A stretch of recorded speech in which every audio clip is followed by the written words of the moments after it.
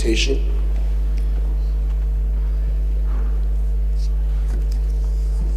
Thank you. You may be seated.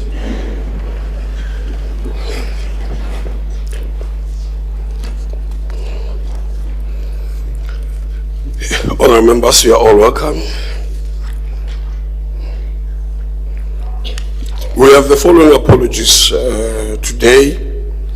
Honourable Member Uba Khobani, Honourable Member Foko,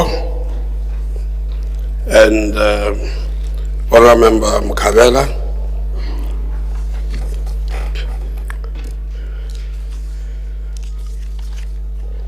All the invited guests are welcome. Now we proceed to motions. The Secretary shall read motion 1.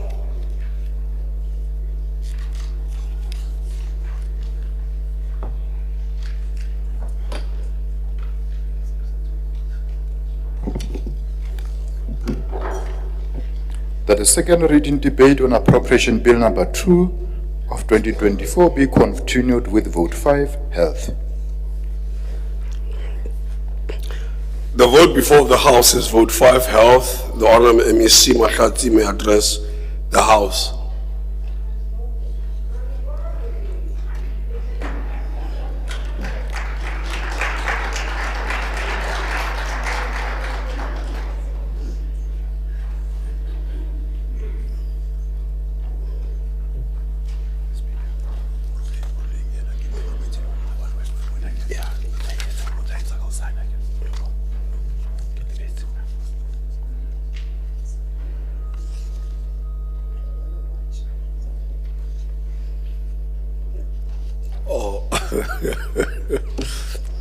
Can we have the monitor? The honourable member would like to pace himself. If I were you, I will start now. By the time they start the watch, you would at least have had some time, since this is your maiden speech. Honorable Speaker, Mkolisi Dukwana, Deputy Speaker, Honorable Nolita Ndungwani, Honorable Premier Makwin Matai-Litsoa in her absence, members of the legislature, members of the Executive Council, the traditional leaders that are here, commissioners of Chapter 9 institutions who are present in this House, executive mayors, speakers and councillors, DG, HODs and municipal leaders that are here, CEOs of government entities and of our hospitals that are here, executive management of Department of Health, members of the health governance structures, provincial aids councils, partners in the health service delivery, leadership of organized labor that are here, members of the media, distinguished guests, people of the Free State, and ladies and gentlemen, let me acknowledge you before I start my speech. Honorable Speaker, it's a profound honor and privilege for me to present the 2024-2025 budget vote speech of the Department of Health, which coincides with activities that mark Women's Month. We observe both sadness and pride during this month. With pride because women played an important part in anti-apartheid struggle that bore us the freedom and the democracy that we celebrate for 30 years today. Amongst others, they were the first to lead the Defiance campaign in 1913, which led to many more campaigns, including anti-pass campaigns in the 1950s in Windhoek, Winnie Mandela Town, which was known as Brandfort, and spread to many other parts of the country. We bow our heads to our martyrs like Mama Winnie Madikizela Mandela, Mother of the Nation, Albertina Sisulu, Lillian Ngoyi, Adelaide Tambo, Cecilia Makiwane, Charlotte Maxeke, Sophie de Bruyn, Senorita Ntlabati, Fezinkube Ntombi, and many others who were the torchbearers of our struggle. It is with sadness that we experience in one of the worst pandemics, which is gender-based violence and femicide. Almost daily, there are headlines of unimaginable brutalities against our mothers, sisters, and daughters. This cannot go on, and we need to take a stand as Free Staters on this point.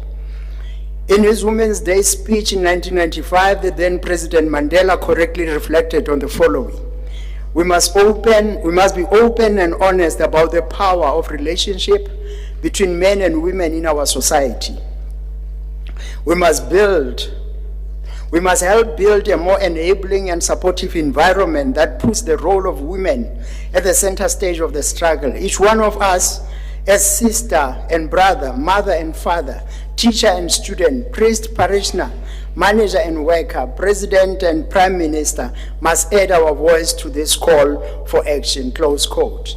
Indeed, the ANC was right in the 50th National Conference that gender is created by society through socialization, using institutions such as the family, the church, and religion, school and education, and the state and the laws. Our country, under the stewardship of the ANC, has made significant strides in transforming our healthcare system to ensure that it serves all South Africans, particularly those who were historically marginalized. As we move forward, the implementation of the NHI remains a critical priority. The NHI represents a bold step towards universal health coverage, ensuring that quality healthcare becomes a right, not a privilege, in line with the ANC's vision of social justice and equity. The World Health Organization also considers access to health as a fundamental human right. This means that healthcare system must be designed to be equitable, providing services to all people without discrimination based on race, gender, socioeconomic status, geographic location, or any other form of discrimination. It also requires that health as a service are of good quality, available, accessible, acceptable, and affordable to everyone. This budget is a testament to our resolve to invest in the health of our people. It aligns with the ANC's manifesto commitment to improving public health services, expanding access to quality health care, and addressing the social determinants of health. We are not only focusing on the fiscal infrastructure when we talk about health, but we also enhancing the human resources systems. And the systems are our focal point in this budget speech, because we want to ensure that our systems are able to function and ensure that our health service centers become organizations that live within their own operations and can deliver services. We call upon all users of our health system to work with the department to protect patients and rights and duties. Honorable Speaker, just a few weeks ago, we experienced a very horrendous attack on one of our staff members in one of our clinics in health, where one of the patients came and poured a bucket full of feces on one of our staff members, and that is very, it shows a very bad, reflection on how our health workers are being handled. We strongly condemn the destruction and vandalism of health infrastructure. Honorable Speaker, we call upon our society, our political parties, and all members of our society to assist us in protecting the property of the state, particularly those, and even those that provide services. We're experiencing a lot of vandalism and burglary in our institutions, and that is keeping our service delivery, at a back foot, because instead of advancing, we have to go back and fix what has been broken. So we call upon all of us to protect our infrastructure. And Honorable Speaker, it cannot be correct that when there's a problem of water in a particular institution, then our nurses are prevented from attending or getting access to clinics.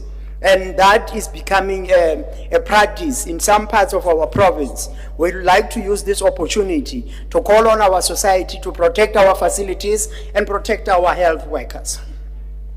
Today we stand on the threshold of the new era in healthcare for the Free State, with implementation of the NHI and a renewed focus on primary health care. Our commitment to the ANC's vision of universal health care is unwavering and will continue to work towards a system where access to quality healthcare is not determined by one socio-economic status, but is a guaranteed right for all. Of course, healthcare cannot be a commodity.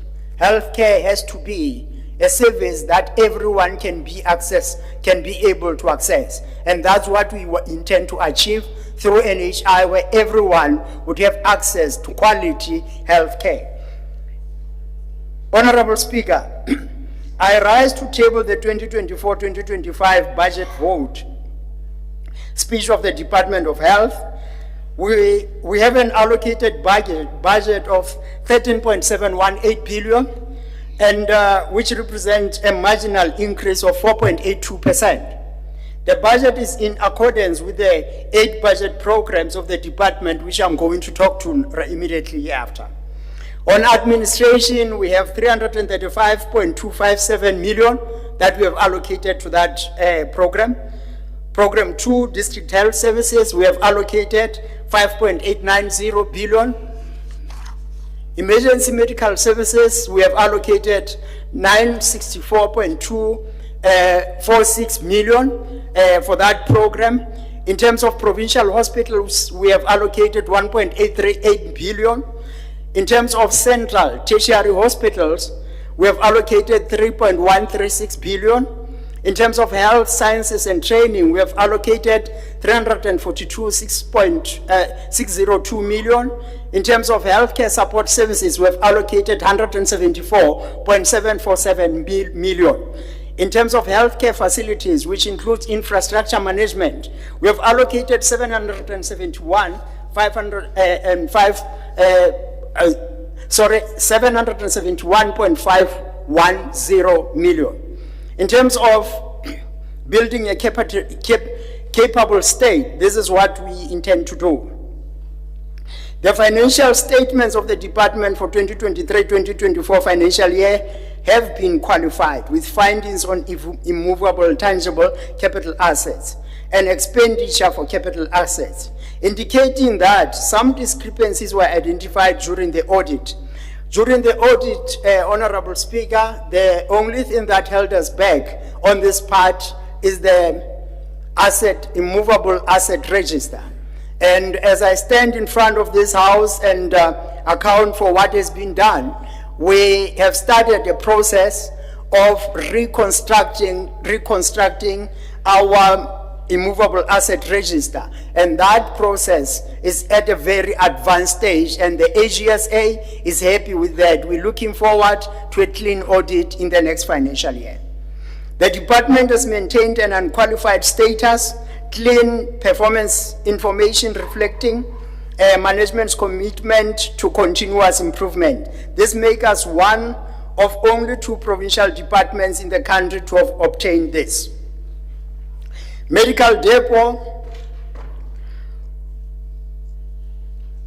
Honorable Speaker, we could have received a clean audit on that part, apart from the system crash that happened. And because of that system crash, which was beyond our powers, that's the finding that has been made. But apart from that finding, we received a clean bill of health at medical depot. These developments demonstrate our ongoing commitment to responsible management and accountability.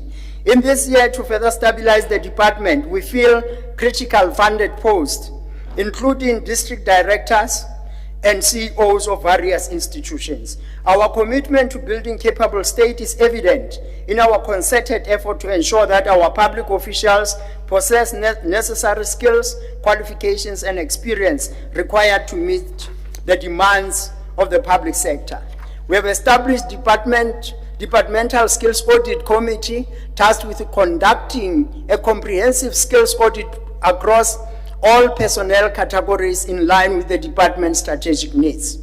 As part of building the capable state, the Honorable Premier and members of the Executive Council visited several health establishments across the province. As a result of this, a management intervention team has been assembled to stabilize operations to restore Pelonomi tertiary hospitals. We're beginning to see dividends on this investment and this effort that we have made, that we are making on that front. We acknowledge that providing healthcare services is made up of many interrelated and dynamic parts that require optimal systems and structures. This includes dealing with social determinants of health and other emerging challenges such as climate change, energy supply, cybersecurity, GBVF, amongst others. To be successful, this seventh administration needs to enforce integration and to yield the call to hit the call as expressed in the governing party manifesto. And I quote, "Let's do more together," close quote. Honorable Speaker, I wish to take this opportunity to honor amongst the officials of our department, those who are serving in the professional bodies amongst the professions that are serving within the health institutions. We have officials that are serving in the Health Professional Council. We have officials serving in the South African Nursing Council, those who are serving in the Pharmaceutical Council and others professional bodies. We wish to take this opportunity to acknowledge all of them. We further like to take this opportunity to acknowledge the role played by Dr. Talem Mofokeng, who hails from Twatwa and is now serving in the World Health Organization as a special rapporteur to the right to health. We wish to acknowledge that Free Stater. Following the unfortunate discovery of fraudulently appointed ghost workers in the department, we initiated disciplinary action against the implicated officials and reported the case to the appropriate law enforcement agency for further investigations. We subsequently instituted the physical verification of employees. Our war on fraud and corruption and misconduct in the health department is not fought with empty words, but with decisive action and revealing numbers. In the last year alone, we concluded 128 disciplinary cases. In terms of, Honorable Speaker, it is my assertion that while we do encounter incidents of medical negligence and instances of poor staff attitude problem towards patients in need of compassionate care, there are numerous positive experiences that often go unnoticed. These good stories rarely capture the attention of mainstream media, citizen journalism, or viral conversations on WhatsApp and other platforms.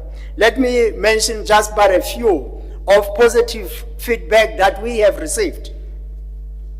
Mr. Themba Dlamini from Twatwa expressed his appreciation for the excellent service he received from Elizabeth Ross Hospital, where he needed to switch his medication after 23 years due to severe side effects. Instead of turning to social media to complain or embarrass the department, Mr. Dlamini followed the advice of the medical staff and has now successfully adjusted to his new treatment.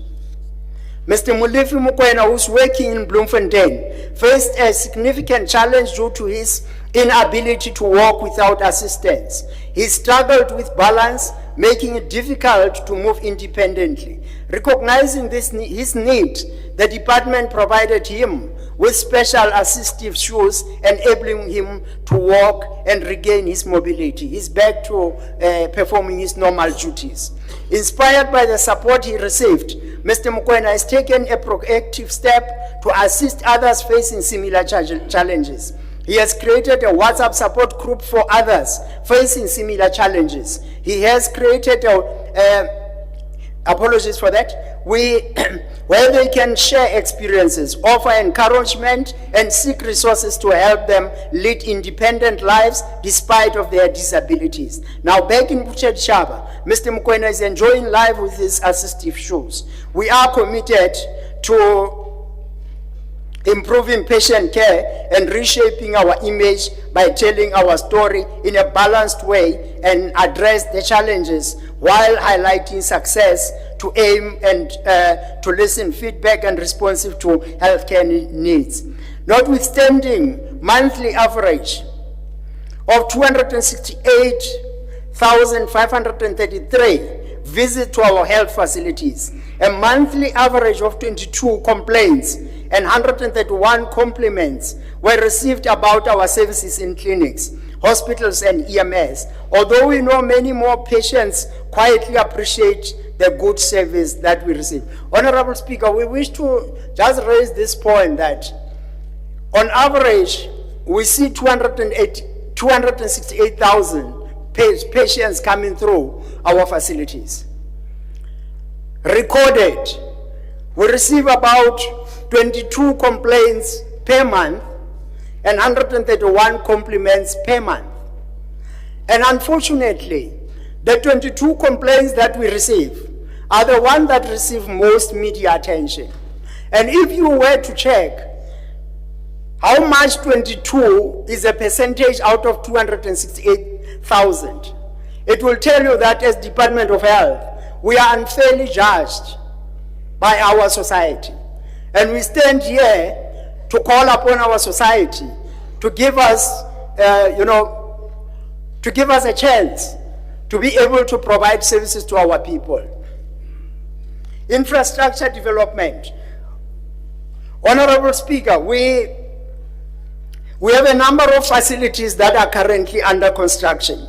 The Free State Department of Health has placed strong emphasis on enhancing health infrastructure as a cornerstone of our strategy to improve healthcare. We have, amongst the completed projects, is the successful refurbishment of Winnie Mandela Clinic in Ruvel, upgrading of Houghton Clinic in Bothaville, Brand Park Clinic in Kronstadt, which underwent significant refurbishment. This was done in partnership with DBS. The clinics have now been transformed to better serve the society that we live in. Looking ahead to the 2024-2025 financial year, we have an ambitious infrastructure development program. New projects have already commenced, including the construction of the Nani Clinic in Tabanshu and refurbishment of Dr. J.S. Moroka District Hospital. And I must indicate, Honorable Speaker, that the department's infrastructure unit have been instructed that all projects that are currently underway, they have to be completed so that that chapter can then be closed, then we can move on to new projects. Honorable Speaker, in today's digital era, the integration of advanced health information system is crucial for the efficient delivery of healthcare services. We have made significant progress in rolling out health patient registration system across health facilities in the Free State, including hospitals. The HPRS is one of the foundational systems for the National Health Insurance in collaboration with the National Department of Health. We are currently piloting the use of biometric service in 5 primary health establishments. In terms of, Honorable Speaker, we're focusing on putting our systems in place. And one of the key priority is getting our governance structures in place. We currently have 22 out of the 24 hospital boards that are functional. We're experiencing quite a bigger challenge in terms of the clinic committees, but there's also other structures that are dealing with governance in our department that we're focusing on. But our focus now is that all our systems have to be functional. Currently, 164 clinic committees are in operation, which indicates success rate of 74% in terms of the clinic complement of our governance structures. Honorable Speaker, to date we have 372 students who have graduated from various international institutions. These young people have obtained qualifications in medicine, pharmacy, nursing, and pharmaceutical engineering. Some of these doctors have already have not completed their duties, but have also passed the rigorous HPCSA board exams. So we are very proud as Department of Health for those who have performed well. Honorable Speaker, in partnership with the University of Johannesburg, the Free State College of Emergency Care Practitioners The Free State College of Emergency Care continues to offer top-tier education in emergency medical care. In 2023, we saw 38 bright minds enrolled in our diploma program, with another 13 joining in 2024. Our higher certificate program welcomed 24 students in 2023 and 19 more this year. These numbers are not just statistics. They represent heroes in the making. Honorable Speaker, our Free State School of Nursing continues to be a beacon of excellence in healthcare and healthcare education. Significant refurbishments have been completed at Bongani and Mufumadi Manapo Mupedi campuses. Additionally, we will upgrade infrastructure to expedite the accreditation of all programs offered under the Higher Education Qualification Sub-Framework. Honorable Speaker, we continue as the department to be actively contributing to youth development and employment through the implementation of the internship program for graduates and work integrated learning. In 2024, 26 graduates interns were appointed on 24-month contracts, with interns placed in Fezile Dabi and 16 in Mangaung Metro. These interns are primarily working in information technology, supply chain, and finance. We are also preparing them for job market through the program of Breaking Barriers to Entry program. Honorable Speaker, the implementation of the National Strategic Plan for the Prevention and Control of Non-Communicable Diseases has shown promising results over the past financial year. We have screened over 1.7 million people for hypertension, 1.4 million for diabetes, leading to early diagnosis and treatment that has saved many lives, which is what we exist for. We continue to support our community health workers with the necessary training and resources, such as but not limited to glucometers, BP machines, and other necessary. And of course, Honorable Speaker, there's issues out there about the stipend adjustment of the community health workers, and that has received our attention, and we currently implementing the upgrading that is necessary and has been directed by the national department. In terms of mental health, the department is dedicated to decreasing the current backlog of state patients in the correctional facilities. And I must indicate, Honorable Speaker, that we have a very huge backlog on that front, which has been hamstrung by budget allocation.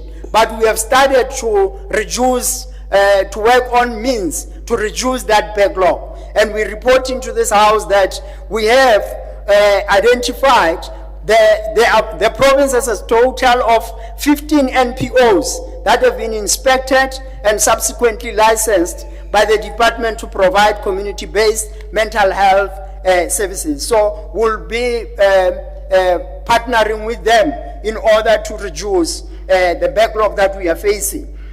Honorable Speaker, the HIV/AIDS program has continued to expand. 319,000 clients are currently active on our ART, and we have implemented innovative strategies to reduce the rates of new HIV and STIs, including introduction of dual HIV syphilis rapid screening tests to prevent vertical transmission from pregnant women to their babies. Honorable Speaker, in South Africa, TB burden is driven by poverty, socioeconomic inequalities, migration, and delayed or limited access to screening. TB investigations and treatment, there's also continued strong link between undernutrition and low income and the TB incidence rate. In the Free State Province, TB continues to cause deaths amongst those that remain undiagnosed. We're upping our game in terms of fighting TB. Honorable Speaker, reducing maternal and child mortality remains a priority For that reason, we implement care programs from before pregnancy right through to postnatal period. A significant improvement has been noted with regards to family planning coverage. The percentage of women in childbearing age that access family planning services improved from 84% and 87%. One of the biggest challenges we face in public health is pregnant women that tend to delay seeking health care. We call upon our society to encourage all members of our society who are or who suspect that they may be pregnant to immediately seek health care in order to reduce the maternal, neonatal, and infant and child mortality. So we call upon all to assist us to take this battle forward.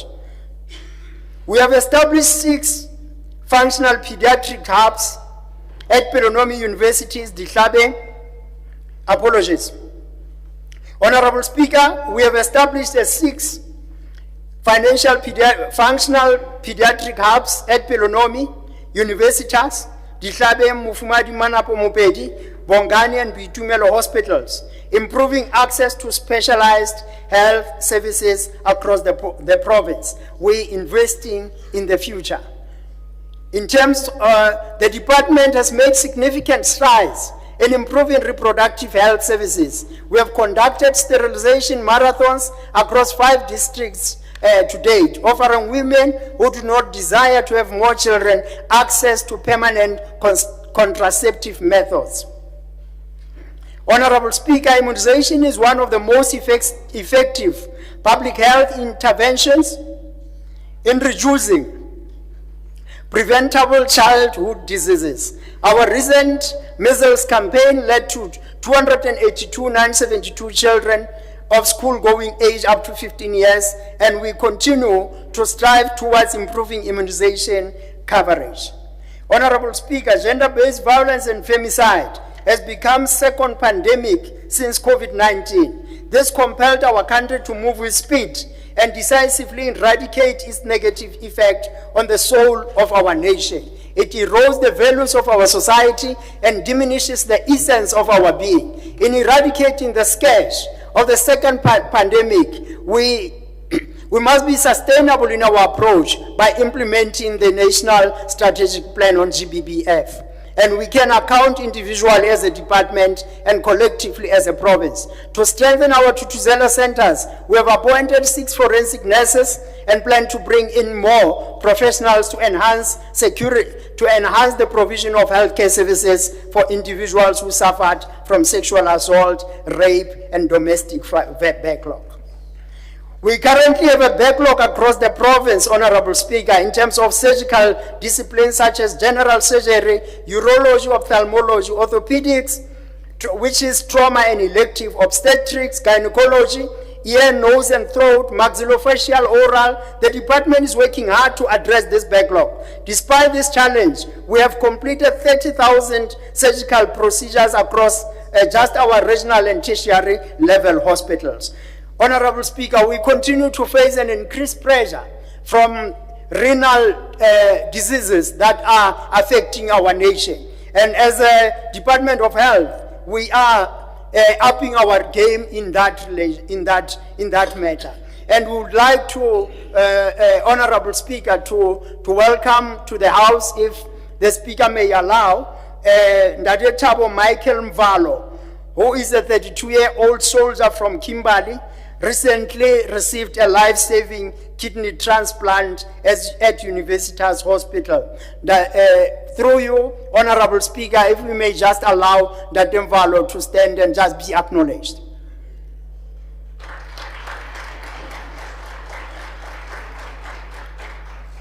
Ndade Mvalo has been requested by our department to come. In fact, he requested that he is ready to share his story, that despite the gloomy picture that has been imprinted on health across the minds of the people in our province and nationally, there are those green offshoots that are still there, and that has always been there, that have always been below the radar. And we acknowledge the braveness of Ntate Mvalo, and we wish him very well with his family. Honorable Speaker, as part of our commitment to the advancement in technology, we are rolling out telemedicine solution, the assisted reality medical system to enhance healthcare delivery. And that process is moving.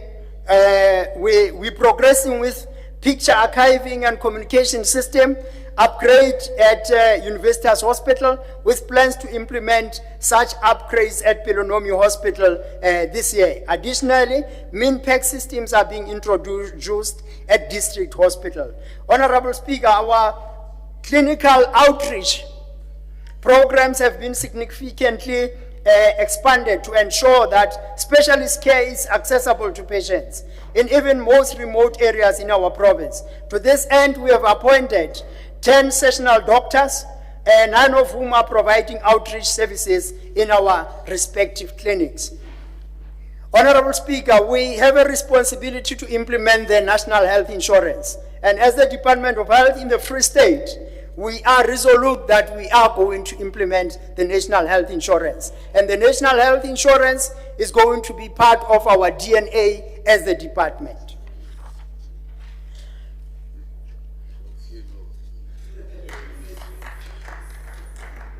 Honorable Speaker, primary health care is a cornerstone of our healthcare system, and we are dedicated in enhancing this service throughout the province. Currently, the department operates 5 primary health care clinics that operate 24-hour service. This year, we plan to expand this initiative by commissioning the Lesedi Clinic in Kronstadt to operate around the clock. This decision is strategic as it addresses absence of District Hospital near Bitumelo Regional Hospital. Honorable Speaker, our forensic pathology services perform around 4,000 postmortems annually in the Free State. That means every year in the Free State, 4,000 people die out of unnatural causes. That figure is too huge, Honorable Speaker. And we take this opportunity to call on our society that we can't be living in a society where it's like it's a war situation all the time. We take this opportunity to call on our society, call on all our colleagues even in this house, to ensure that we go out, make a call that this violent society that we live in needs to come to an end. When our people need peace, and we can't afford to be losing 4,000 people annually due to unnatural causes. Honorable Speaker, the Free State Department of Health recognizes the critical role played by EMS and providing life-saving interventions and care to our system. According to 2022 census, we're supposed to have 1 ambulance per 10,000 residents or citizens. And I need to take this opportunity to acknowledge the efforts of my predecessor, Honorable Mema Thabo Leeto, for implementing the notion of 1 ward, 1 clinic, and we intend to expand this to cover the whole province. In terms of pharmaceutical services, we push in to ensure availability of medicines and consumables in our facility. Premier, we're standing at 90% at this point, but 90% is there's still 10% missing. And our motto as the Department of Health is that even in excellence, there's still room for improvement. And the HOD always insists that we must create Free State Department of Health as a hub of excellence. So that's what that's what we intend to achieve. Honorable Speaker, we are experiencing challenges in terms of our laundry services in the province as the Department of Health.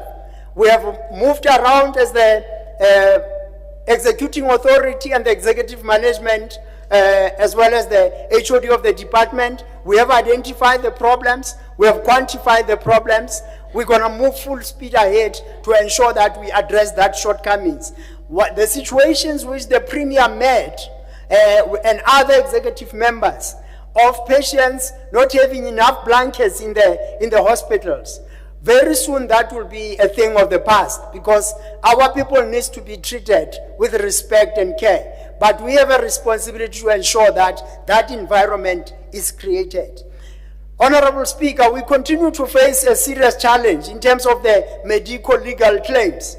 Because medical legal claims, at this point in time, we're standing at 582 cases, which have a potential cost of 5.341 billion.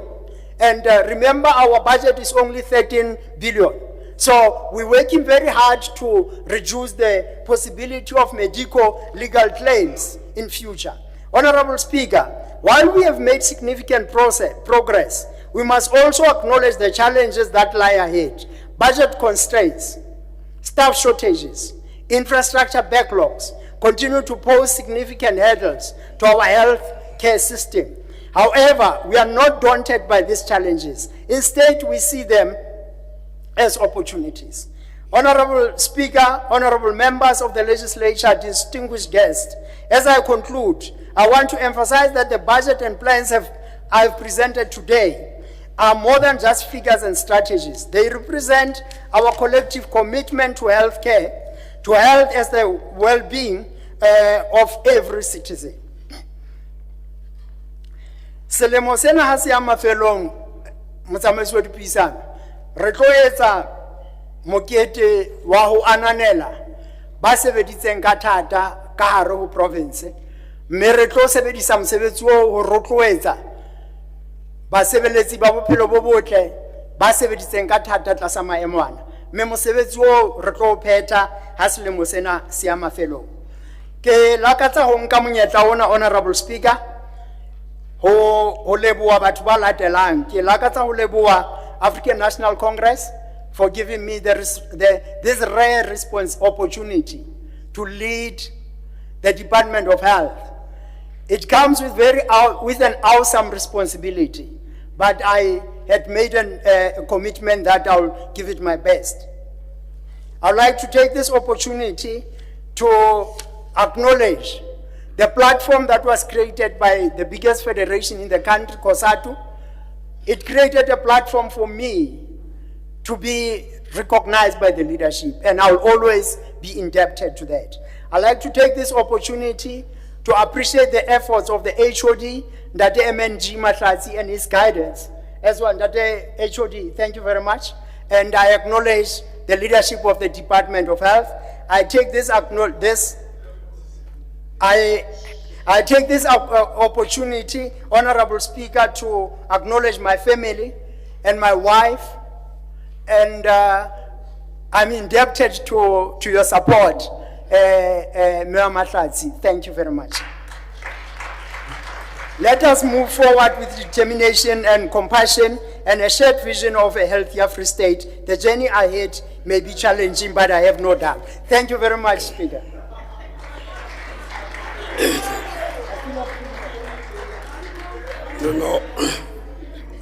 No, honorable members, I don't know what this excitement about time up. I'm the only person who's chairing, and I know, so I appreciate your trying to help me, but I had to do this, just give a few seconds, since this is the maiden speech. I can remember about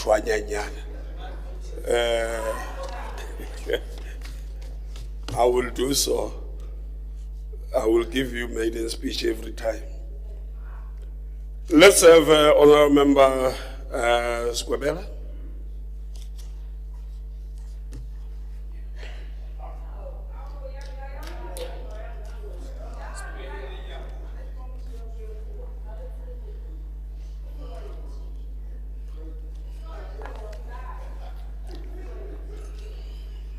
Honorable Speaker, Honorable Premier, members of the legislature, members of the Executive Council, distinguished guests and members of the media, greetings to all.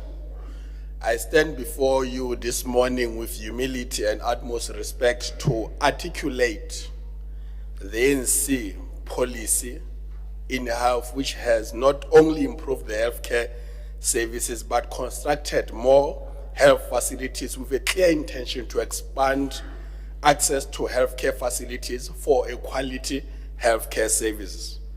We must state notably the significant progress made that has also impacted the lives of countless individuals in the province or across the province. But I want to say that I want to focus on three aspects, which is the NHI, primary health care, maternal and child health. Speaker, the access to quality health care services has been a problem for the longest time and affecting majority of the people living in this country. Therefore, it is appropriate and fit that everyone must support the implementation of national health insurance. We say so, this on two counts, notwithstanding the others that are existing.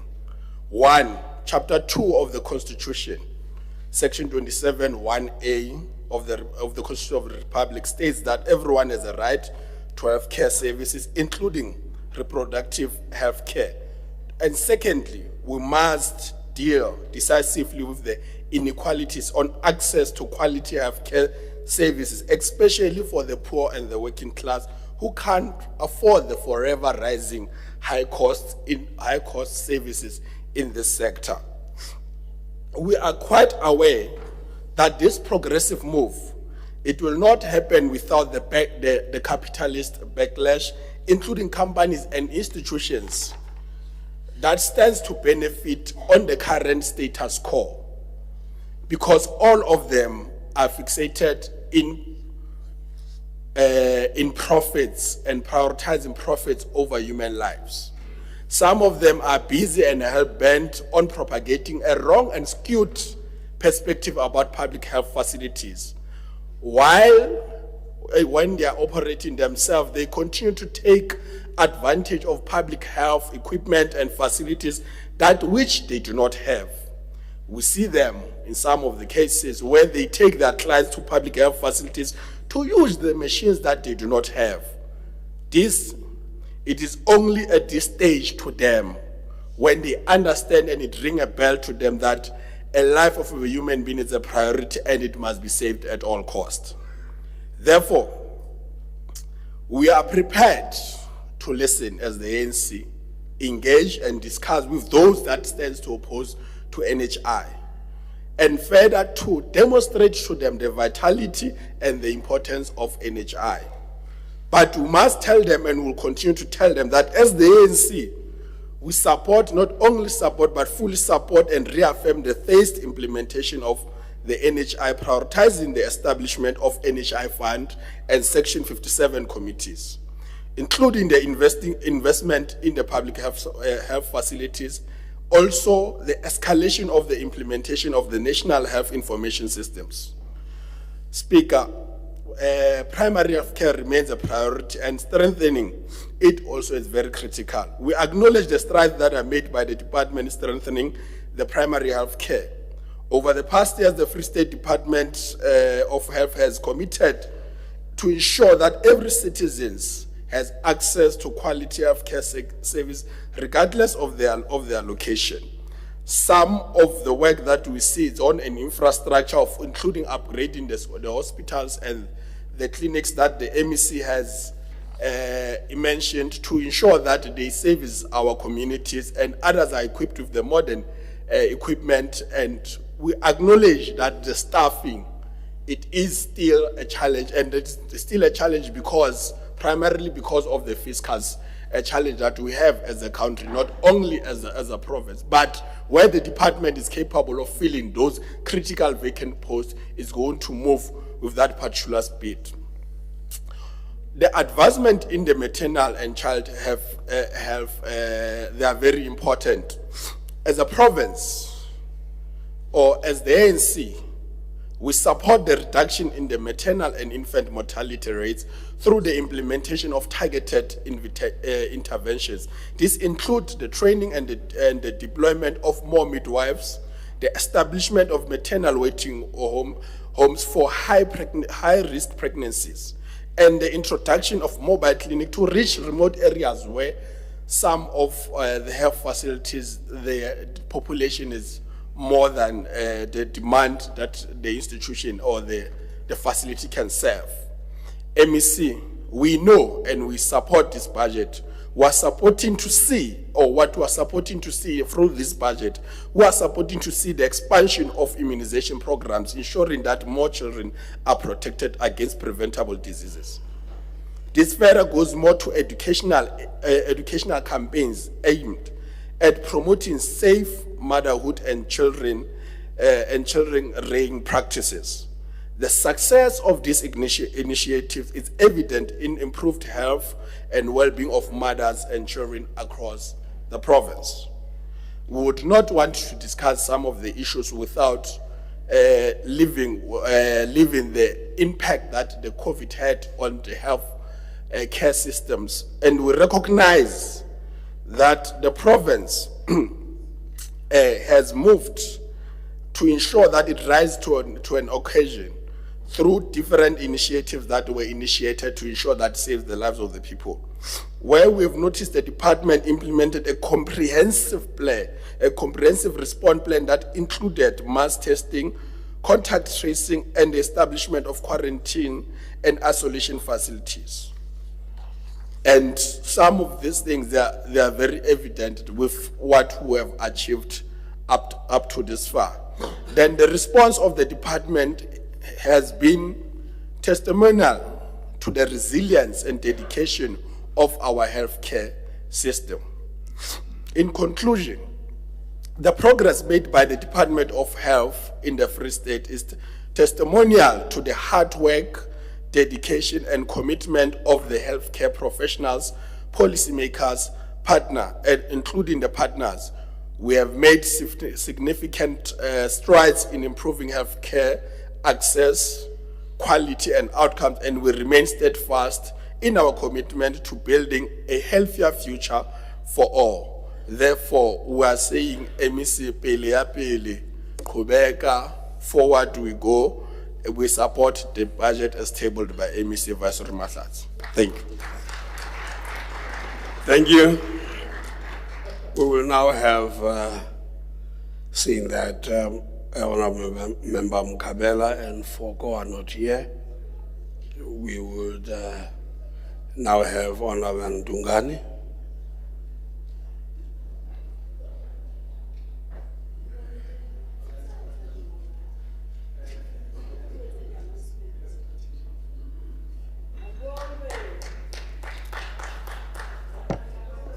Kamala Makhosikazi.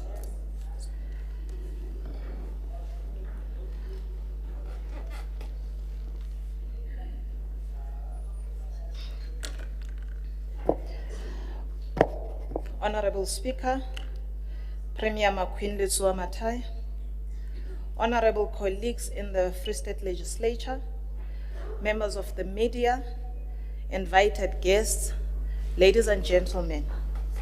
Speaker, we are historically a country of firsts. The 30 years of democracy birthed many first moments for us as a country that we have every right to celebrate. Within the years of our democratic emancipation, the women of this country have experienced numerous basal moments that are worth commemorating. We are a country that has birthed Major Mandisa Nomcebo Mfeka, the first black woman to be a South African combat fighter, whom in partnership with the United Nations protects our borders. Our country prides itself with the successes of Professor Mamokgethi Phakeng, the most influential woman in South African academics, who became the first black South African woman to receive a PhD in mathematics. Honorable Speaker, we have many stories to write about young women, such as professional middle distance runner Caster Semenya, our elderly Mbokodos, the internationally acclaimed artist, Mama Esther Mahlangu, and of course, Dr. Nkosazana Dlamini Zuma, who became the first South African to assume the chairperson of the African Union Commission position. Our province has equally risen to the party with many formidable women who have made an indelible mark in our country. Allow me to use this split second to celebrate the groundbreaking change in the banking sector by accountant and businesswoman Ntabeleng Dikotsi, whom in 2023 launched the YWBN Cooperative Financial Institution. Speaker, this woman of valor hails from Botshabelo. Bloemfontein-born actress and creative Tina Mnumzana continues to grace our screens through her talent and incredible artistry, and this country will never, of course, forget the contribution made by our very own Zola Bad in sports. We therefore know beyond reasonable doubt, Speaker, that the spirit of Isitalandwe and the stalwart Cecilia Makiwane, who became the first registered professional black nurse in South Africa, and also went on to form part of the first anti-pass women campaign in 1912, still lives on. Speaker, we have listened attentively to the member of the Executive Council on Health at the premeditated intentions by the Department of Health for the 2024-25 financial year. The African National Congress consistent effort to avail health facilities at various levels of government is commendable, to say the least. And we believe that these endeavors should be coupled with the prioritization of mental health in this 7th administration. Speaker, statistics show that 1 in 6 South Africans suffer from anxiety, from depression, and also from substance abuse. The Vets Medical Research Council Development Pathways for Health Research Unit tells us that South Africa's mental illnesses are double than those in Brazil. And this is a country classified as low and middle income state with high levels of inequality. This is alarming for a country such as ours that is still growing. We can and should never take away the harm brought on the minds and health of our people by COVID-19 pandemic. Fear, uncertainty, loss, and severe social and economic disruptions form part of the challenges of our people, and our people had to adapt to when the coronavirus hit. While some lost years of empires that were built as businesses closed, others went through mental conflicts of not burying their loved ones. We are a community that is healthy on the outside, yet critically segmented on the inside. Within the Free State, there are economic sectors that contribute largely to the GDP of the state. Mining, manufacturing, and agriculture make some of these sectors that anchor the province's economy, and though this may be the case, Free State is largely made up of the public sector.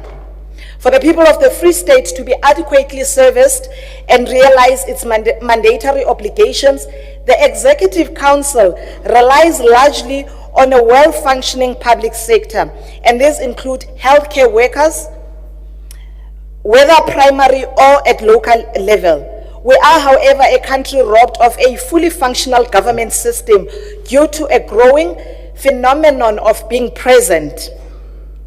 This unattended occurrence, which largely exists in our working class, is of being physically present at work but mentally absent, resulting in unproductivity because of illness, injury, stress, burnout, and this costs the country at least 200 billion a year. Earlier, I spoke briefly about the mental repercussions of COVID-19, and it is worth noting that as working patterns shifted, our people adapted to remote online working and flexible schedules. The vacuum created by the pandemic left cases of e-presentness virtually available but completely detached from their work. Speaker, mental health is not selective. It affects our people across the board, rural and urban, young and old, men and women, and of course, rich and poor. Therefore, this cannot be business as usual when our people are largely dependent on substances to survive. Our substance abuse disorders are ranked at 13.3%, which means it is never a good night's rest without consumption. That's a problem. Speaker, we are a government that consists of 8 solid departments. Our greatest strength lies in intergovernmental collaborations that can secure our people's future. Mental health doesn't only affect the Department of Health, but should be viewed as a provincial challenge that needs a collective effort. With that said, I support this budget Time vote is up. as tabled by MEC Viceroy Mahlatsi. Ndiyabulela malibongwe. Honorable Member Klute.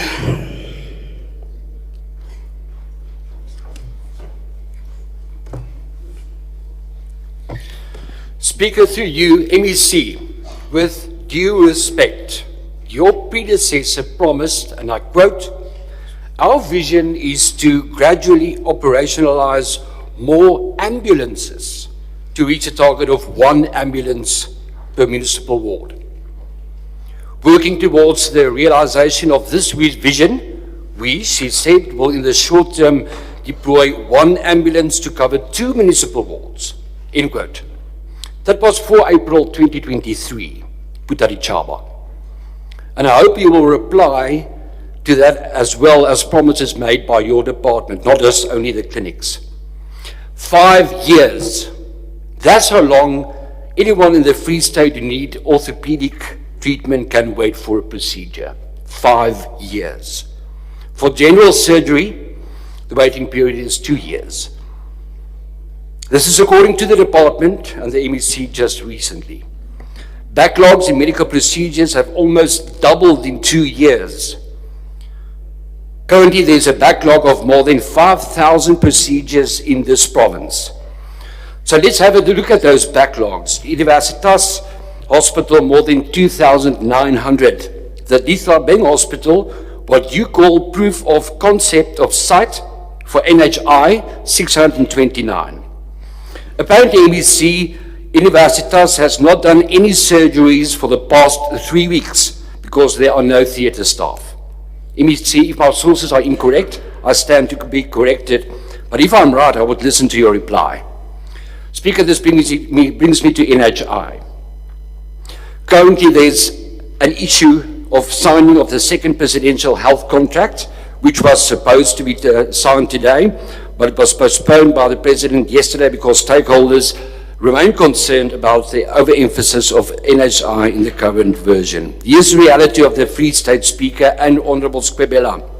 In 2022, the backlogs were 2,900. Now it's 5,000. That's with 66% of the Free State being dependent on public medical care, according to the Premier. Can you imagine the backlogs will be when all the Free State will be dependent on government health care? Because that's ultimately what NHI proposes. MEC, you spoke about water. I'll send you photos of taps in the Universitas. They are broken and they keep running for days at an end. So there I've done my civil duty. I'll send you those photos. MEC, good luck with your term. At least it's commendable that your department intends to blacklist service providers who are not reaching their targets, and I think that's a good idea. It's been long overdue, so let's start with that. I hope you will accept the example for other departments, but good luck with your term, MEC. Thank you very much. Thank you. Honorable Member Dipuko.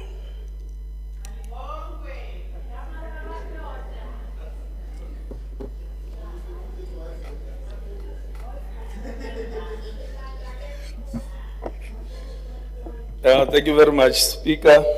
Greetings to honorable members, the leadership of the EFF, members of the public and media, and the leadership of the healthcare sector. The Mpox, Speaker, monkeypox is upon us. So I realized, MEC, that we had about 20 cases ever since May, and I suspect that we need to run some form of campaigns. And as such, there's a number of about 3 deaths on the basis of this.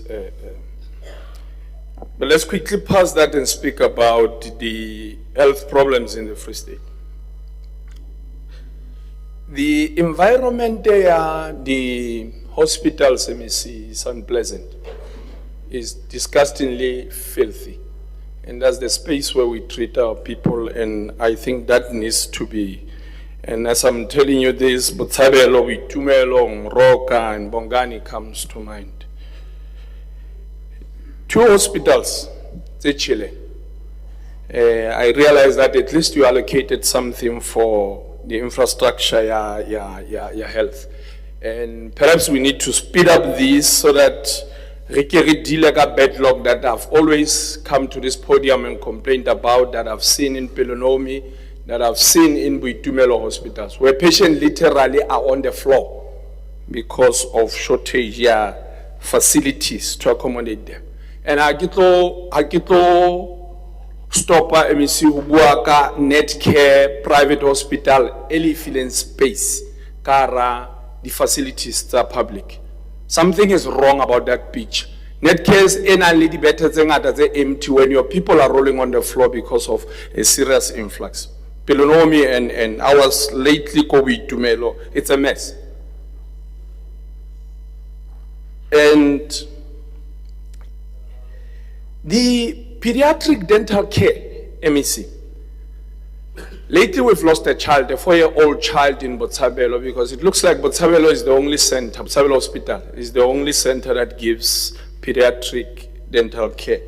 And as such, you get exposed to Kabagala shortage. Comes here to work a shortage that he does not know anything about.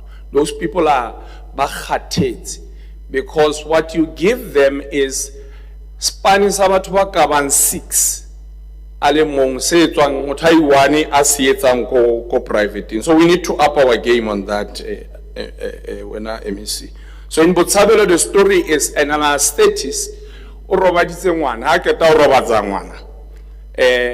was an emergency go theater. Unfortunately, she was the only anesthetist that day. She had to run because there was a hemorrhaging ectopic pregnancy go theater. She had to leave the child. Imagine a 4-year-old child because of shortage. So as such, this medical legal hazard you are exposing not only the department but the staff somehow. And as such, we lose more staff because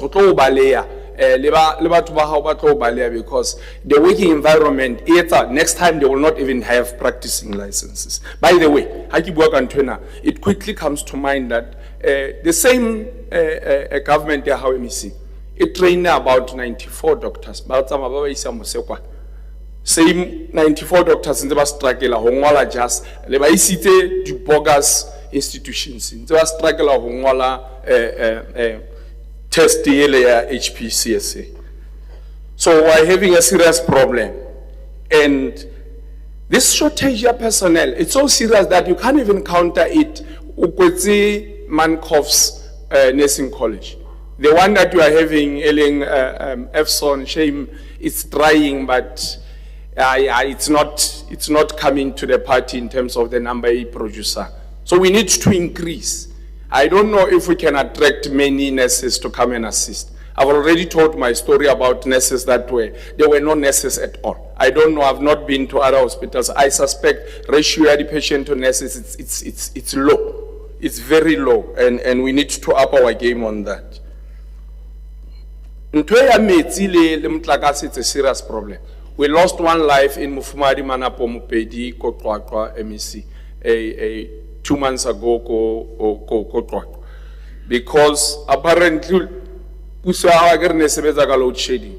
So it's a load shedding. The generator that started to fail like diesel, but ICU matata, michini itima, and we lost a life.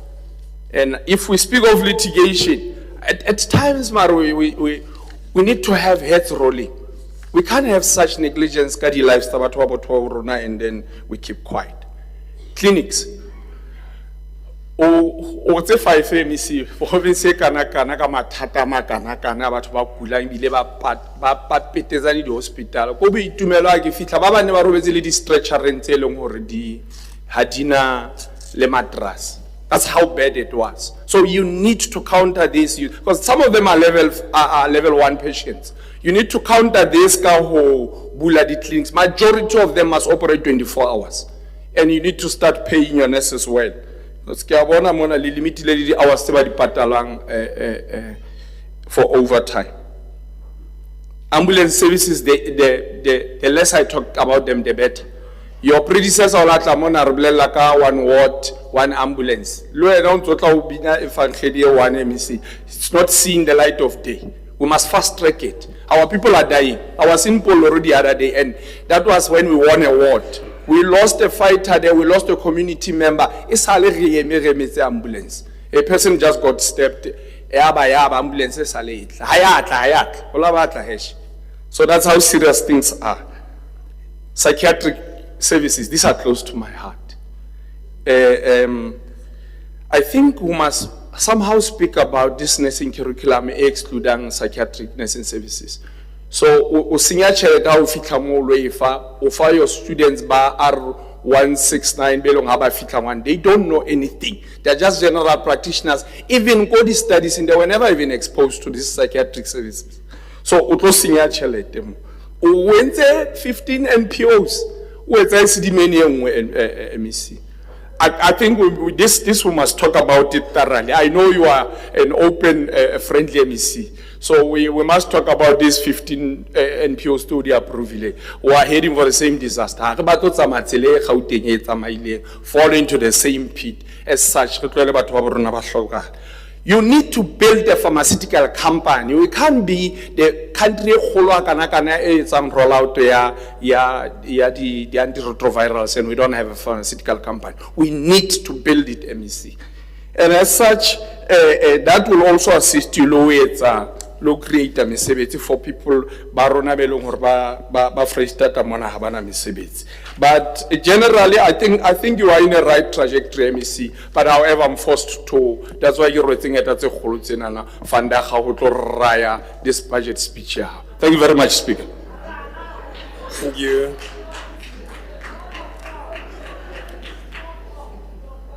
Thank you.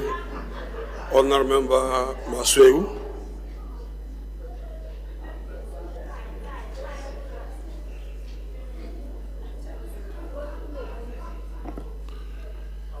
Honorable Speaker, Honorable Premier, all protocol observed. The Free State Department of Health claims that its vision for our province includes a long and healthy life for our communities. Whilst this should be the most basic goal of any healthcare institution, this department has long fallen short of this goal. The provision of quality, accessible, and comprehensive health services per their mission statement is not and has never been a reality for people of the Free State under this government. This department has fallen short by allocating 13.7 billion for the 24-25 financial year. Unfortunately, past experience has shown that significant portion of this budget will be improperly spent. Between 21 and 22 and 23 financial years, irregular expenditure increased by 183 and fruitless and wasteful expenditure by 236%. Audit outcomes in this department are consistently poor and have been qualified for the past 5 years. Hopefully, the new administration can take reins and implement the drastic changes needed to fulfill the department's mission.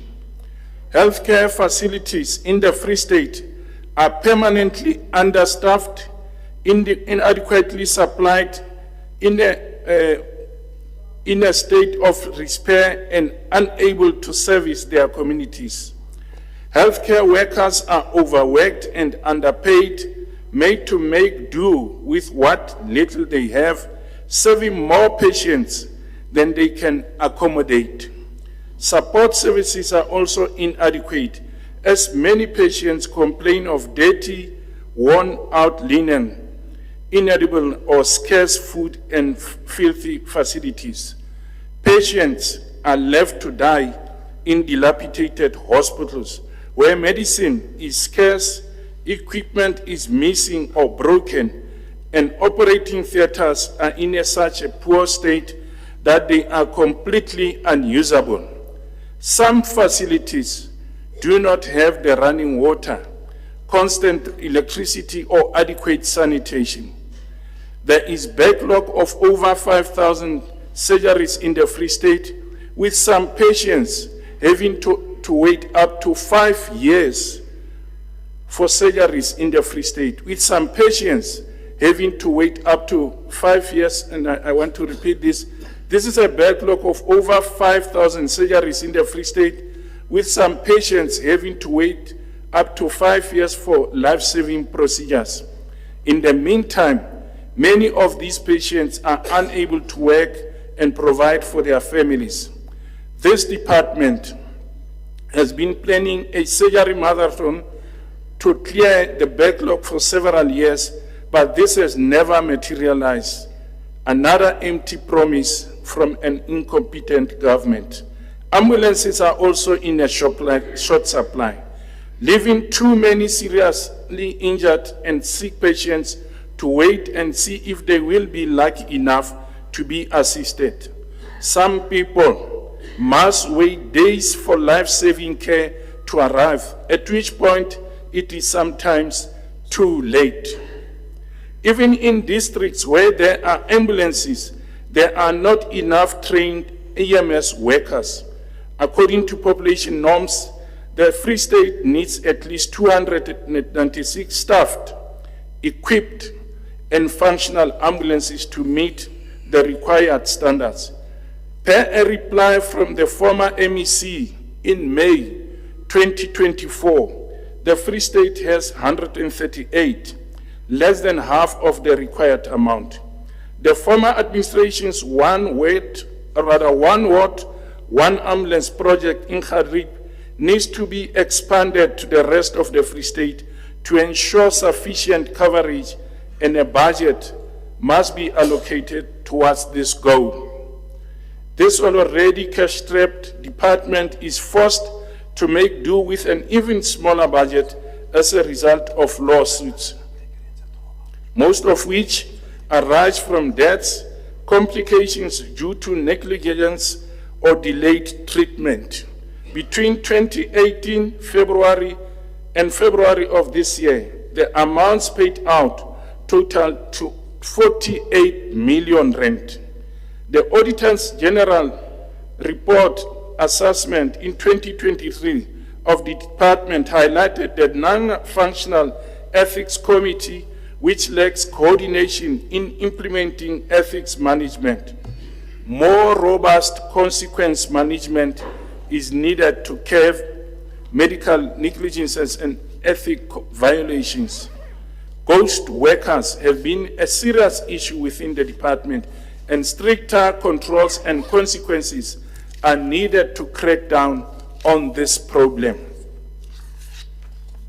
While the total cost is unclear, what is clear is that this department cannot afford to lose any more money to financial means management.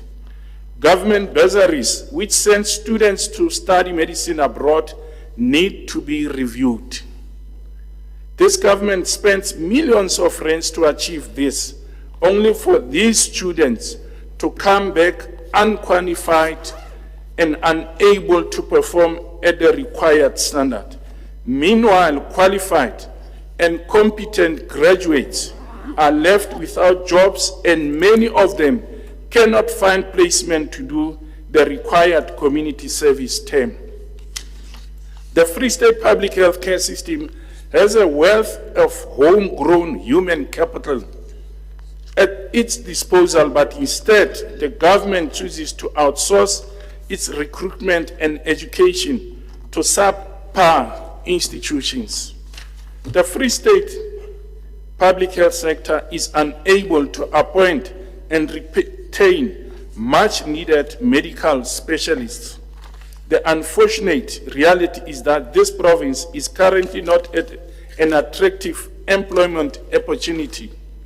Many of these specialists are needed in small towns and rural areas, which are dying due to government incompetence.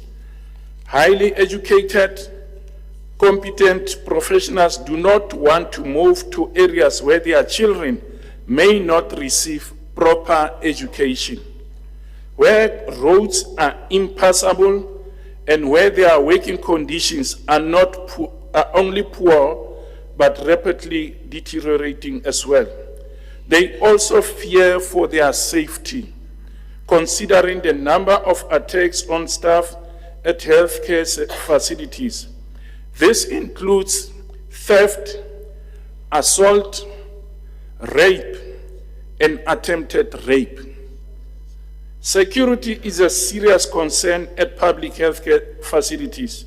Not only are patients and staff threatened, but valuable equipment is stolen and buildings are vandalized and illegally occupied. Patient security further compromised by the recent hacking of the IC system. Every patient has the right to privacy and confidentiality. And this breach further demonstrates the department's inability to deliver on their promises. Healthcare services delivery shortfalls are not only dangerous, but often deadly for people of the Free State, the majority of whom must make use of government facilities. In other words, they have nowhere else to go. The implementation of the NHI bill will only increase the strain on already overstretched taxpayers and healthcare facilities. The healthcare system in the Free State currently does not have infrastructure, staff complement, or resources necessary to provide what the NHI promises. Under this bill, the quality of healthcare will decline even further from an already appalling standard. Through you, Honorable Speaker, I urge the Honorable MEC to hit the ground running in addressing the poor healthcare services in the Free State. Mohlomphehi motsamaisi wa dipuisano, ke qetela puo ya ka mantswe a latelang. Nakwana e sa tswa feta, Lefapha la Bophelo bo Botle Freistata le bile ditabeng ka lebaka la bobodu le manyofonyofo a mangata. Puong ya hae Tonakgolo ya Freistata, Honorable Mme Letsoha Mathai, o tshepisitse hore o nka hanankakano hore o tlo lwantsha bobodu. Re thoholetsa taba ena Mohlomphehi Mopremiri. Le maoba mona ha o no fana ka puo o bula legislature o boetse wa re di holiday di fedile ho batho ba etsang corruption ka hara mmuso wa hao le ena taba re a ithoholetsa. Empa ke lakatsa hore ke re ho letona le Kgabane, Mohlomphehi letona la Freistata, ho diatleng tsa hao jwale ho lokisa taba ena. Ha motho o sheba tjhelete e sebedisitsweng bobodung ho kenyeletswa le tse ding tsa ntho tse etsaetseng, e ka be re sena bothata bona bo etsalang ka hara lefapha. Ka tsela e jalo ke a kgothaletsa nka bohato bo potlakileng ho lokisa maemo ana ditaba. Ditleliniki di fumane batho ba lekaneng. Tleliniking tse ding ha o fihla ho tsona ke nurse e le nngwe, ha staff establishment complement yona e re ho lokela hore ho be le manese a mane. Motho o ipotsa hore na batho bana ba tla sebetsa jwang, morale wa bona o tlo ba o jwang. Ditleliniki di a thubua, equipment e ya utsuwa, basebetsi ditleliniki ha di na security. O hlalositse le wena puong ya hao mohlomphehi hore tsena ke mathata a teng ka hara lefapha la bophelo bo botle. Re itse taba yela ya hore predecessor ya hao a re di-ambulance di eketswe, re a ithoholetsa le yona, empa nka bohato ho etsa hore taba ena e ne se taba fela ya hore e bue ka nako ya dikgetho, empa e phethahatswe molemong wa setjhaba sa Freistata. Ke a leboha mohlomphehi motsamaiso wa itseng. Thank you. Honourable Member Mbalula.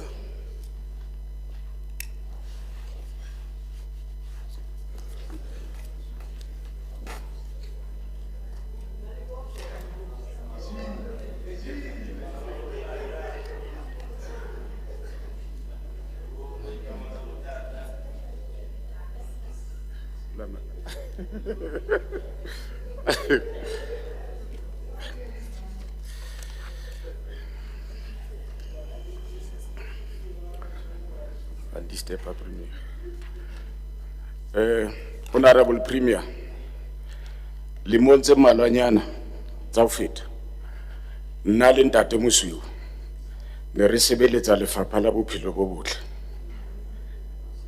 Ntwereng ya dintho tse a itseng ke diphoso tsa di buileng kwano, o la ba re siya lefapheng la bophelo bo botle, yena le mokgatlo wa hae ba sa etsa le ntho e le nngwe o ka re thusa ho fedisa mathata a buileng ka ona kwana.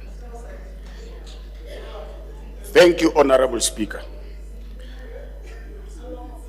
Kekebe ka puo ya sejatlhapi that it appears that our friends in the opposition benches misunderstood the dual significance of this budget vote.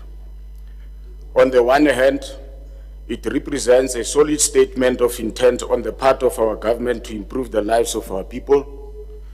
On the other hand,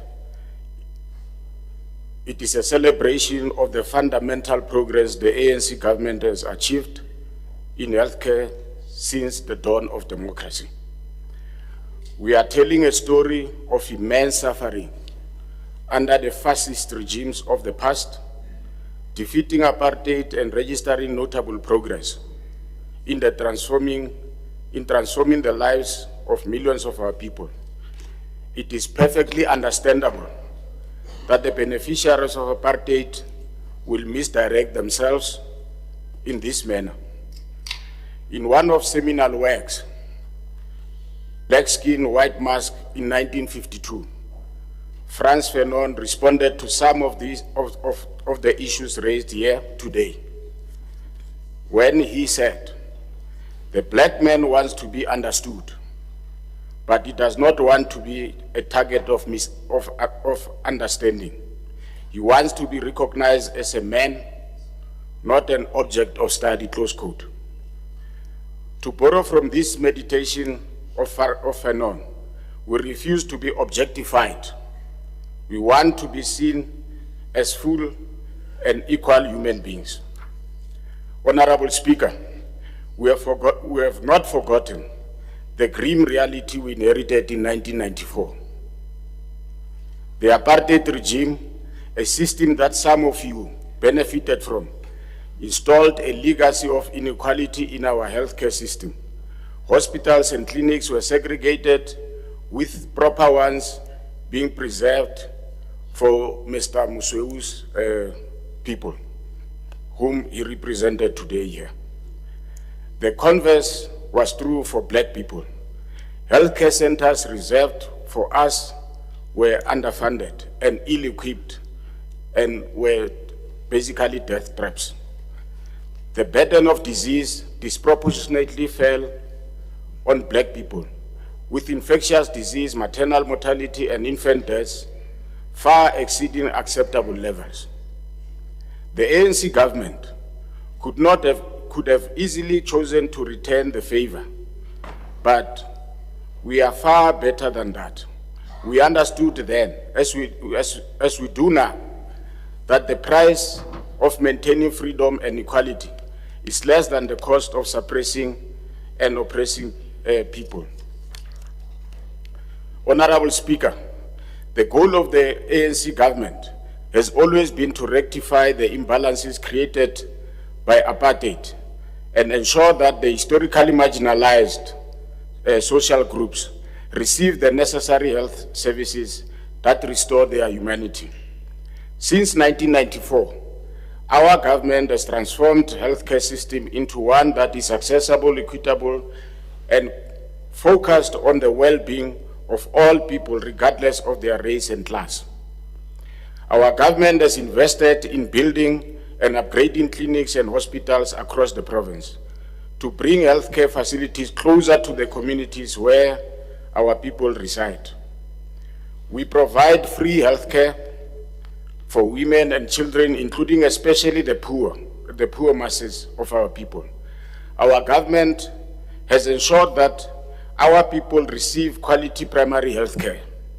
Today, we are introducing the National Healthcare Insurance, which aims to provide quality health care for all South Africans, regardless of their gender, race, and ability to pay. Mr. Masweu has taken us, Mr. Masweu and his organization has taken us to court to make manifest their resolve to exclude poor people, the majority of whom are black, from quality health care. Honorable Speaker. Can you take a seat? I don't know why is there no seat there. I'll stand. No, you must take a seat. There's no seat.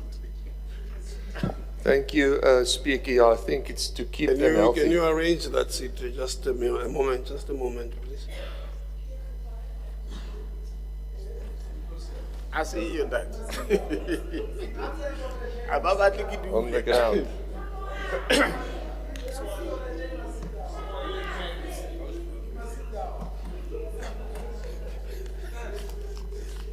Thank you.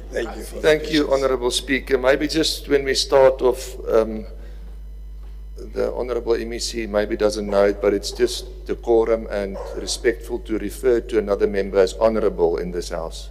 If you can maybe just do that. Thank you, Speaker. Please do. I will. Aye, sis. Aye.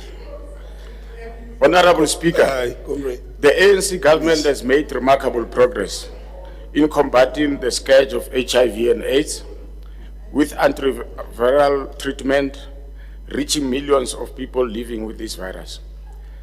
This has significantly reduced HIV and AIDS-related deaths and improved the overall life expectancy in our country. Radical efforts to combat tuberculosis have led to a decline in incidence rates, although we accept that challenges still remain in this regard. Our healthcare services, including immunization programs, have contributed to a decline in maternal and child mortality rates. Our government has made significant investments in upgrading hospitals, clinics, and medical equipment, a reality that has tremendously improved the quality of healthcare provided by our centers.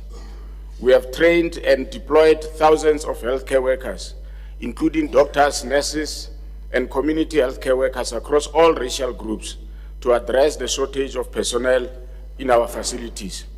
Honorable Speaker, these achievements are undeniable. We have never failed to acknowledge that significant challenges still persist. Our healthcare systems remain immensely strained. Issues such as shortages of medicine and long waiting times are among many that we are seeking to resolve, and inadequate resources in some of the areas. We are encouraged by the commitment of Honorable Mahlatsi that his department shall endeavor to achieve the following: support research to address our unique health challenges and develop innovative solutions including borrowing from our resilient traditional medicine practices, which kept our forebears for centuries until their destruction by colonial forces. Secondly, to accelerate the implementation of sound healthcare financing through the National Health Insurance to transform our healthcare landscape. In closing, Honorable Speaker, the journey towards achieving quality and deracialized healthcare has been particularly arduous, but the progress we have made is undisputable. Primary healthcare remains the foundation of our healthcare policy as the African National Congress, and we aim to do more. We will redouble our efforts to enhance the delivery of primary healthcare services, to prevent disease, promote healthy living, and reduce the burden on secondary and tertiary healthcare services. As the African National Congress, we support this budget vote. Thank you. You still have time, Honorable Member. You still have 6 minutes. I give it to you.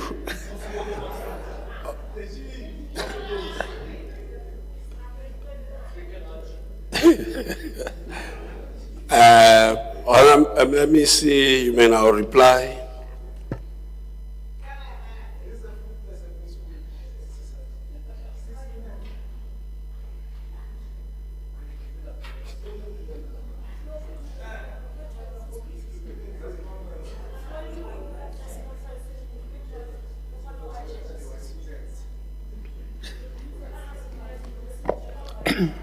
There's no break, honorable members. There is no break.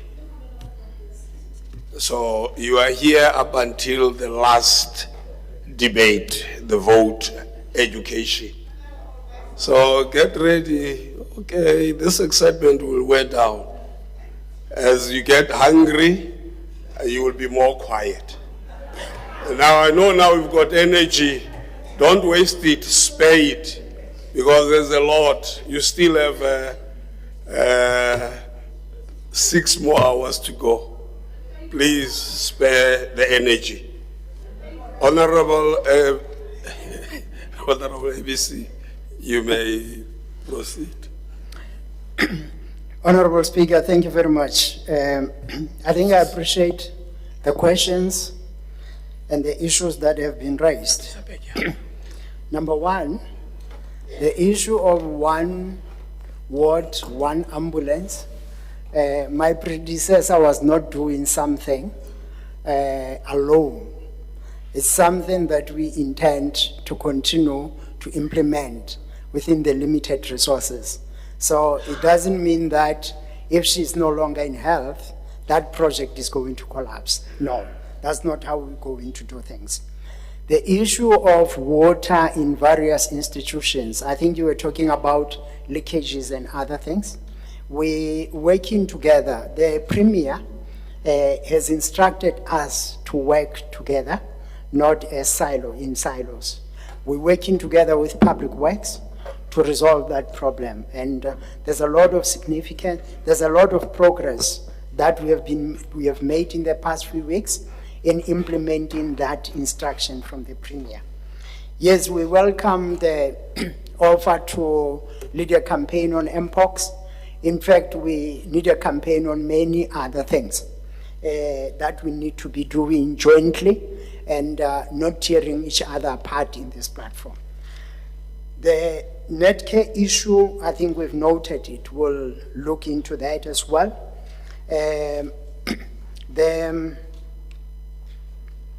Let me just deal with a few other things, Honorable Speaker. National Hospital is going to go back online in the next 2 weeks, starting with maternity ward. We want to ease the load at Pelonomi maternity ward. So that's something that we're going to be doing very quickly. And yes, we're experiencing shortage of staff in the health facilities, and we're not the only province and we're not the only department. We're experiencing that because the economy is not doing well. And if the economy is not doing well, the kitty of the state is reduced. And there are various reasons why the economy is not doing well, but one of the key reasons is that some of us here go out and scare the investors from our country. Yes. And after that is done, they come back and complain that the economy is not doing well. And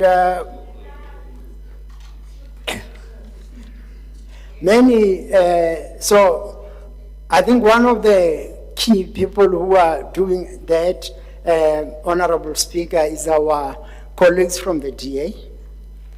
They, Elkani Isokom and Sevrons, the economy doen nie goed nie. Maar hulle is besig om ander lande te gaan en die belegers wegjag. En hulle kom hierso en sê vir ons die economy doen nie goed nie. So we can't allow that. And we need to engage each other on that. So I think we'll talk about that on D-Day under Dagprat. But I think we just need to confront that matter.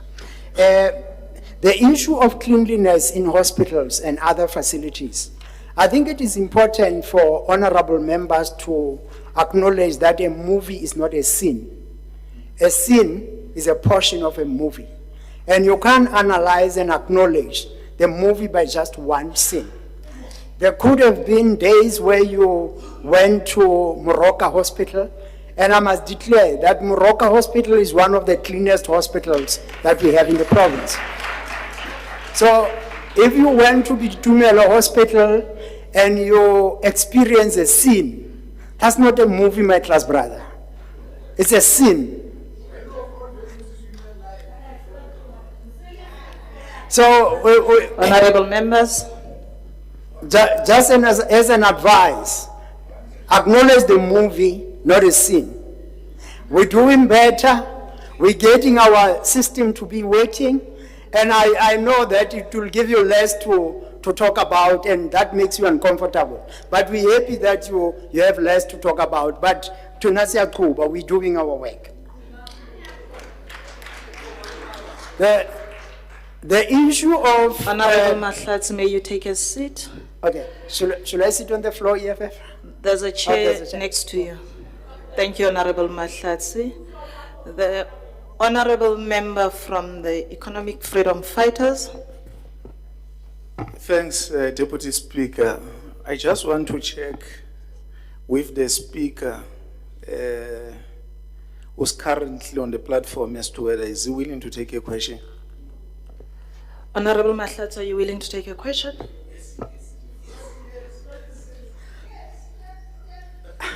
Honorable members. Deputy Speaker, I thought members had an opportunity to ask questions, and another day for questions will come, but today, no questions. Then you may continue, Honorable Mahlatsi. The issue about Universitas Hospital, I would like to urge the honorable members to go and verify the source. That's not true. We have lives that have been delivered in Universitas Hospital. We have lives that have been saved in that institution. It's actually a beehive. The theaters there, they remain our beacon. So it can never be that Universitas Theater is not working. It's highly operational.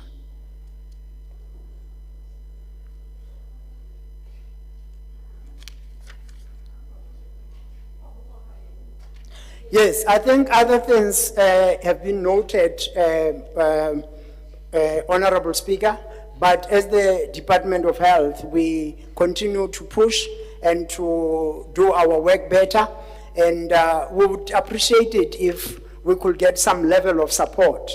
As the Premier would always say, people who go to our facilities, and Honorable Mbalula, Honorable Skwebela spoke about this, that despite the fact that I'm at an advantage position now, I have medical aid and others who do.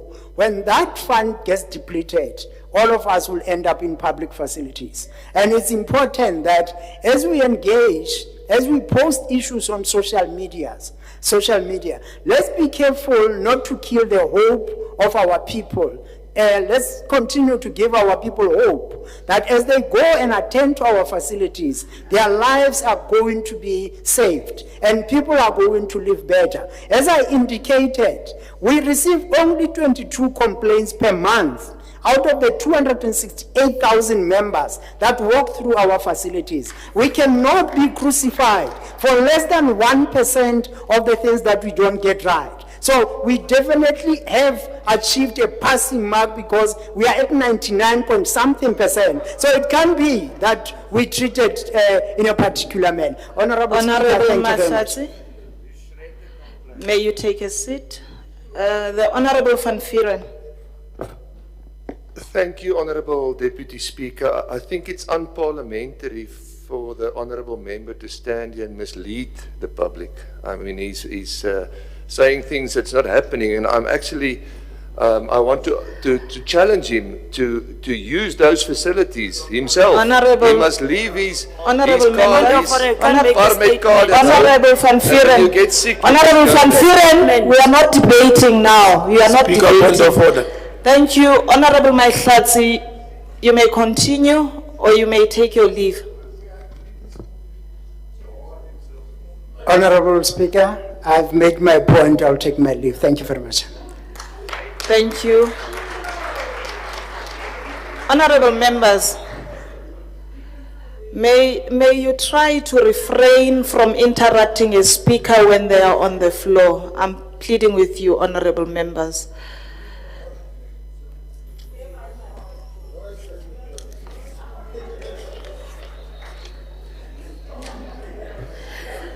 Honourable members, order, honourable members.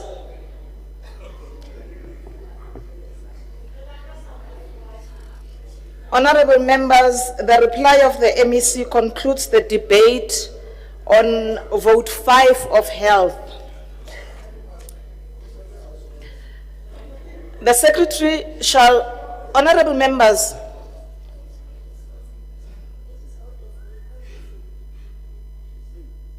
I cannot continue reminding honourable members to conform to the decorum of the House, especially in the presence of the public. Thank you, honourable members. The secretary shall now read motion 2. That the second reading debate on appropriation bill number 2 of 2024 be continued with vote 7, social development. The vote before the House is vote 7, social development. The Honourable MEC, Ms. Leto, may now address the House.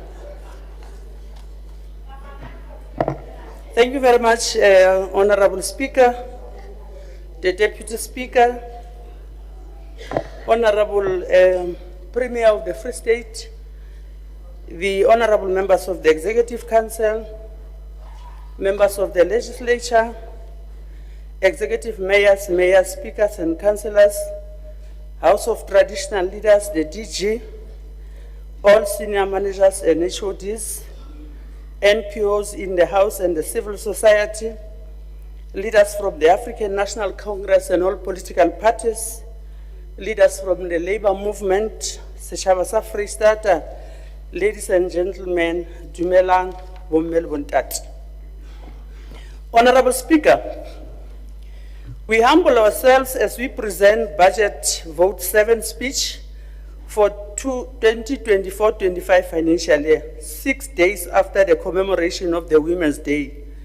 On the 9th of August 1956, more than 20,000 women of all races marched to Union Building to protest the introduction of apartheid pass laws for black women and the presentation to the then Prime Minister J.G. Straydom. As the Department of Social Development, we dedicate our 2024-25 budget vote to the women who played an important role in the liberation of black people in general and Africans in particular. Whilst their main focus were women who were confronted by triple oppression then, we salute and honor our stalwarts, Mama Lillian Goy, Helen Joseph, Rahima Musa, Sophia Williams, Betha Kowa, Ivy Matsipe Kasaburi, Mutalepule Chabaku, Beatrice Mashoff, Ouma Zopo, Jeanette Pereko, Elisa Lande, Kimi Lusabe, and many more other women not mentioned in my speech. Honorable Speaker, as we commemorate the role played by the heroines of our liberation struggle and celebrate the 68th anniversary of 1956 March and the 30 years progress made by the African National Congress on the emancipation of women, we are pained and our tears cannot dry because of the increasing numbers of gender-based violence and femicide in our society and in our province in particular, specifically in Lezweli-Putswa and Mangau. Women are brutally killed in their homes by individuals who are expected to protect them. In the recent past, we experienced the brutal killings of Mpomo Alusi, Tato Tumahole, Fikile Nyila, Disebo Musupa, and others who are victims of gender-based violence and femicide. During the second quarter of 2024-25 financial year, we received reports that 2 women were killed by their partners who drove their cars on top of their bodies. Such incidents should be a lesson that there are men and boys who have anger issues, because there is no normal person who drives a car on top of a human being more than once, and we say the person is normal. We need to focus on men and boys without neglecting women and girls when we implement programs of gender-based violence and femicide. We need to partner with NPOs focusing on men and boys like your Bua Munna, your Munna Khota, your Not In My Name, your Men's Forum, and many other NPOs focusing on men and boys. Because most of the time we focus on victims and leave perpetrators. During the next quarter of 2024-25 financial year, the department will introduce and implement a program that we call Molo Makelwane campaign. The campaign is aimed to unite communities and families, intensify moral regeneration programs and social cohesion. We need to engage our communities to know their neighbors. In the morning when they wake up, if they don't see their neighbors, they must make efforts to know whether their neighbors are okay or not. Communities must be encouraged to know people who stay in their streets so that they easily identify abusers and criminals. Molo Makelwane will be led by Masupatsila pioneers whilst they do the house profiling work. We will work with ward councillors, ward committees, community development workers, CPFs in the 319 wards in the Free State Province. This Molo Makelwane program will enable us to identify elderly people who stay alone in their homes, identify families which are in distress, people who are troubled by substance abuse, child-headed households, people with disabilities who need assistance from the department. We have already engaged the Premier on our proposal for the establishment of Premier's Gender-Based Violence and Femicide Coordinating Committee that will be chaired by the Honorable Premier. The role of the Premier's Coordinating Committee on Gender-Based Violence and Femicide will be to monitor the implementation of the 6 priorities of the National Strategic Plan on Gender-Based Violence and Femicide and coordinate reporting on gender-based violence and femicide by all departments and stakeholders. We will submit our proposals on the terms of reference for the committee. Honorable Speaker, allow us to present the 2024-25 financial year budget, vote 7 to the legislature. For the 24-25 financial year, the final allocation to the department amounts to 1.3 billion, which is an increase of 8% against the second adjusted allocation of 1.2 billion for the 2023-24 financial year. The department managed to spend 99% of the budget of the previous financial year, and as the department, we have allocated our budget as follows. On program 1, which is administration, this program provides administrative support to core business chief directorates and institutionalize good governance through sound business processes and practices in support of effective service delivery. The staff complement of the Department of Social Development is at 1,968 employees. Compensation allocation is at 862 million and translates to 66% of equitable share. As we are a people-driven department, the percentage of compensation expenditure is consistent with other provincial departments of social development. We are pleased that through the dedicated and committed employees, the department has maintained an unqualified audit opinion for 3 consecutive years. For the past financial year, there were no material findings identified. The efforts of the department directed at improving the outcomes were noted by AGSA. However, more work needs to be done to ensure that we achieve the desired outcomes. We need to ensure that we strengthen our good governance efforts and achieve a clean audit report. The department is confronted by a high rate of vacancies. There are many employees on acting positions. We will advertise the funded posts so that we create stability in the department. In a State of the Province address, the Honorable Premier committed to roll out a skills audit program in the province. During 2024-25 financial year, the department will undertake the process of skills audit as part of the provincial initiative to implement the public service skills audit methodology framework and ensure right horses for the right courses. During the previous financial year, the department commenced internal consultations to develop a draft organizational structure because the organizational structure of the department was last approved in 2013. In 2024-25, we will endeavor to finalize the purpose-built organizational structure that will take into consideration our budget allocation through the MTEF. On diversity management, Honorable Speaker, the Department of Social Development remains a lead department in terms of diversity management and has the highest female SMS representation. Female representativity on senior management level comprise of 65% of women.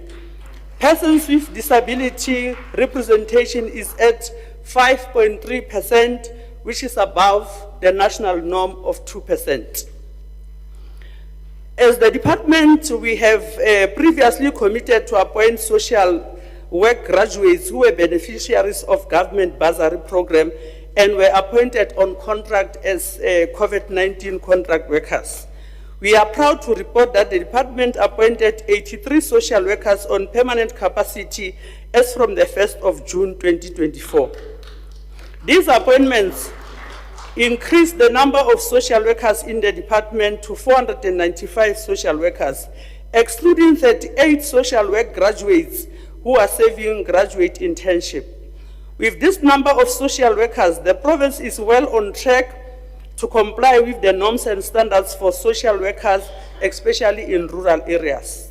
The department will continue in recruiting social service professionals to strengthen its capacity. Honorable Speaker, the department will embark on a head count, as other departments has already indicated, to ensure that all employees on the department payroll are entitled to payment. This will eliminate ghost workers and ensure gainful employment of public servants because we cannot afford to pay salaries to people who are not reporting for work. The department will put systems in place to finalize labor disputes timeously. We will strengthen the performance management system of the department so as to reward good performance and apply consequence management where failure to meet targets set by the department. There will be no reason not to meet targets when resources are available. The total budget for Program 1 is 329,435,000. Program 2, Social Services Welfare.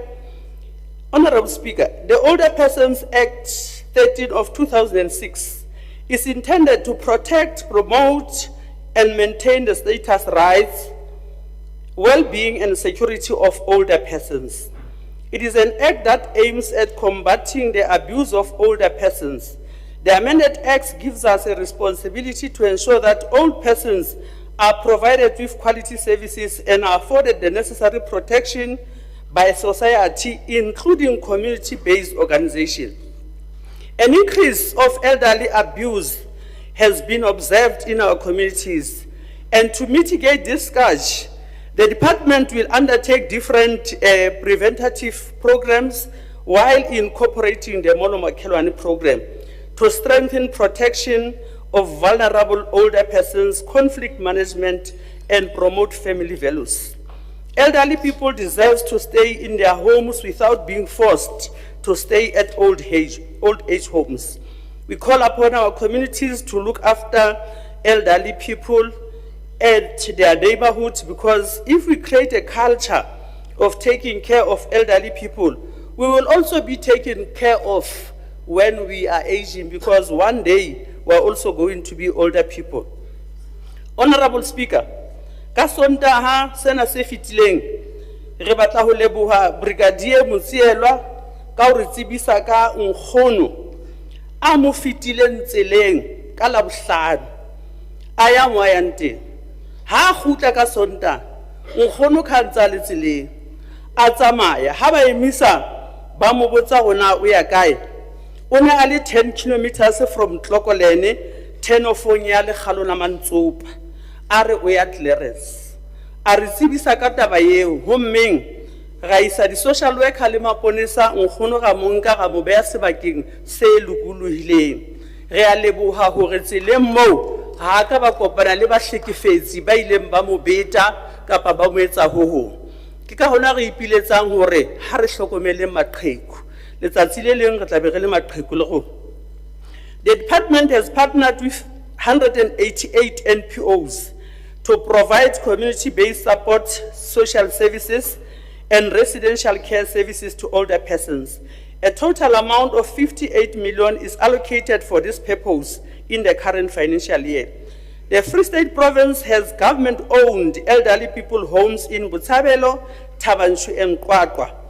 The reason why we don't want to create more is because we want neighbors to take care of elderly people so that they stay in their homes. It's comfortable to stay in your home more than going to a home somewhere. So that's why we want to promote a neighborhood and also looking after each other. We will maximize the government-owned homes for the elderly people to ensure that if there are elderly people who need to be accommodated, they find space. We will have to upgrade these facilities to ensure compliance with the norms and standards, because we cannot close NPOs which are not compliant when we are not compliant ourselves. We will engage Treasury to consider the increase of our infrastructure budget, because most of the time non-compliance is as a result of infrastructure deficiencies. We will collaborate with Public Works for them to provide the technical services they have. The department continues to drive the active aging Golden Games for elders with the estimated total budget of 3.4 million for both provincial and national games. The success of these games or events strongly relies on the partnership with the Office of the Premier, the Department of Health, and the Department of Sports, Arts, Culture, and Recreation. Services to people with disabilities, Honorable Speaker, on the 2nd of May 2023, the National Assembly approved that Section 6 of the Constitution of the Republic of South Africa, 1996, be amended to include South African Sign Language as an official language to promote the rights of persons who are deaf and hard hearing. It is for this reason that the department, in partnership with our stakeholders, we will popularize sign language during the Disability Rights Awareness Month in November 2024. The department will also appoint a sign language interpreter on a full-time basis. The department will continue to fund 24 protective workshops with an allocated budget of 3.4 million.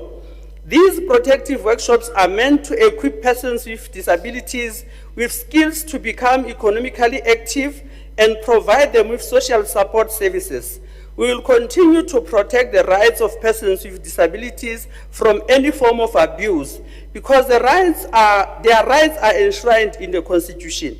We will partner with the Department of Sports, Arts, Culture and Recreation on programs that are meant to promote talent amongst people with disabilities. The budget provided is 263,920,000. Speaker, the department remains the custodian of the Children's Act.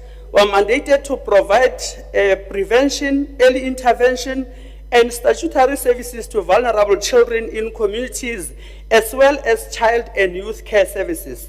Child abuse, neglect, and exploitation are deeply concerning problems that require collective action to protect our children.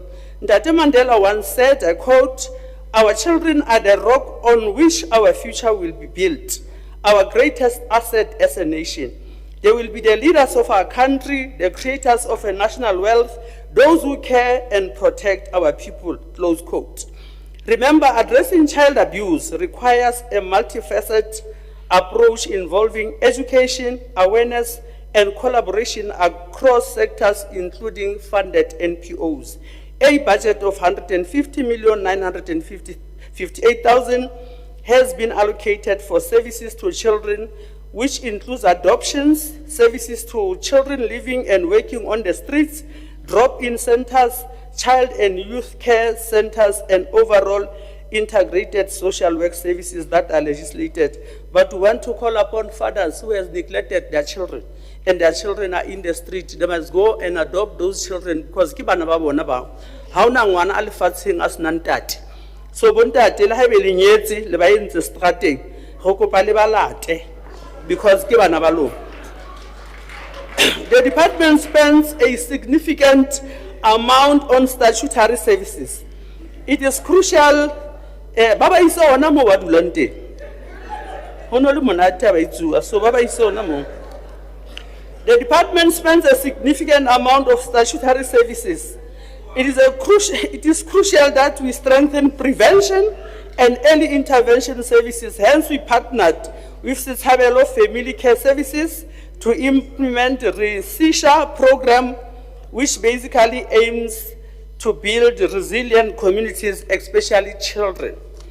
We took notice of the parliamentary question recently directed to the Minister of Social Development regarding placement of social workers in schools. We would like to reaffirm our support to the Department of Education in the provision of psychosocial support services when children are referred to the Department of Social Development by educators and by any community member, because it is difficult to place social workers employed by the Department of Social Development in all schools due to financial constraints facing the department. However, the Department of Education does employ social workers at schools, but statutory responsibilities are different from the ones employed by the social development due to their area of specialty. The department has 2 child and youth care centers for children in need of care and protection, namely the Leratong in Kwakwa and Sirelozong in Bloemfontein. In this financial year, 44 daycare centers for children with disabilities will be funded to the tune of 10.8 million. We will also increase the unit cost for children with disabilities in residential care facilities to 5,400 per child, and for children in child and youth care centers to 5,200 per child. The budget for this program is 333,808,000.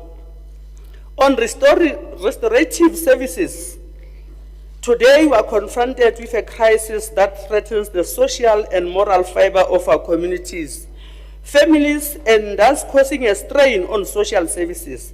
Substance abuse is a scourge that knows no bounds, affecting individuals from all walks of life and perpetuating cycles of addiction, violence, poverty, and despair. To intensify the fight against alcohol and drug abuse in the province, 33 NPOs are funded to the value of 8.4 million. to ensure that people receive information through awareness program and get access to treatment for substance use disorder and aftercare services. In addition, 28.7 million is availed for operations at Charlotte Matlake Treatment Center in Botshabelo to provide treatment to people who cannot afford private rehabilitation centers, and 10 million for operations of Dr. Bayes Nodier Halfway House in Clarence. On crime prevention, Honorable Speaker, there is an urgent need to intensify interventions and innovative mechanisms to address the rising social ills. In this regard, for 2024-25, 9 organizations are funded, NPOs, at an amount of 3.4 million. In strengthening the program of crime prevention, we will implement awareness programs at schools and in our secure care centers in partnership with departments of sports, arts, culture and recreation, health, basic education and community safety, roads and transport, amongst others. The department will also create a conducive environment for professional nurses in our secure care centers by providing adequate and appropriate tools of trade. The department will also undertake the integration of social crime awareness campaigns with institutions of higher learning to enhance our reach to students. The department will collaborate with stakeholders such as SAPS, Department of Basic Education and local municipalities in the implementation of the integrated social crime prevention strategy in Harib. We will strengthen security and skills development at our secure care centers, because we want to make sure that those beneficiaries, if they go out of those centers, they are able to take care of themselves.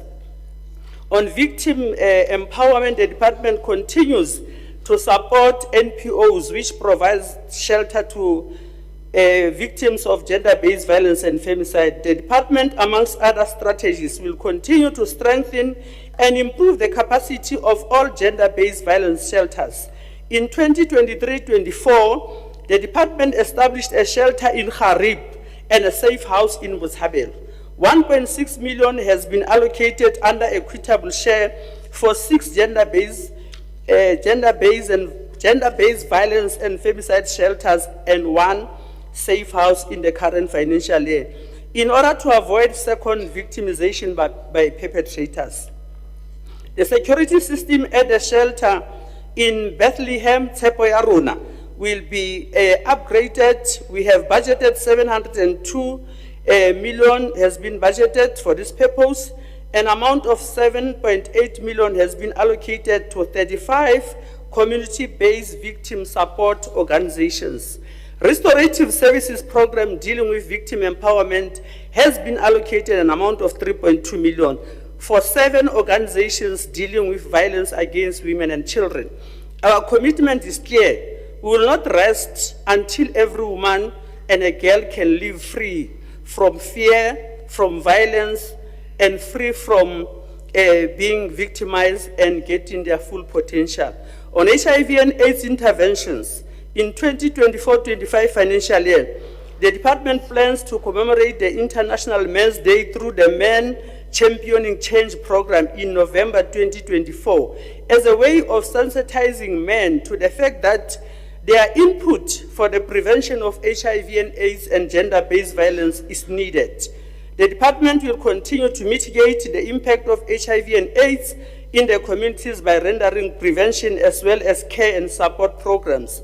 An amount of 15 million will be allocated to 29 NPOs during the current financial year. The department will strengthen and intensify partnerships with stakeholders such as USAID through the government-to-government program in Lejwe-Leputswa and Thabo Mofokeng districts. This project is aimed to ensure heightened implementation of the social and behavior change programs. The budget for Program 4 is 225 million. On development and research, Honorable Speaker, in order to break the cycle of poverty and build sustainable livelihoods, the 21.5 million budget will be spent on enhancing support and directing more resources towards developmental services. We We will reprioritize an amount of 10 million to community nutrition development centers so that we capacitate the beneficiaries with necessary skills for them not to remain beneficiaries at CNDCs for life. We'll employ services of professional service providers to provide gateway skills to CNDCs and their beneficiaries. A clear exit strategy will be developed. We will partner with a stakeholder to realize the developmental goals of CNDCs, which include your Meals on Wheels, your NDA, and many others. The goal is to empower communities by supporting women and youth initiatives through the sustenance and establishment of partnerships with non-profit organizations and cooperatives.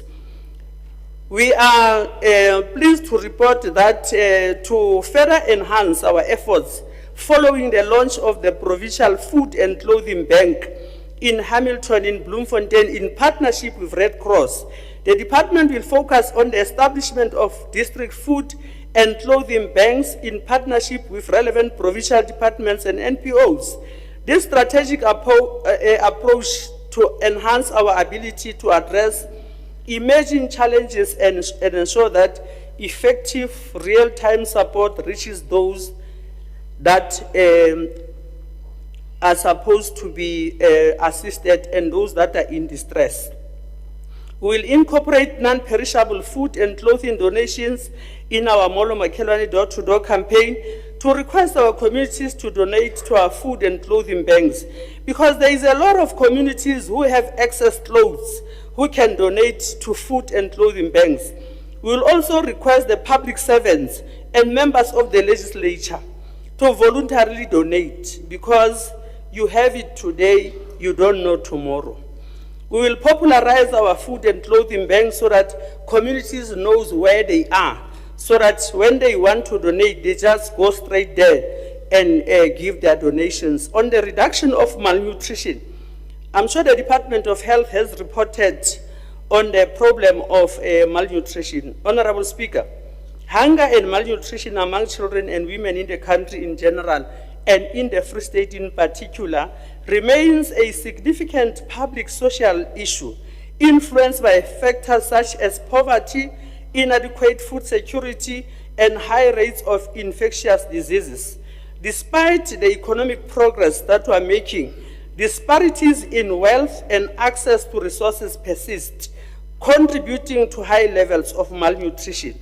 In addressing malnutrition, the department will closely collaborate with the Department of Health, Education, as well as Agriculture and Rural Development to align our processes and coordinate the implementation of programs and services aimed at improving food and nutrition security in households and communities experiencing severe hardships.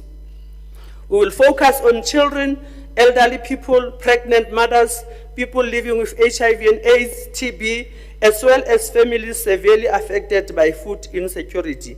The Department of Social Development has a role to play when patients are released from hospital to home, because the Department of Health does not provide nutrition to patients that are at home. They do that at hospital.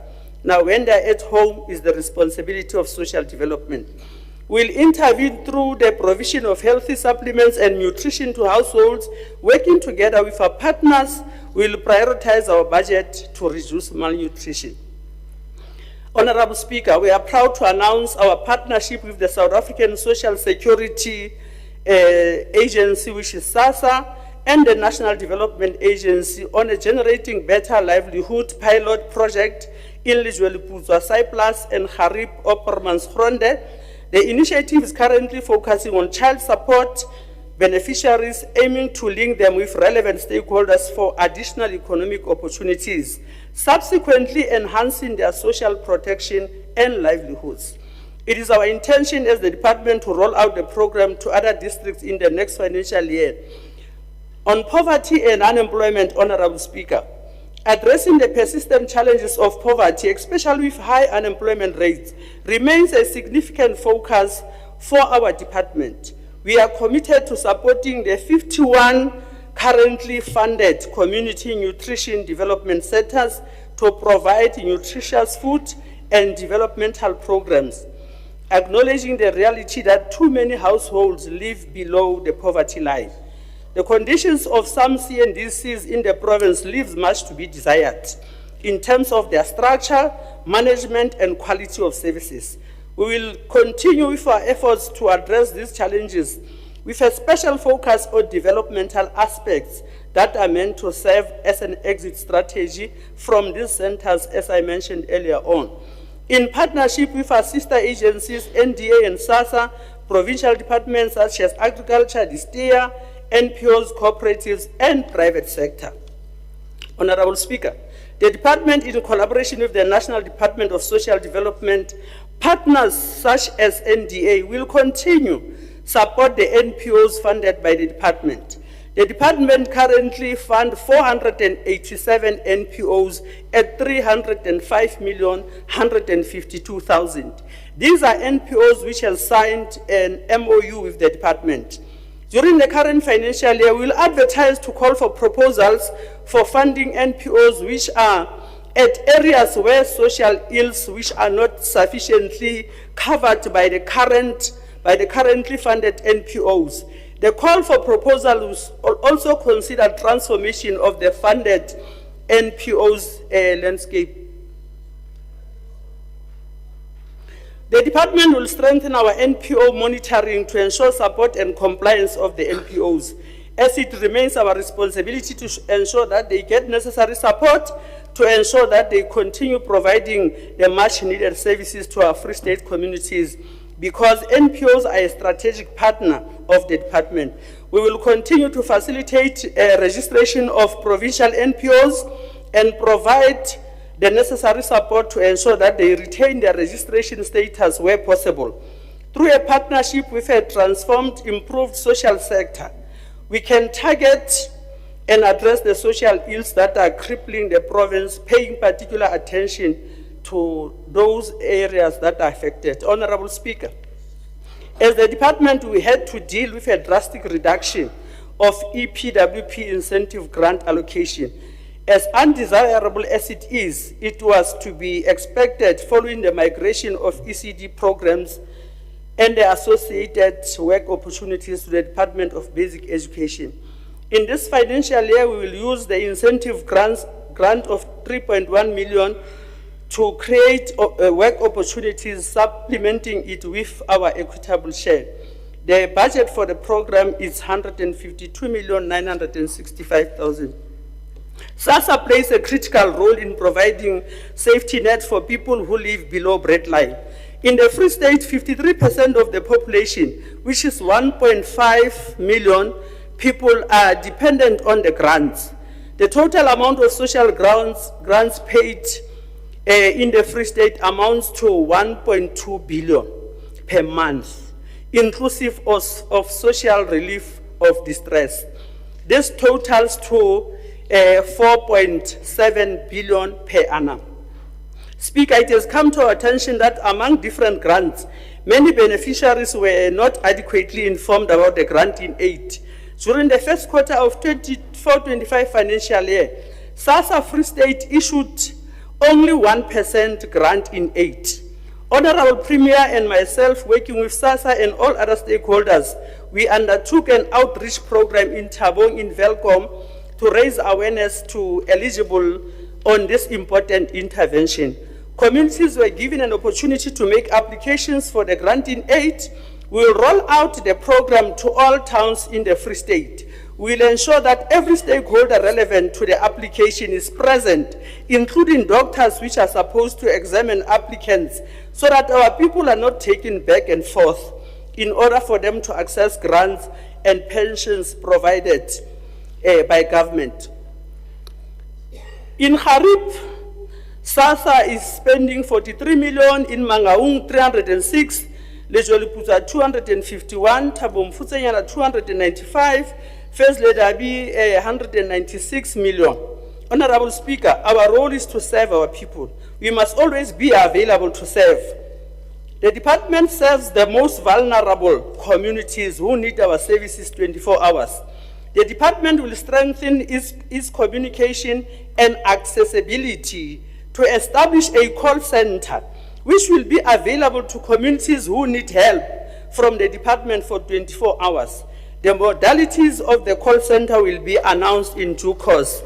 Honorable Speaker, as I conclude, allow me to thank and appreciate the support of the Honorable Premier, Ausma Queen Letsua Matai, and wish her well in her tenure as the Premier of the province and the leader of the Executive Council, Musadi Uswarati Pakabhali. I want to heartily thank my colleagues in the executive, members of the legislature led by Honorable Speaker Mkolisi Dukwana. Let us appreciate with gratitude the work and support of the Portfolio Committee on Education, Health and Social Services and the Provincial Public Accounts Committee. I wish to thank the HOD, the acting HOD, Menel Siwentombela, the former HOD, Advocate Patlo, and the entire management of the office. Most importantly, a special thank to my family and friends for their continued support at all times. Thanks very much, my boys. I'm a mother of boys.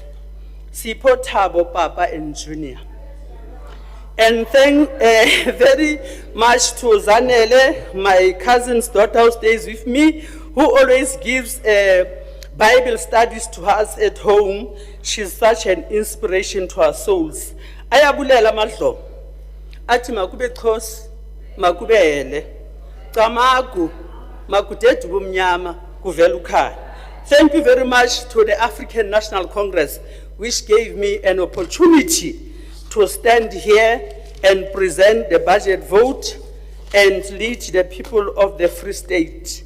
Honorable Speaker, we present the budget of 1.3 billion to you for consideration. Enkosi.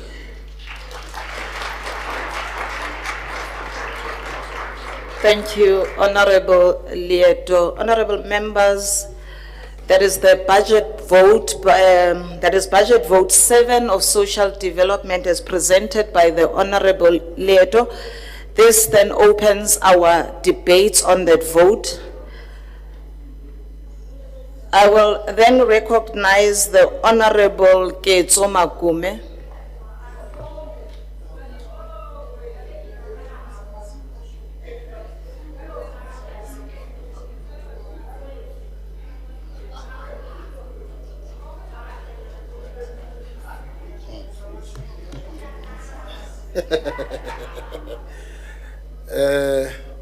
Thank you, Honorable Speaker, or Deputy Speaker, Honorable Premier, the Chair of Chairs, the Deputy Chair of Chairs, my colleagues in ESCO, my colleagues in the legislature, and our guests from the gallery.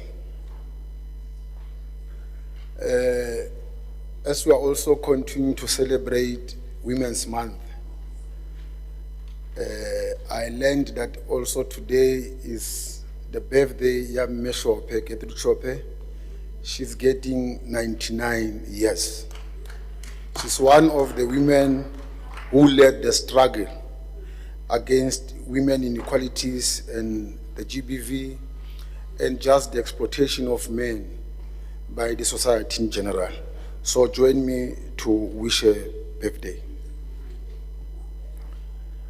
The word social is from the Latin word socias, which means association or compassion.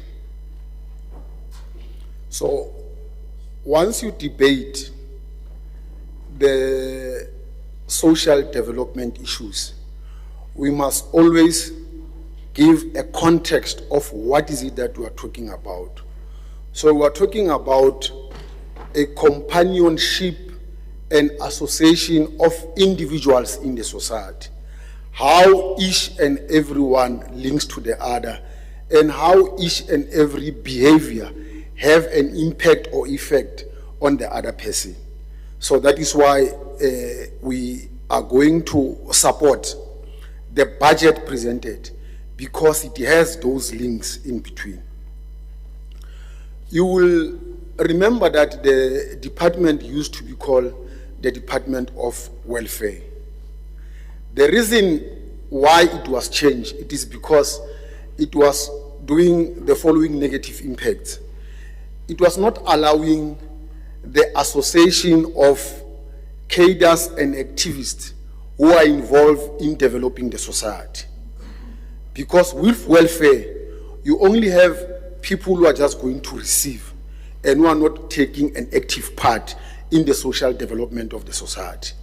So the reason why it was changed in 2000, July, it was because it was then encouraging each and every member of the society to be involved in the social development. You will also remember that the history of our country, it is based on the disposition of our people's land and assets. Therefore, social ills faced by our people, such as poverty, unemployment, and inequality, in the history of our society is a creation of apartheid colonialism, and by men and women who were benefiting from that system. So it was not a natural cause. It was not something that has just happened. It was caused by men and women. So for us to fight social ills, we also need men and women who are committed to do exactly what the budget has been proposing. The ANC and government must continue with its research based on planning to inform its intervention towards executing the departmental constitutional mandates.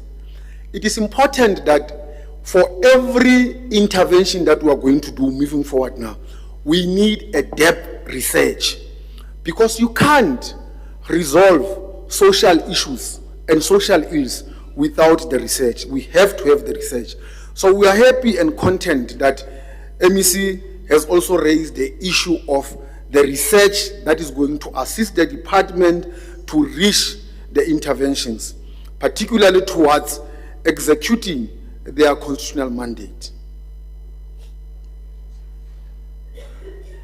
The social development is about improving the well-being of every individual in society so they can reach their full potential. The success of society is linked to the well-being of each and every citizen. Social development means investing in our people. More of the challenges of the society are of the results of the economic systems. The society divided into different classes is bound to have social ills. Social ills linked with economic problems various from societies. Amongst others, families become victims and divided, children always get abused, women are being killed, and people living with disabilities also become victims, are being excluded in the economic sector of the society. Therefore, the responsibility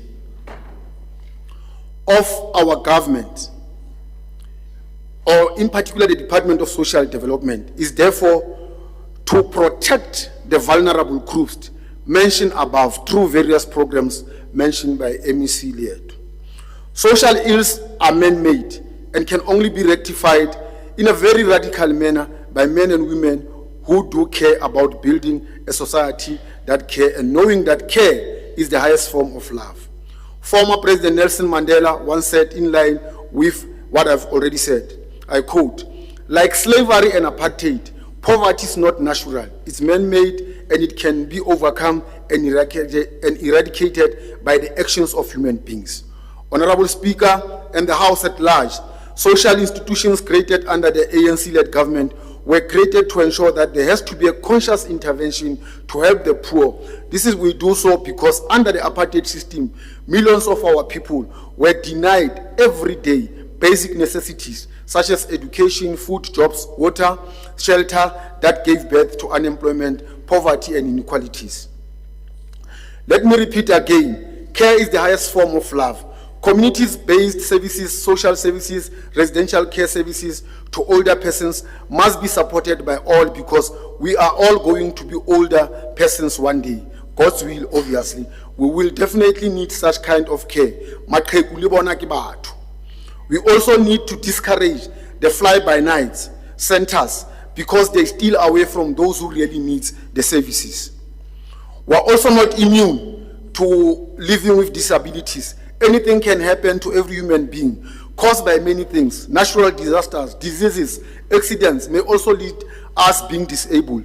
We therefore need to support all initiatives and support efforts to seek to assist the people living with disabilities. We are pleased that the department will empower the people living with disability to participate in the economic development and in line with the inclusive economic growth. We are duty bound to ensure that people living with disabilities are empowered and not excluded. Nothing without them about them. Children are the future leaders, future parents of the society.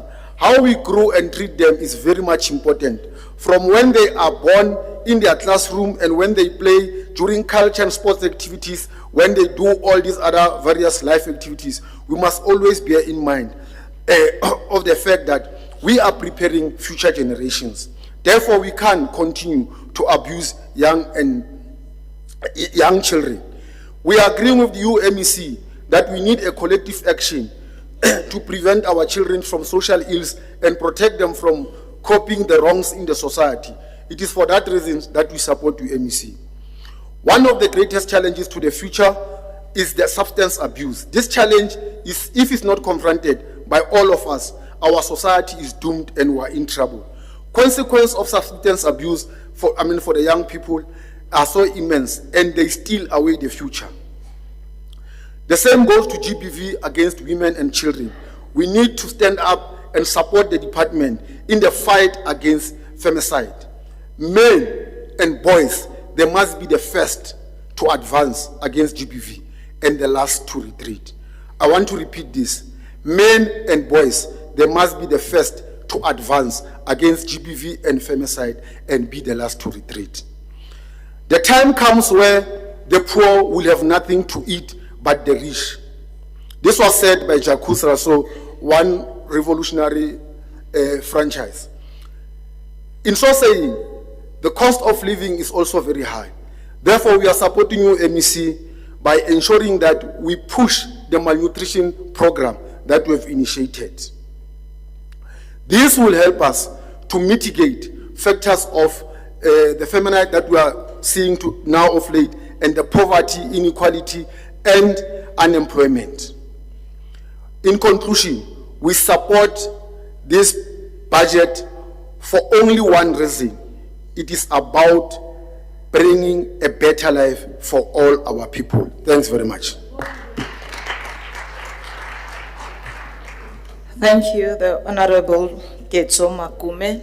Honorable members, in light of the two apologies that were recorded prior, I shall now allow the Honorable Ntabiseng Khaurekwi to take the podium. Thank you.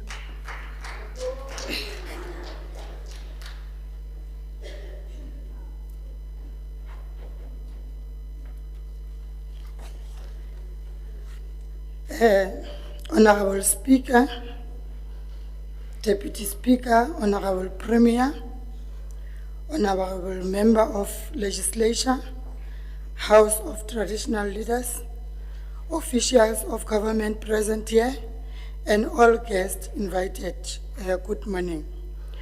Honorable Deputy Speaker, it is a great honor to stand in this respected House and contribute to the budget speech for the Department of Social Development, which serves as both an accounting tool for the work they have done and what they will deliver in the immediate future. The department was tasked with the responsibility to respond to the daily social challenges affecting our society, most vulnerable and poor. Their challenges compel us to deepen our effort in pursuit of creating an inclusive and caring society.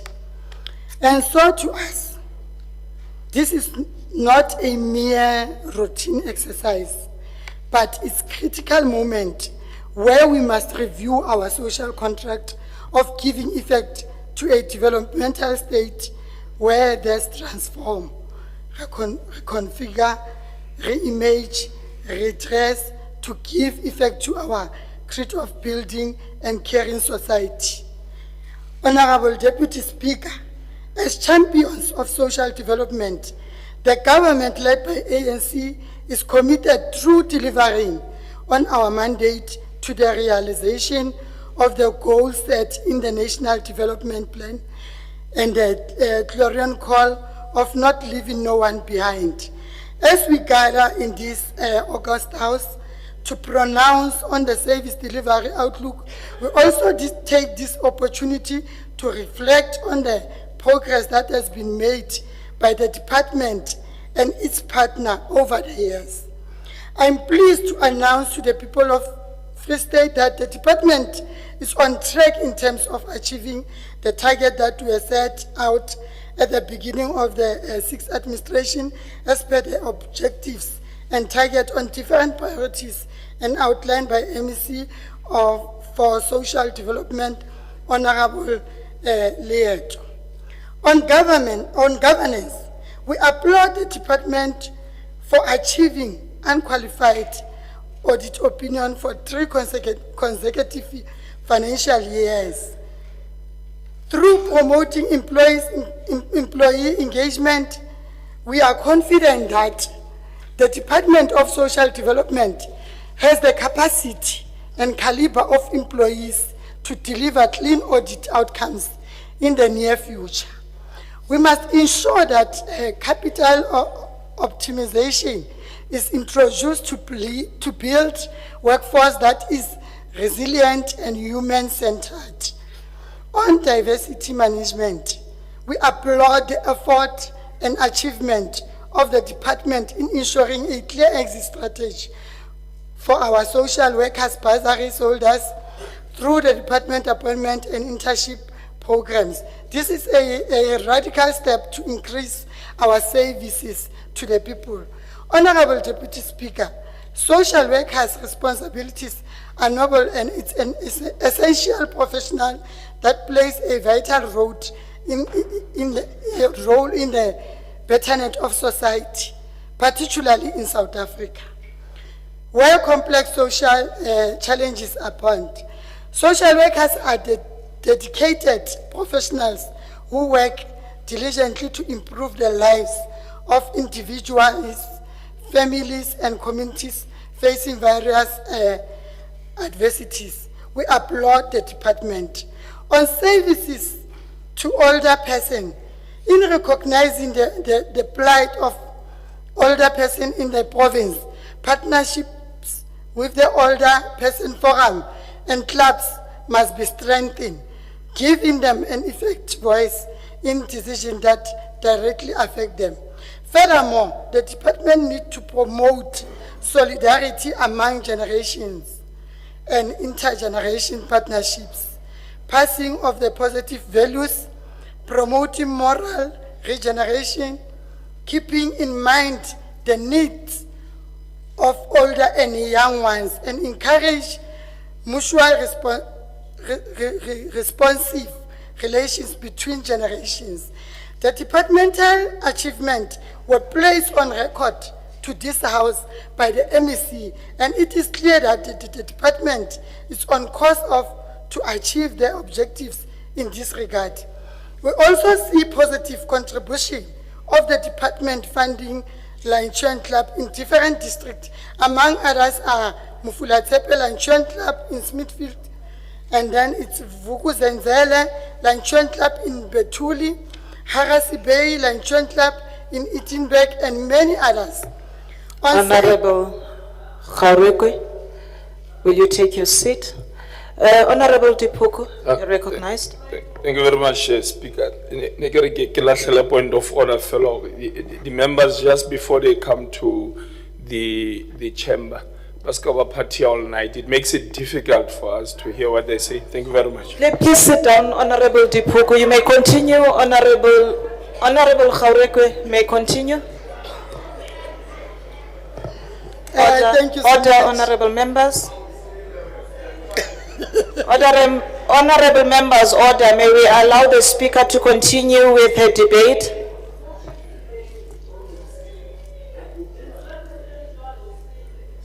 Thank you so much, Honorable Deputy Speaker. Honorable Khaurekwe, may you take your seat? Thank you, Honorable Speaker. Honorable Speaker, ke kopa o khalmele Honorable Meko askana re Honorable Diphoko sele. You may leave, Honorable. I've recognized you. Honorable Khaurekwe, you may continue. Thank you so much, Honorable Deputy Honorable Speaker. Speaker, Honorable Khaurekwe. Honorable Speaker, we are harassed in front of you, Honorable Speaker, but you are quiet. Who's harassing you, Honorable Honorable? Leeto. How has she harassed She's you? always repeating, resele, why resazamaile Floyd? Oh, Is that your business, Honorable member. Honorable Is that member, your let's follow the business? debate. Wa re tella, Honorable member. Honorable member, Wa re tella. order, Don't see us. order. Honorable We are not here for member, you. honorable members, sit down. Honorable members, this is not the language we use in Parliament. And I'm going to request honorable members to always at all times abide and comply to the rules and orders that we have adopted in this House. I'm not going to remind honorable members of parliamentary language that is allowed in this House. Honorable Leto. Honorable Speaker, thank you very much. I think we should have called Honorable Diphoko to order when he says members must not party before they come to the legislature. Honorable Ntabi saying that's her voice. That's an abuse. Thank you, Honorable Leto. I'm going to allow that. Honorable Diphoko, we all know in this House, it's not the first time we've heard the honorable member speak, and we know this is her voice. And in Women's Month, let's try to avoid sounding almost discriminatory. Let me allow the honorable member Nthabiseng Khaurekwe to continue.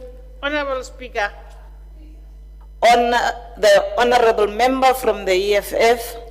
today you don't know my name. Honorable member from the EFF, please, Honorable Speaker, try to protect all of us as a ruling person in this House. Because when How am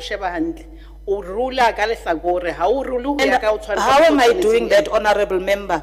There's certain language that I'm not going to allow in this House. And honorable members, I repeat, you know the rules and orders book and you will comply and abide to the rules. There's a certain language that we are not going to allow. Honorable Manje. Thank you very much, Honourable Deputy Speaker. I stand on an order and a request from your table. What is the for order? Honourable Diphoko to withdraw what he said to Honourable Ntabise. Honourable withdraw. Thank you, honourable member. Honourable Diphoko, we have no, honourable member. Honourable Speaker. Thank you. Honourable Diphoko, there's an order that is being raised on the voice of Honourable Khaurekwe, which I have already alluded to, that it is no means of partying or whatever you try to imply, but this is the voice of the honourable member. Hence, I mentioned that you are sounding almost discriminating. Can you then withdraw from your previous comment? Honourable Speaker.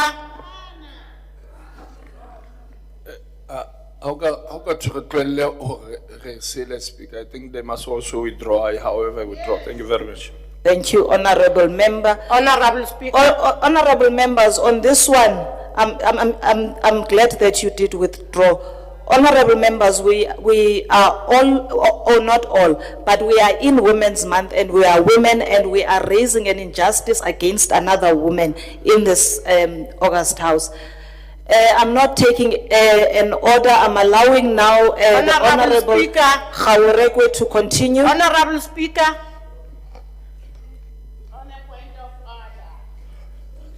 Honourable Speaker. Honourable Chabalan. Thank you very much. I'm Honorable Chabalala, yes. Honorable Speaker, le nna ke ntse ke bua ke re ka meka kama A1. Ska kama ba bang ka e hlabanya tshepe ba bangwa ba kama ka ya plastic. Ha re tlotla bolellwa in this parliament hore re latele Floyd. What is that? Re kopa motho a hule mantswe ha so that we can do. Yes. If apology itlameha e be teng ka hara ntlo ka mo, ha re apare kaofela. Let her withdraw also. Honorable member, who made that statement? The statement of who made that statement, honorable member?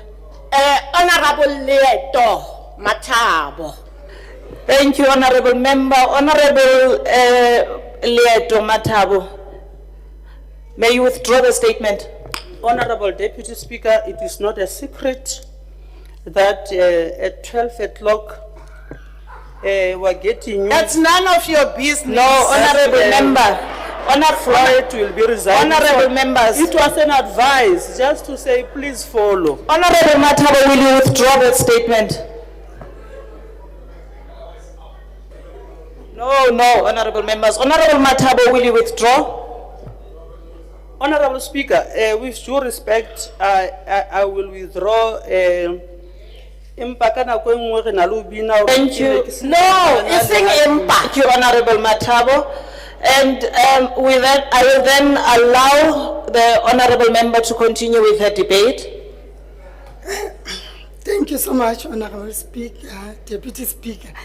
Honorable Deputy Speaker, Honorable Dipoko, Otatwaela. Kgetlo le fetileng, inele for the first time, today is the second time. And the very same person, Ansana Lebutata. But honorable member, can you not respond and continue? Honorable now you are honorable member. Honorable member, there is one speaker in this house, and it's myself, and I'm addressing the member. Thank you very much. You may continue, Honorable Khaurekwe, and do not respond to the honorable member. No, thank you, Honorable Deputy Speaker.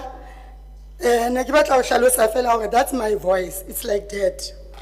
On service to the children, as we are just from the month where we celebrate Tata Mandela, we recall vividly well this passionate love for children when he said, and I quote, education of our children must be one of the most urgent priorities. We all know that education, more than anything else, improves our chances of building better lives. Close quote. Therefore, efforts of the department in ensuring that no child is left behind in terms of provision, child grant has a serious... Your time is up, honorable member. Thank you. I will now recognize the Honorable Klute.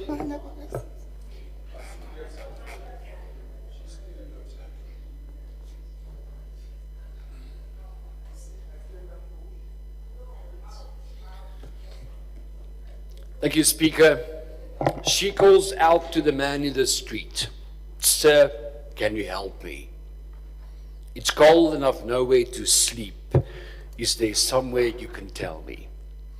These lyrics by Phil Collins from his song Another Day in Paradise is the reality we live in. This is a serious debate, actually, and this is not about us. Because this department, together with NGOs, work in the trenches of society where the harsh reality of a broken world is most prevalent. Trying to put a meal on a table somewhere, find comfort or for a neglected child somewhere, protect a family from an addict father or mother, give someone refuge to a sexually assaulted victim. In the meantime, the criminal justice system fails many victims of rape, molestation, and domestic violence, as they often are expected to testify in an open court. MEC, we need to change that as well. Prosecution is often unsuccessful owing to poor handling of criminal cases, errors made in transferring dossiers between the police and the NPA, incompleteness of investigations, and so it goes on. And the parole system also needs to be revised, particularly when it comes to protecting victims. These shortcomings in the system in a low report rate for offences, and consequently many sexual offenders are on the loose, and gender-based violence is endemic. As long as unemployment prevails, our people will increasingly be dependent on the state, which simply cannot afford to continue to provide for the poor as it currently does. MEC will monitor your process to transform the funding of NPOs, but I hope you're not planning to throw out the proverbial baby with the bathwater, and I hope you know what I mean. But MEC, I think the clothing bank is important, and I think we should have one on the premises in the precinct here, so we as members can start filling up that bank as well. But MEC, I think the whole House should pray for you, and I really mean that truly and deeply. In fact, I think the province should have a prayer for poverty, and that's maybe something the Premier can facilitate. Because we need to start at the source of the light the MEC spoke about. Thank you, Speaker. Thank you, Honorable Klute. I shall now recognize Honorable Nanyane.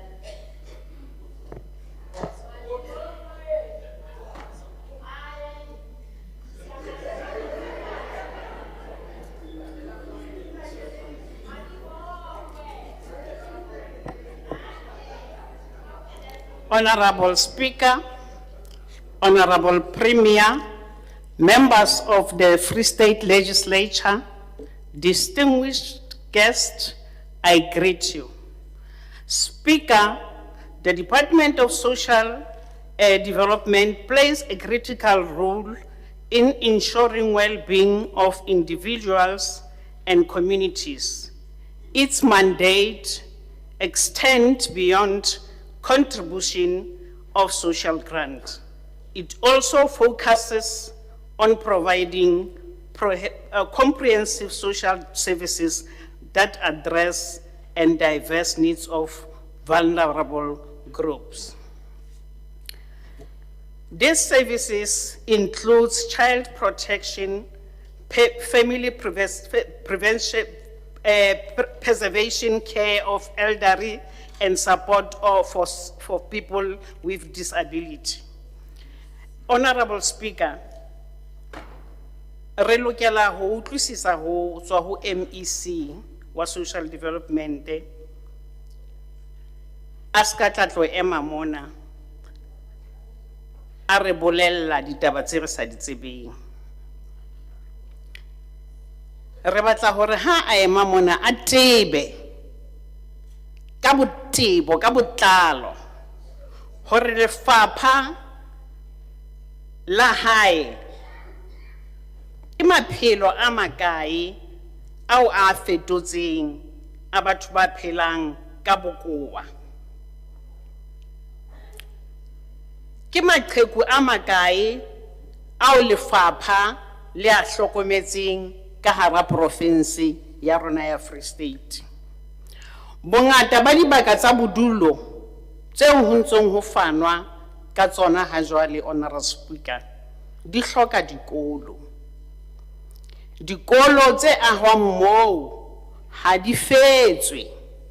Ha re tsebe hore na di construction companies tse newa mosebetsi ona ke tse bang hona le di smallanyana skeleton ka hara tsona.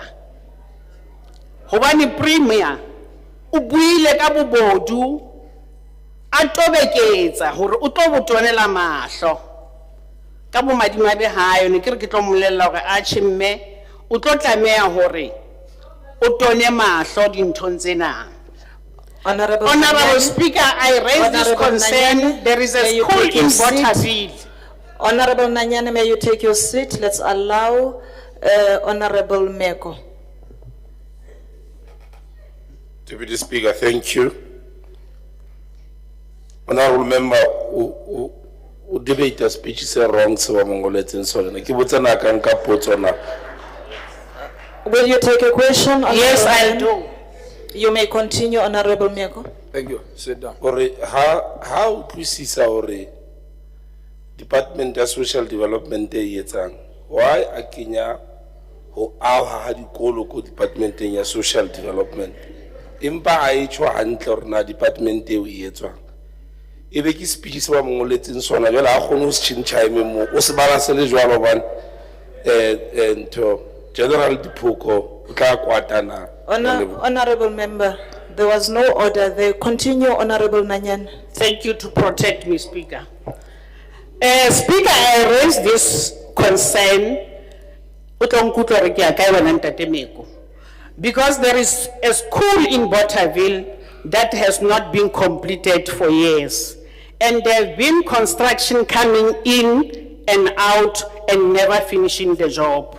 Now you may ask, honorable members, what unfinished school have to do with the Department of Social Development? Well, everything. What happened when the school remains unfinished for those children roam the streets of our communities and end up being the business of the department. We call for a better coordination between the Department of Social Development and other departments to make an effort change in our communities. In our communities, our children are sitting in the corners of the spaza shops, wasting their lives away by smoking and engaging in destructive behaviors. While the Honorable MEC might suggest referring these children to an NPO funded by the department. We also too aware that many of these organizations are merely looting machines, failing to provide the meaningful support and guidance that our youth desperately need.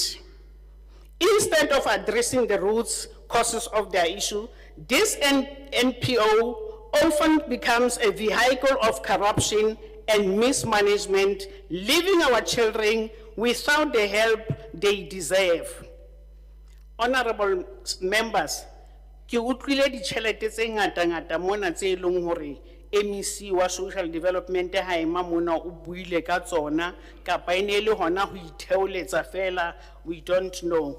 And we are still wondering le mo re dutseng teng mane hore na tsohle tsantsa di bua tse o tlo di implementa ka tsela mofuta o jwang hobane ma dutseng teng mo department ya ha ena le HOD ke ba ne ke di striker ga kwana ba ntse ba etsana mehlolo.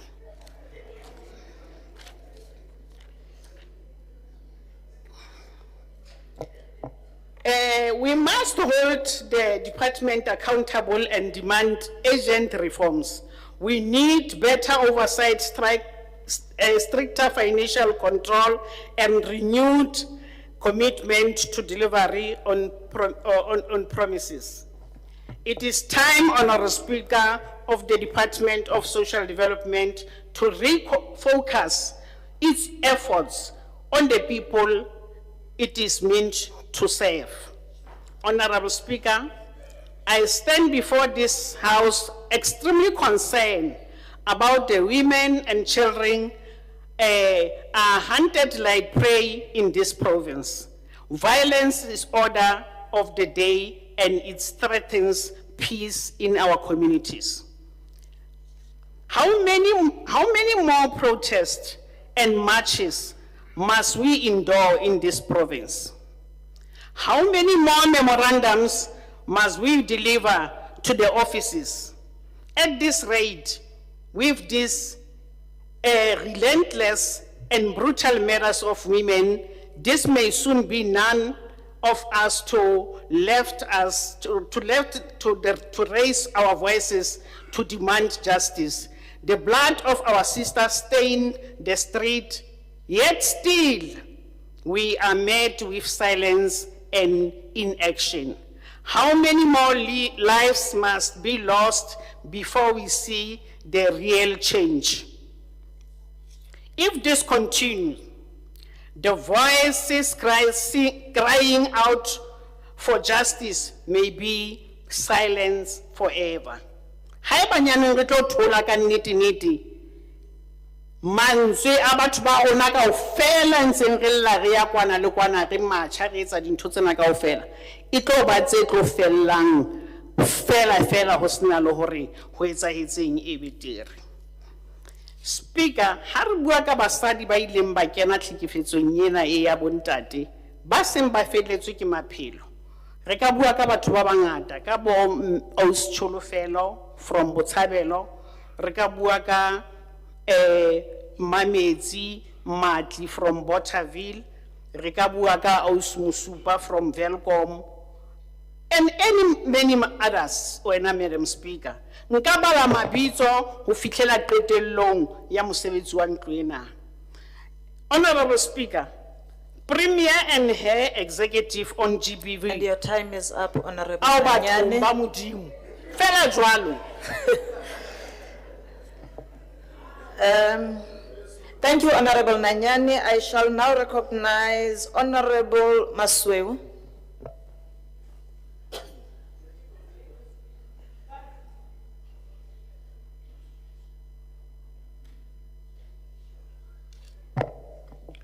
Thank you, Honorable Speaker.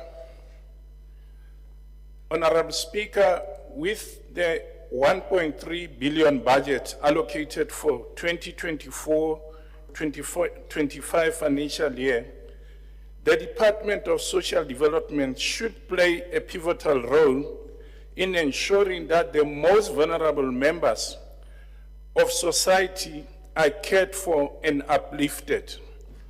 How does this department fulfill its vision, which is to establish a caring and self-reliant society with this amount? It doesn't. But apart from that, we hope the 7th administration will do things differently. Between 2021 and 2022, and 2022-2023 financial years, irregular expenditure increased by 7.2%. The 7.3 decrease in fruitless and wasteful expenditure is noted, and this significant improvement is applauded. However, the overall audit outcomes still require improvement. We cannot allow continued financial mismanagement to be the trend within the department. The shortage of social workers in the Free State implies that the most vulnerable people are left behind. And I'm talking about children, the elderly, people with disabilities, and victims of domestic and gender-based violence. We do, however, applaud Honorable MEC recent appointments on the 1st of June of social workers.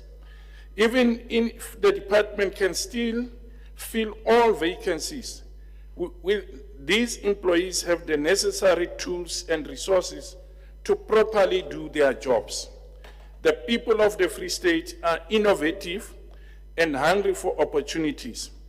It is the responsibility of the government at large to facilitate and encourage those opportunities. There are countless community organizations, programs, and projects which work to uplift and serve some around them. Providing them with the necessary support will allow vulnerable and disadvantaged to achieve greater degrees of self-reliance. We hope that expansion of the support to NPOs by the Premier during the State of the Province address will assist these efforts. Throughout this province, elderly people have banded together to form communities where they can meet and provide support and companionship to one another. One such group pooled funds from their pension grants and installed running water at their shack to hold meetings, and this NPO is in Windbeck, at Windbeck.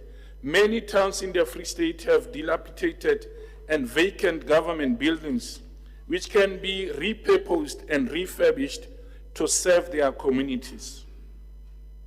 In the Western Cape, where the DA governs, the department is involved with over 140 assisted living, residential care, and independent living facilities.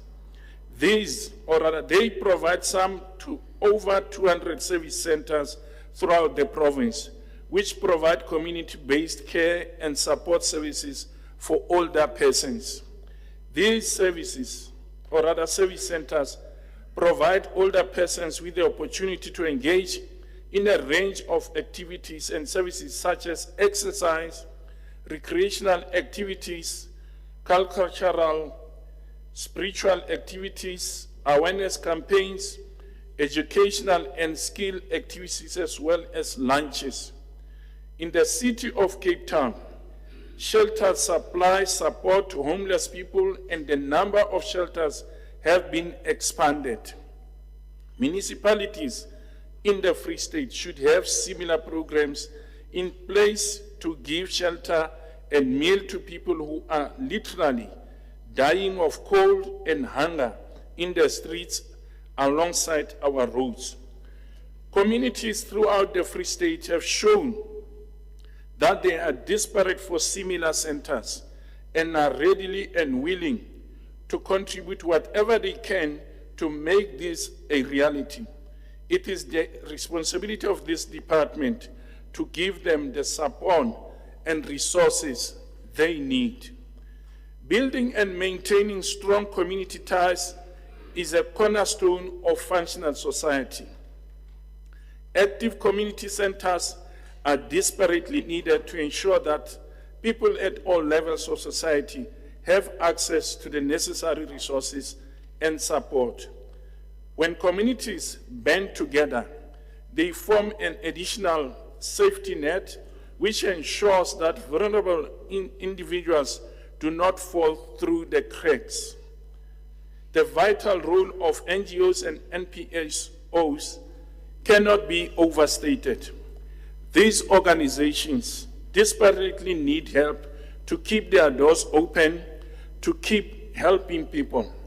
Housing and support facilities for disabled and infirm individuals cannot provide for their residents and do not have the necessary infrastructure and equipment.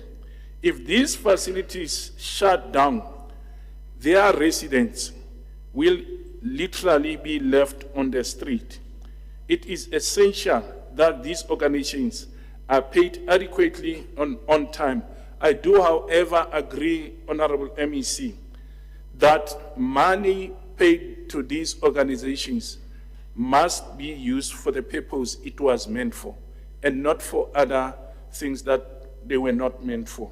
Many adults and children with disabilities in the Free State cannot be cared for at home by their families, often due to a lack of resources, equipment, and funds.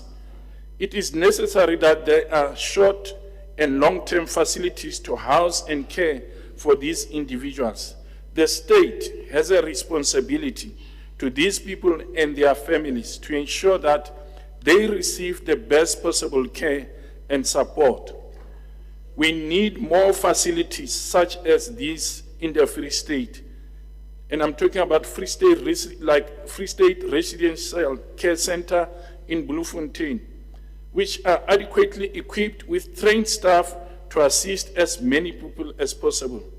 The mentioned facility holds several workshops which aims to teach those under their care valuable and practical skills which they can use in sheltered employment. Such workshops are invaluable in helping these individuals achieve their full potential. Too many disabled people in the Free State cannot achieve their full potential because they do not have access to the necessary support and resources. The department must collaborate with the Health and Education Department to ensure that support provided is multidisciplinary and comprehensive. Gender-based violence is an unfortunate reality for countless women in our province. Insufficient support for victims and inadequate law enforcement responses ensure that many of these women and children will never be able to escape the cycle of violence, some fatally. While we applaud the comprehensive national strategic plan in GBV and femicide, the ability of the government to implement this policy is questionable. This department must be instrumental in ensuring the success of this policy. The development and rollout of prevention programs must be a priority, which will serve to educate and inform members of the public. The response, care and support to the victims and survivors must be robust and comprehensive, taking into account the immediate aftermath and providing long-term recovery care. Tackling this issue requires an interdisciplinary approach which will encompass all sectors of society. The Department of Social Development must be the hub of support and prevention. This department made several commitments towards implementing this policy, including the establishment of shelter and safe house of victims. Such facilities would provide care and healing in the recovery process. But has this promise been kept? In the Western Cape, the Provincial Department of Social Development has established 25 shelters and appointed 30 dedicated social workers to address GBV and femicide. Their victim empowerment program provides psychosocial support services to individuals experiencing GBV. Within 3 months, the program assisted 5,701 victims, providing them with much needed services, including emotional and practical support, trauma management, court support services, awareness on their rights, and advocacy therefor. Preventive measures are explored and the provision of shelter services. The women of the Free State deserve to have government that not only cares about the constant violence perpetrated against them, but also a government that achieves work to prevent violence and properly deal with its aftermath. Too many people in the Free State live in abject poverty, depend on insufficient social grants. When looking at the suffering and hunger these people must endure every day, I ask you, Honorable MEC, how is the department fulfilling its mandate? What is being done to make them capable and self-reliant? The department espouses honorable and worthy values, but are these values present in the way our people live? Who's taking accountability for the poverty and degradation in this province? What care is being shown for elderly and disabled people? Where is the equity and equality in the steep rates of violence against women and children? Where is the human dignity in people living without electricity and running water, forced to wade through their own sewage? Where is the basic respect for human life in any of this? The DA supports social grants as a valuable social net to protect our most vulnerable citizens during their time of need. We would, however, like to see more people employed and generating tax than individuals dependent on social grants. Our concern is that with the diminishing tax base, there will not be enough money to pay for these grants indefinitely. That is why the DA will support positive initiatives to grow our local and provincial economies by investment-based job opportunities. The DA in the Free State is deeply committed to affecting social change in the Free State, and we cannot overstate the importance of the Department of Social Development in achieving this. The vital role of this department is unfortunately not being used to its full potential by the current government. Through you, Honorable Speaker, I must strongly urge the MEC, Honorable Lieto, to take the reins and fully achieve the honorable mandate and mission set forth by this department. I thank you, Deputy Speaker. Thank you, Honorable Masweu. I will now recognize Honorable Timo Meko.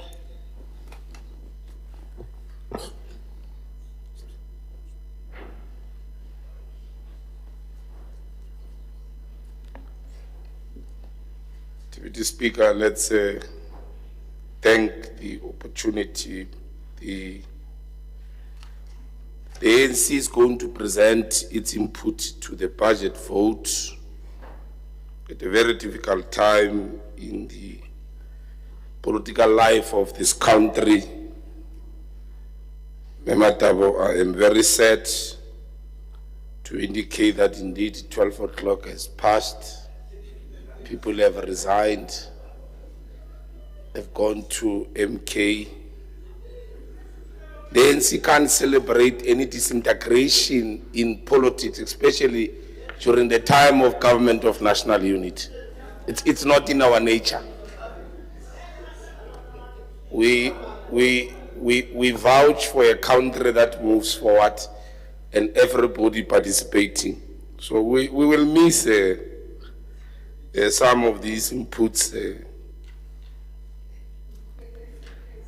It is against that background that the ANC welcomes the plans elaborated by you, MEC Matabo, and clearly important to indicate that these plans are guided by the State of the Nation address as well as the State of the Province address, both of which are appreciating that the country is operating under new and different conditions, under which the ANC will be serving the people of South Africa, of course, by implementing its election manifesto, which I think by this point, it is appreciated as a lodesta.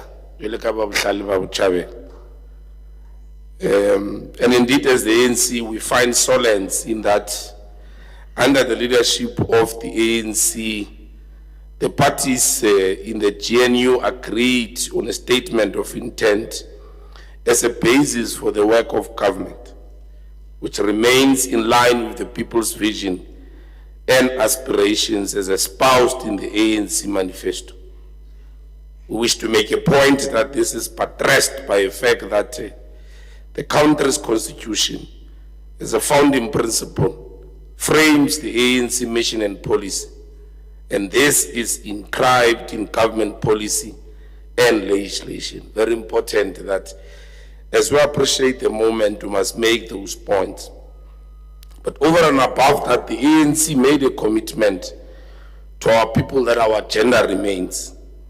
And our agenda is that through the state power, we will continue to protect, to defend, and advance the democratic gains secured before the government of national unity. And this commitment finds expression in the SONA and SOPA made immediately after the election. And to us, this is a very strong indication that indeed this is a party of the revolution with an impeccable track record to navigate complex socio-economic political turbulences. It has never been arrogant, even when we got two-thirds majority, because we believe that the leadership of the ANC must be earned and its views must permit the discourse and of course emerge out of contestation. This is the African National Congress operating under these new conditions and the new reality. We also wish to indicate that our country succeeded to manage a peaceful transition from apartheid to democracy, despite that pre-democracy was characterized by a history of violent dispossession and conflict between the oppressor and the oppressed. It was as a result of the foresight of the ANC leadership by then that to build an unracial, non-sexist, democratic, and prosperous society, the democratic state requires the participation of all South Africans. I hope we are not losing the EFF today. It will have a thick skin to sustain this turbulence. But given that Kimanyere in politics, we really doubt. Steadfastness to principle. Because of that, our transition started with government of national unity. It's not for the first time that the ANC spearhead and in fact led the country under these conditions. We're happy that healing the wounds of the past and redressing the inequalities caused by centuries of racial exclusion are today a constitutional imperative as a result of the struggles the ANC has waged and succeeded. Today, the ANC government has made significant strides in addressing poverty, unemployment, and of course the resolution of inequality. Greater number of our people have access to basic infrastructure and services such as clean water, sanitation, electricity, social grants, education, and many, many others, whose absence is the basis of many social ills. The poverty and inequalities that MEC Matabo spoke about when she was indicating the budgetary allocations. We are arguing politically as the ANC that their basis, especially structural basis, arises from our history. And of course, part of the post-1994 decisions. And we're arguing that especially poverty. It is because of this progress and commitment in confronting this legacy and the effects of post-1994 challenges that the ANC welcomed the budget vote as a pro-poor and pragmatic to concretize the ANC vision of eradicating poverty and coming closer to full employment of our economy. The speech, in our view, is a solid plan which continues the struggles of our people to liberate themselves from the starvation. We knew then and now that poverty alleviation and the economy are deeply interrelated, as well mutually supporting objectives, meaning that redistribution without growth is financially unsustainable, while growth without redistribution will fail structural transformation of the economy. ANC policy on social welfare and social security net guides our action and programs to achieve further progress as a response of how the South African society was organized to produce an unsustainable society where the social ills are being made to be the order of the day. We introduced this policy because we are a caring organization, and it is our intention as the ANC to fashion, to build a state in the image of the ANC, to become a caring society, against, of course, the policy to destroy the family life and the community life in various ways. The root causes of social problems and disintegration of our country's social fabric. Voices from those who oppose this progress achieved by this policy accuses us of creating an unsustainable welfare state seeking to corner the liberation movement or program to elevate growth without social content over the social welfare over the oppressed. Honorable Zama makes that point. ANC refused to succumb and implemented its program of the Reconstruction and Development Program in 1992. And it is our contention that this opposition to this policy trajectory is not genuine, but in the interest of protecting profit at the expense of the people's misery. of devastating poverty, which we experienced a day after the first democratic elections in 1994. We're arguing that this is not an accident of history, but an ideological belief that for others to maximize on profit, others must be poor. Nemisi Makume makes that point quite strongly when he quotes that one day the poor will rise to eat the rich if there's nothing to be eaten. Except that the irony being the fact that this poverty is and must be racialized. This must not be allowed, and the policy position of the ANC argues that point. The ANC policy and of course its government must succeed to change this reality because it is not natural and must not be made to be normal. Even the most recently Statistics South Africa released figures indicates that a large percentage of our population is still in the clutches of poverty and that the real victims are the vulnerable groups in our society, comprises largely of women and youth, and of course the elder. Women and youth in the main are still stuck at the bottom of the hierarchy in the socio-economic scales. We appreciate Mematab that women empowerment is one of the fundamental areas in the transformation of our society. We have since 1994 witnessed the increasing proportion of women in leadership positions, including the political leadership. This was largely inspired by the leadership that the ANC provided in society, enforcing the affirmation of women in key leadership positions, both in government and in the private sector. And we think that as the ANC, that this is a good program that will go a long way also to attend to some of the stereotypes which are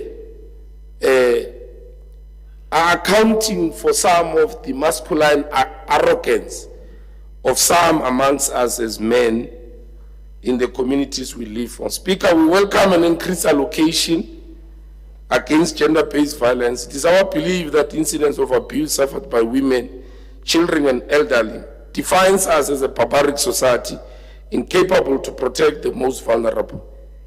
We think that this work must be carried by all in our society, especially men who say it's not in their name. MEC Matabane Premier, we take advantage of the fact that you are the political and gender activists.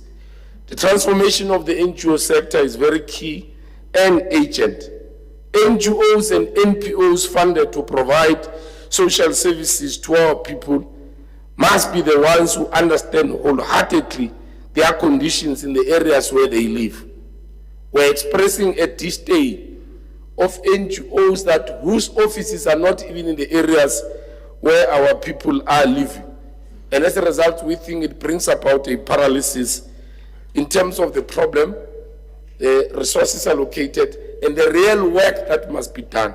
We appreciate that you have raised this issue at the level of compliance and ensuring that these NPOs and NGOs must be accountable. But we are raising strongly the issue of the transformation, that there's got to be an integration of people who do not only Google these conditions of our people, but at one point it was their lived experience, if we are indeed going to achieve at the end with regard to that. Ndate Maswi, you are saying the people of the Free State are living in abject poverty. We can't disagree with you because this is not a political tenets. Because if it's a reality, exactly the plans that MEC Matabe is outlining. But you see, we appreciate Rwena, you are a victim. Deliberately, they don't want you to know that in the very Western Cape, in Kaelisha, that deep abject poverty. Now we're appealing that don't become a victim of such an agenda. You must also help us and say indeed abject poverty in the Free State must be defeated. But don't be naive to the extent of being brainwashed to Rai or Western Cape. That's why they wrote for you, abject poverty or social services. You talk about Africans and blacks. the economy, don't touch it, because that's where their constituency, which they are protecting with everything else, must then belong. So don't be a victim like those who passed. They used to sit like you, where you are seated.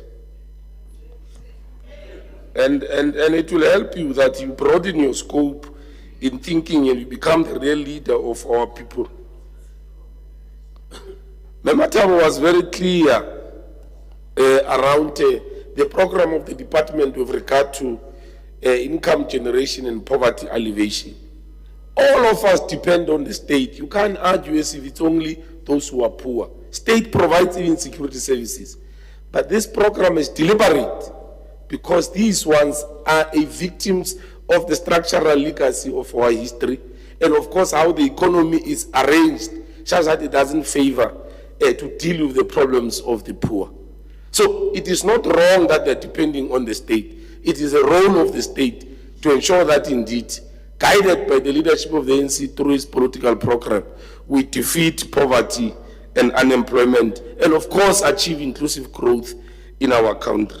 Deputy Speaker, the ANC is in support of the budget vote 2024 because we believe that indeed it is a clear plan to serve our people. Thank you very much. Thank you, Honorable Member. The Honorable MEC, Ms. Lieto, may now reply.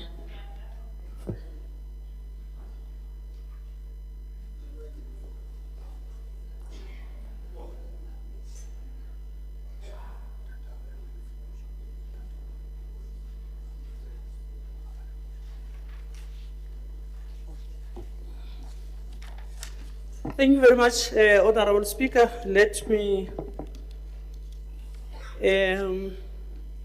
announce that once again, today, I am a grandmother to a boy born at 8:30 today. So I continue to increase boys. I indicated that Ndindlovkazi Tizali Nkosi. So congratulations to my boy who received a child, a baby boy. And thank you very much to Ntate Mahlatsi, Department of Health, for making sure that the child is delivered safely. Thank you very much. Deputy Speaker, gender-based violence and femicide should be a business of all of us.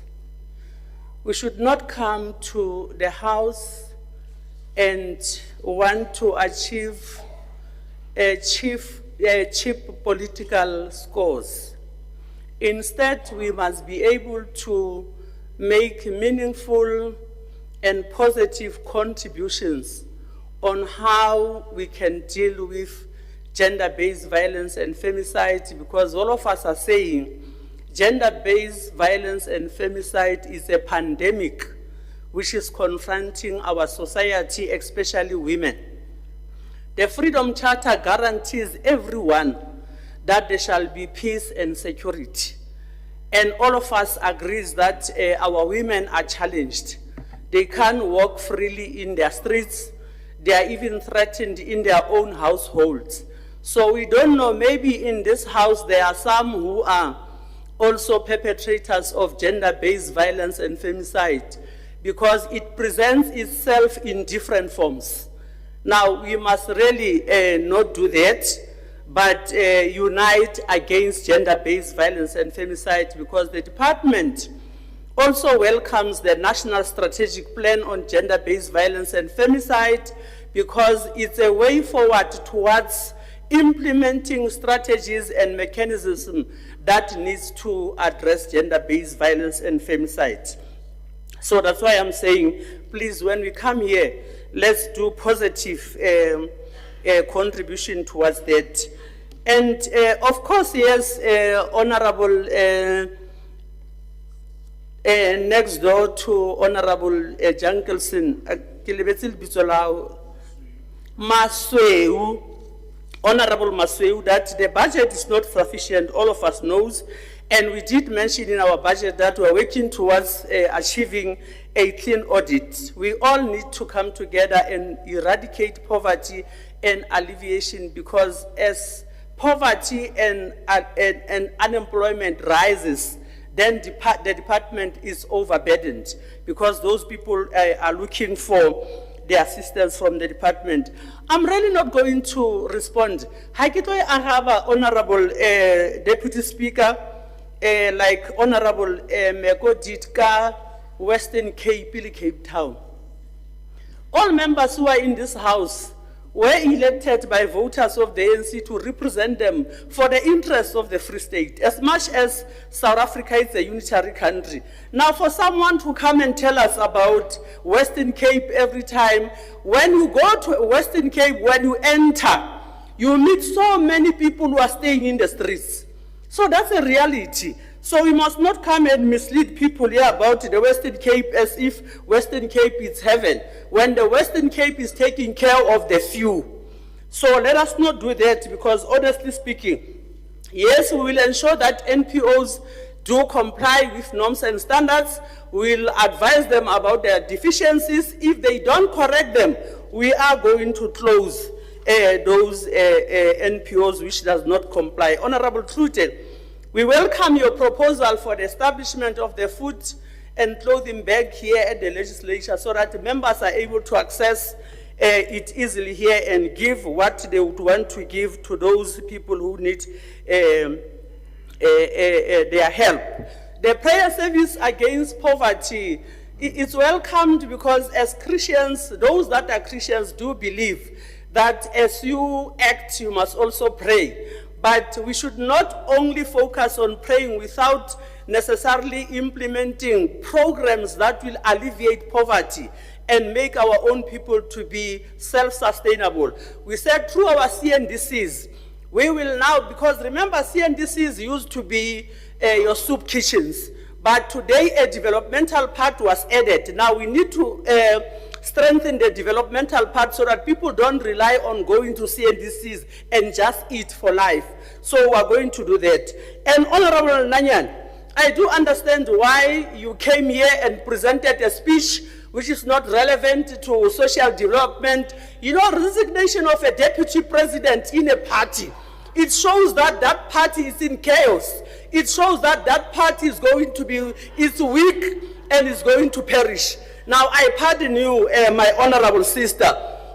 Stress sao se sengata se phahame haholo wa ipotsa hona haebe wena o no le supporter ya Floyd o kana thotsa maele ena ka utlo sanu so to house leyo. Our annual report has indicated about the data and the work that we have done. We are not submitting an annual report here.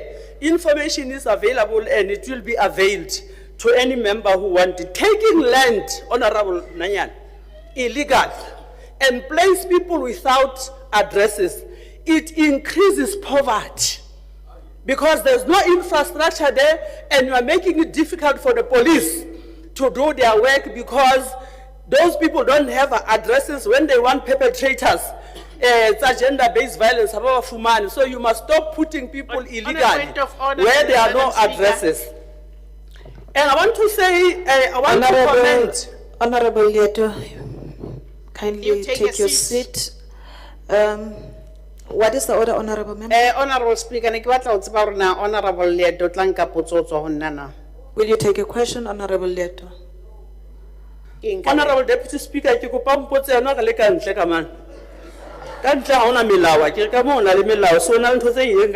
you may continue, Honorable Member.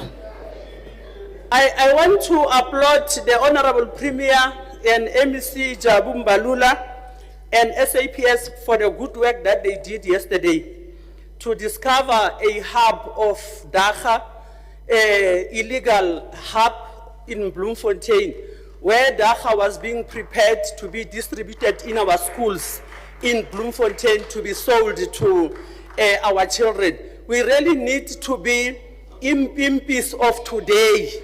Inform the police about this illegal Dagga which is given to our people. We also want to propose, Honorable Mbalula and Honorable Mabuya, that those hawkers that are selling at schools, let them be accredited and vetted, because some of them pretend to sell food when they hide dagga and drugs to our children. Bana ba rona ba fela ke matekwane le dagga, batho bao ba dulang dikolong ba teng ba genuine ba etsa mosebetsi, mare ba bang ba pata e ka re ba rekisetsa bana ba rona dijo, ba ba rekisetsa matekwane. Re a le lebohisa ka mosebetsi o moholo oo, re batla o di ntshe kaofela ebile mona Mangaung.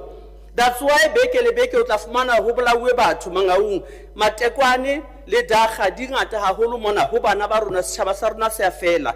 Re kopa Ntate Mbalula o tiise ho feta ka mokgwa o entseng ka teng maobane ra o lebohisa. As the department will continue to provide services to the vulnerable through the institutions that we have. But I mentioned it that the Older Persons Act 13 of 2006 does not force elderly people to go and stay at old age homes. That's why we are saying we want to do a clarion call to all our people and say, let's look at our neighbors. Ha re shebe mo nkgono le bontate moholo ba ba aisane ba rona, ha re tsoa hoseng dumedisa moaisane wa hao ho o tsebe gona nkgono go betse jwang ho etsetsa hore ba hlokomelo bana re a tseba ho dula lapeng ha hao ho batla ho le comfortable ho feta ho ya ntlong ya maqheku, empa ba hlokang ntlo ya maqheku re tla etsa bonnete ba hore re ba fa ditshebeletso tseo. Ke a leboha honorable members of the ANC for reminding everyone that we will ensure that we keep Free State to work. We will ensure that we eradicate poverty. We will invest in people through the skills development that we have as government, so that our people don't rely on getting everything from government, but they must be able to earn salaries for themselves. So let's work together in the eradication of poverty, unemployment, and gender-based violence and femicide. Can we be a lady for once? Thank you. Thank you, Honorable Speaker. Ke kopa motho ya tlo mpotsa potso a mpotsa go fitlha ka ntle. Ke a leboha. Thank you, Honorable Member. Ke bone ke sa mmone Honorable Nanyane ka ipotsa o tswile neng, ke bona you want to be closer to the Honorable Leeto. Honorable members,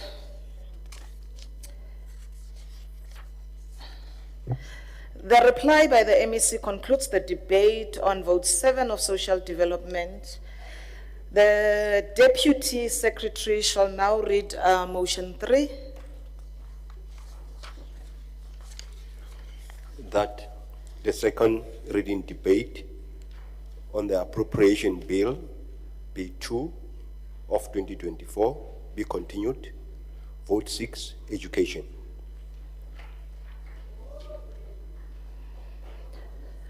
The vote before the House is vote 6, education.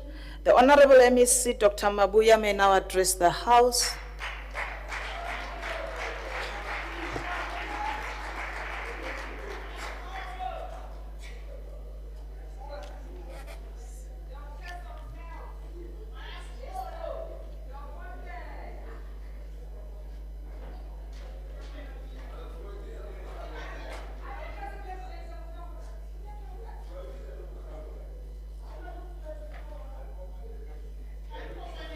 Honorable members, no. No, honorable members. Honorable Nanyane, let's not do that, honorable members. The Honorable MEC, Dr. Mabuya, you may now address the House.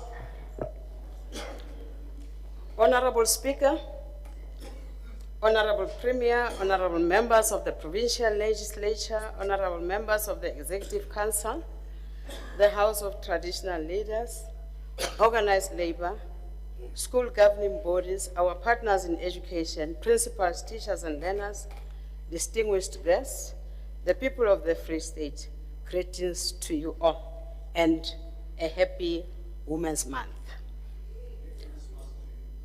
Honorable Speaker, it is with a deep sense of responsibility and purpose that I rise today to present Budget Vote 6 for the Free State Department of Education for the 2024-25 financial year.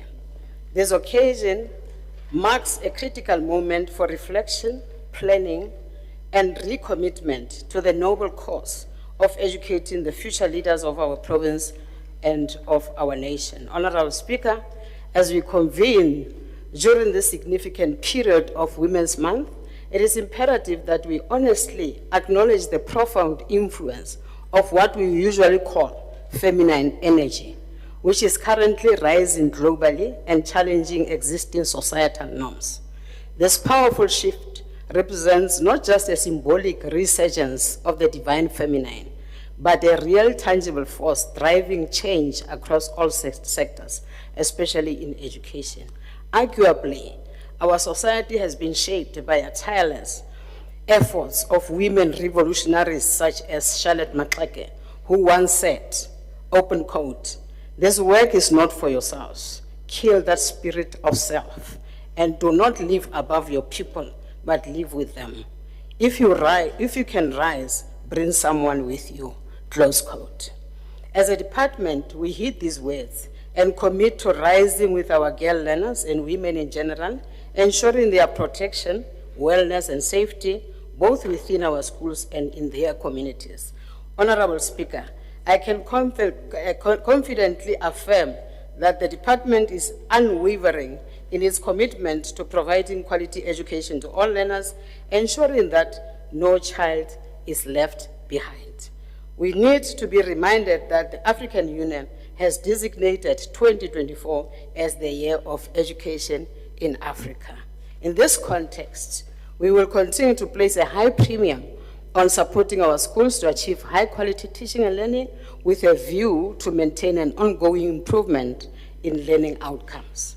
Honorable Speaker, this budget vote takes place at a time when we need to appreciate our achievements within the context of 30 years of democracy. To date, our government has consistently worked to ensure that education serves as a catalyst for growth, empowerment, and equity. In reflecting on the achievements of the past years, we take pride in our efforts to enhance the education spectrum in the Free State. Recent research and statistical data reflect significant strides that we have made. On attendance and enrollments, Honorable Speaker, according to Census 2022, the introduction of no-fee schools, early childhood development, access to learner transport, and school nutrition has had a positive impact on attendance and enrollments. The largest rise in attendance was observed in Free State, with a percentage of individuals aged 5 to 24 years attending educational institutions increasing from 73.1% in 2011 to 76.8% in 2022. The same census has demonstrated a positive trajectory for education in the Free State. In 2011, 7.1% of the Free State population aged 20 plus had no formal schooling. That figure has declined to 5% in this latest census. Early childhood development. Overall, in 2022, children aged 0 to 4 years mostly attended a creche or an educare center, and that represents 36%. The largest percentage of children attending these facilities were residents of Western Cape, Free State, and Gauteng. That is an achievement.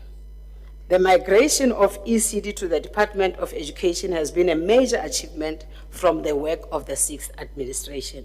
The department also made significant strides in the provision of school infrastructure, including the eradication of inappropriate structures in the form of your asbestos and mud schools and pit toilets.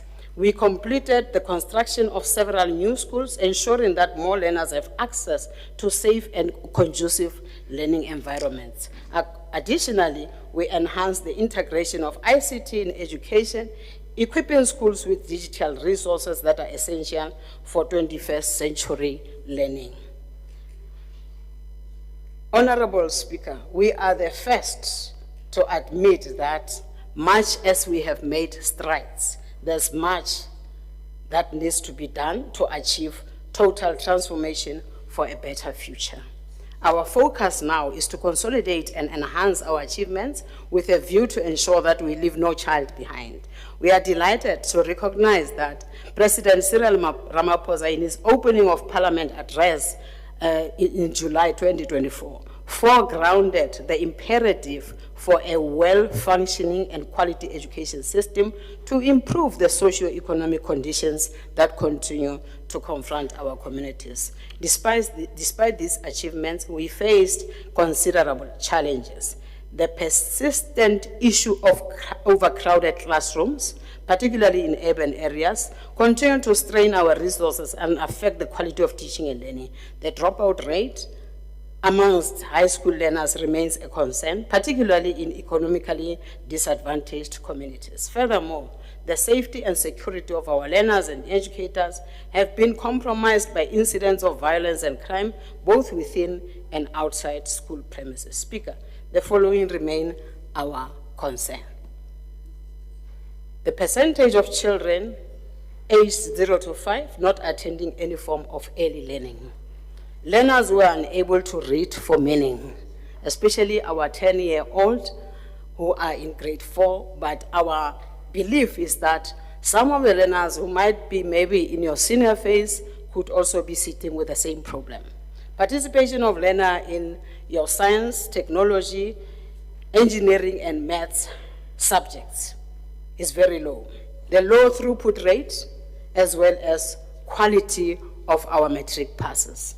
But we're also experiencing challenges around our infrastructure projects who are delayed in terms of their completion. Honorable Speaker, the challenges of the past years should not deter us. Rather, they should strengthen our resolve to pursue transformative change in the education sector. The 2024-25 financial year presents an opportunity for the department to build on our successes and address the challenges that persist. As we embark on the tenure of the 7th administration, we need to appreciate that the NDP has envisioned the need for our learners to have access to education and training of the highest quality, leading to significantly improved learning outcomes by 2030. We therefore need to be guided by both provincial and national imperatives for empowering our learners with skills and competencies for a changing world to meet the demands and challenges of the 21st century. Our primary focus in the current term will be on the transformation of the education spectrum, guided by 4 strategic pillars, one being access, the other one being quality, inclusivity, as well as responsiveness.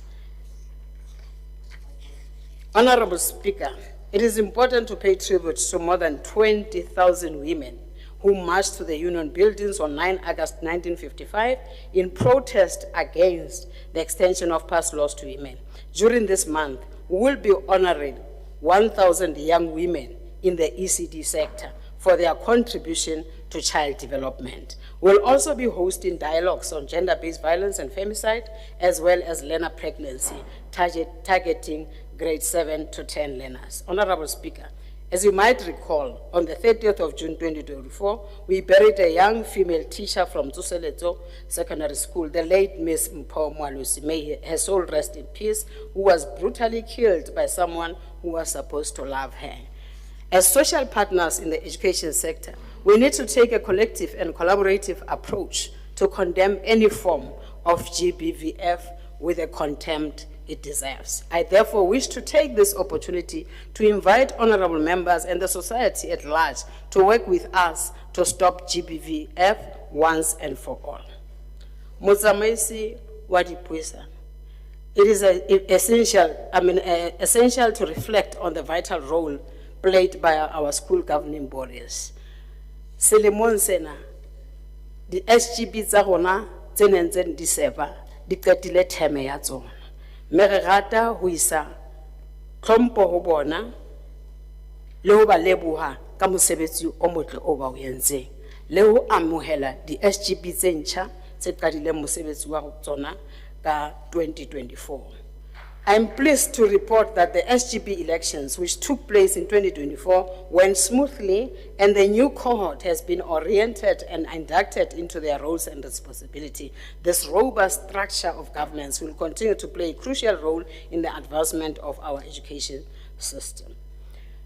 Honorable Speaker, for the 2025, Honorable Speaker, it is evident that we are operating under difficult fiscal conditions which require innovation, creativity, and firm financial discipline on how to manage the public purse. The MTEF allocations for the outer years, 2024, 2025, 2026, and 2026-27 will be 18.5 billion and 19.4 billion respectively.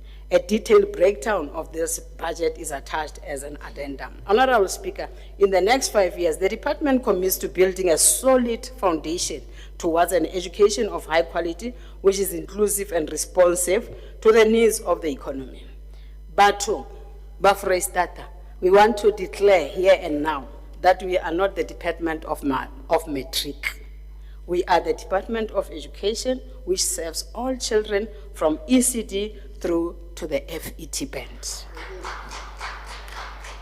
We remain committed to our mandate of providing a meaningful expression to the right of children to basic education as enshrined in our Constitution. This mandate, founded on the ruling party's founding document, the Freedom Charter, dictates that, open quote, the doors of learning and culture shall be open to all. Honorable Speaker, the impact of a well-functioning and quality education system that reduces poverty and drives inclusive growth cannot be overemphasized. To this end, our work will be guided by the following key priorities with a view to improve service delivery in education, improved access to quality ECD as a priority. Honorable Speaker, our priority is to achieve universal access to ECD, which is a prerequisite for improved learning in later years. Emphasis will be placed on quality services throughout the whole ECD ecosystem to prepare children adequately for school readiness. In the 2025 fiscal year, the department has budgeted 306.5 million to subsidize 68,772 eligible children. This is to ensure that children from vulnerable communities access quality early learning programs. In 2023, the department funded 1,249 ECD centers and 1,410 centers will be funded in 2024. This shows an increase in the number of centers that will be servicing, as well as an increase in the number of children that will be benefiting from this program. In broadening access to quality early learning programs, at least 300 unregistered ECD centers will be registered in the 2024-25 financial year. In dealing with the emergence of unregistered ECD centers, the department has developed standard operating procedures to ensure compliance with ECD registration norms and standards for partial care facilities. In celebrating Nelson Mandela Month, 23 unfunded ECD centers were identified across the districts and were provided with resources including educational toys, blankets, etc. And more importantly, these 23 centers will be fully funded by the end of 2024-2025 financial year. Honorable Speaker, to ensure early identification and referral of children with learning barriers and those living with disabilities, we will ramp up efforts to improve access to quality inclusive education for children in our most vulnerable communities. We are pleased to announce that the Child Protection Week was celebrated in 58 ECD centers, reaching 58 matrons, 36 ECD practitioners, 1,432 parents, and 1,909 children in the province. To improve the provision of quality ECD services, the following initiatives will be taken, amongst others, within the financial year 2024-2025. With regard to grade R, we'll be training practitioners on the national curriculum framework. We'll be training practitioners on classroom management and training matrons on curriculum management. We'll also be training practitioners towards an NQF level 4 qualification. Honorable members, in respect of grade R, amongst others, we'll also be we'll be administering school readiness tool in 70 public schools to determine readiness, upskill grade R practitioners, and also train practitioners on emergent reading. Honorable Speaker, we will prioritize teaching learners to read for meaning and develop their numeracy skills early on, as these foundational skills are crucial for future learning. To build a strong foundation, our focus will be on primary schools. In an effort to improve learners' attainment in maths and languages in secondary schools, we will implement the following interventions inter alia: administering baseline tests at the beginning of the year, and this will help us to identify the necessary gaps. We are mindful of the fact that due to COVID-19, our learners did experience learning losses, and these have to be closed continuously. Hosting reading conferences, support for grade 6 and 7 mathematics and science teachers. Whilst we are doing that, another priority is for us to maintain and sustain performance in secondary schooling. Honorable Speaker, we have managed to retain our #1 spot in the National Senior Certificate results for 5 consecutive years since 2019. Our latest pass rate for 2023 is 89.3%. In addition, bachelor passes improved from 43% in 2022 to 44.7% in 2023, the second highest in the country. We are pleased that 3 of our districts, namely Muteo, Fesledabi, and Tawang Fusangana, are in the top 10 performing districts in the country, and that all our districts are performing above 85%. This is truly remarkable. Honourable Speaker, our province has also delivered excellence in different subject offerings in the NSC examinations. For example, in geography, life sciences, accounting, we have maintained the #1 spot in the country for a number of years. Other subjects in which we are leading include 6 technical subjects, business studies, etc. It is therefore against this background that we will continue to work harder to increase the number of grade 12 learners who pass mathematics and science, because we have already acknowledged that that is a challenge on its own. We will increase the number of grade 12 learners who become eligible for bachelor programs, and we will also work hard to improve the throughput rate, which we have acknowledged that we have a challenge around that area.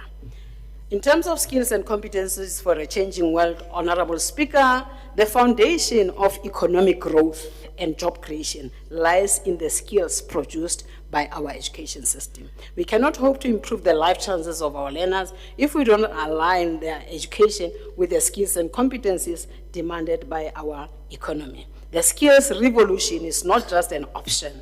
It is a prerequisite for industrialization and for building an inclusive economy. To this end, we are committed to expanding vocational and occupational training in our schools through the implementation of the 3-stream model. This approach has been proven successful in countries that have industrialized their economies. We too must ensure that our education system serves as a catalyst for economic transformation, creating a workforce that is ready to lead our nation into a new era of prosperity. Honorable Speaker, our technical schools have increased from 29 in 2022-23 to 31 in 2024-25. Furthermore, 26 schools offering technical subjects implemented 1 or more of the 3 technical vocational subjects in grade 8 and 9, meaning that in a technical high school now, you would find some subjects, technical subjects, also being taken by learners who are in grade 8 and 9. Other vocational subjects implemented in grade 8 and 9 are digital technology in 15 schools, consumer studies in 6 schools, and hospitality studies in 6 schools. These are what we call our schools of specialization. The province has 30 schools offering a minimum of 2 technical specialization subjects from grade 10 to 12. Rikaile, the secondary school in Kofifontein in the Harib district, will implement a second specialization in grade 10 in 2025, which will increase the number of technical schools in our province to 31. To date, we have completed 3 technical workshops in the Harib district in 3 schools. Honorable Speaker, on 28th to 31st August 2024, we'll be hosting the Provincial Technical Schools Skills Competition. And we would like to invite members to come and witness learners and teachers locking horns in displaying vocational skills. Honorable Speaker, the agricultural sector remains the key driver of the Free State economy. We need to reclaim our position as the breadbasket of the country. I'm told that we have been overtaken or we have been displaced by Mpumalanga. So we need to reclaim that position. To this end, agricultural schools have been increased from 15 in 2022-23 to 19 in 2024-25. In addition to this, agriculture has been offered now in lower grades, that is in your grade 8 and grade 9 in 22 schools. In collaboration with the Department of Agriculture, Rural Development and Environmental Affairs, we will be accelerating the implementation of vegetable gardens in schools. This will not only serve to promote food security, but will also facilitate integration of our agricultural produce into the ecosystem of our school nutrition program. This partnership will create the conditions necessary to reduce poverty and address the high cost of living in the communities surrounding our schools. By fostering these synergies, we are not only enhancing the nutritional support of our learners, but we are also empowering local communities through sustainable agricultural practices. Honorable Speaker, to expose our learners to the skills needed for participation in the 4th Industrial Revolution, 100 primary schools and 21 secondary schools are piloting coding and robotics. Furthermore, teachers will be trained on new technical subjects as well as ICT integration, coding and robotics, digital technology, and technical vocational subjects in 8 and 9. To support this, we'll provide laptops and data projectors to both teachers and learners involved in the pilot. Honorable Speaker, the General Education Certificate, which is envisaged to provide an accurate indicator of the performance of the education system at the end of grade 9, was administered in 85 pilot schools in 2023, and the full-scale administration of this certificate for all grade 9 learners will be implemented in 2025. Honorable Speaker, learner support cannot be seen in blind isolation from curriculum delivery in schools. Our interventions in learner support play an important role in creating an enabling environment for effective teaching and learning. These interventions, which have direct and indirect impact on job creation and poverty alleviation, find expression in the following programs. One program is the National School Nutrition Program, which is a cornerstone initiative aimed at promoting the health and well-being of learners. We remain committed to ensuring that all qualifying learners from quintile 1 to quintile 3 schools, which actually form more than 80% of our schools in the Free State, receive nutritious meals daily, and we have also included breakfast in their daily meals, which is essential for their physical and cognitive development. Moving forward, the department will continue to collaborate with various stakeholders, including local farmers and suppliers, to improve the efficiency and reach of this program, ensuring that no child goes hungry in our schools. This year, 599,339 learners, up from 597,600 last year, are benefiting from the program. A total of 3,371 voluntary food handlers, compared to 3,336 previously, are involved in the program. Honorable Speaker, ensuring safe and reliable transport for learners in rural and remote areas is our key priority. To address the challenges faced by learners who will have to travel long distances to access education, the department is actively working on expanding this service to cover more areas and ensure that no learner is left behind due to transportation barriers. Plans are underway to upgrade the existing fleet and improve monitoring systems to guarantee the safety and punctuality of these transport services. Our learner transport program currently serves a total of 9,528 learners from 147 farm schools and a total of 1,200 learners from our special schools, 7 of our special schools. The Presidential Youth Employment Initiative represents a significant effort by the government to tackle youth unemployment in the Free State. The program has already seen a positive impact with many young people employed in various sectors. Moving forward, the department plans to expand the scope of PYEI to reach even more youth with a particular focus on those in marginalized communities. On the PYEI, the number of job opportunities created in the last 2 financial years is 19,257. Honorable Speaker, these interventions undoubtedly represent a meaningful contribution in capacitating the state, reducing poverty, and tackling the high cost of living. On school enrichment programs, Honorable Speaker, in the previous financial years, we successfully launched and implemented key school enrichment programs, including the magnificent Wednesday School Sports League, the South African School Choral, Estate Fort, and the school's moot court competition. These initiatives have played a vital role in supporting curriculum delivery, fostering social cohesion, and encouraging learners to pursue potential careers in sports, arts, and law. As we move into the current financial year, we will ensure that we massify participation of our learners in these programs. On access to quality teacher training and professional development, as a further contribution to building a capable state, the department will continue to invest in our teachers. An amount of 49.4 million has been set aside for training and development of teachers. This allocation is meant to address in-service training, focusing on improving teaching and learning.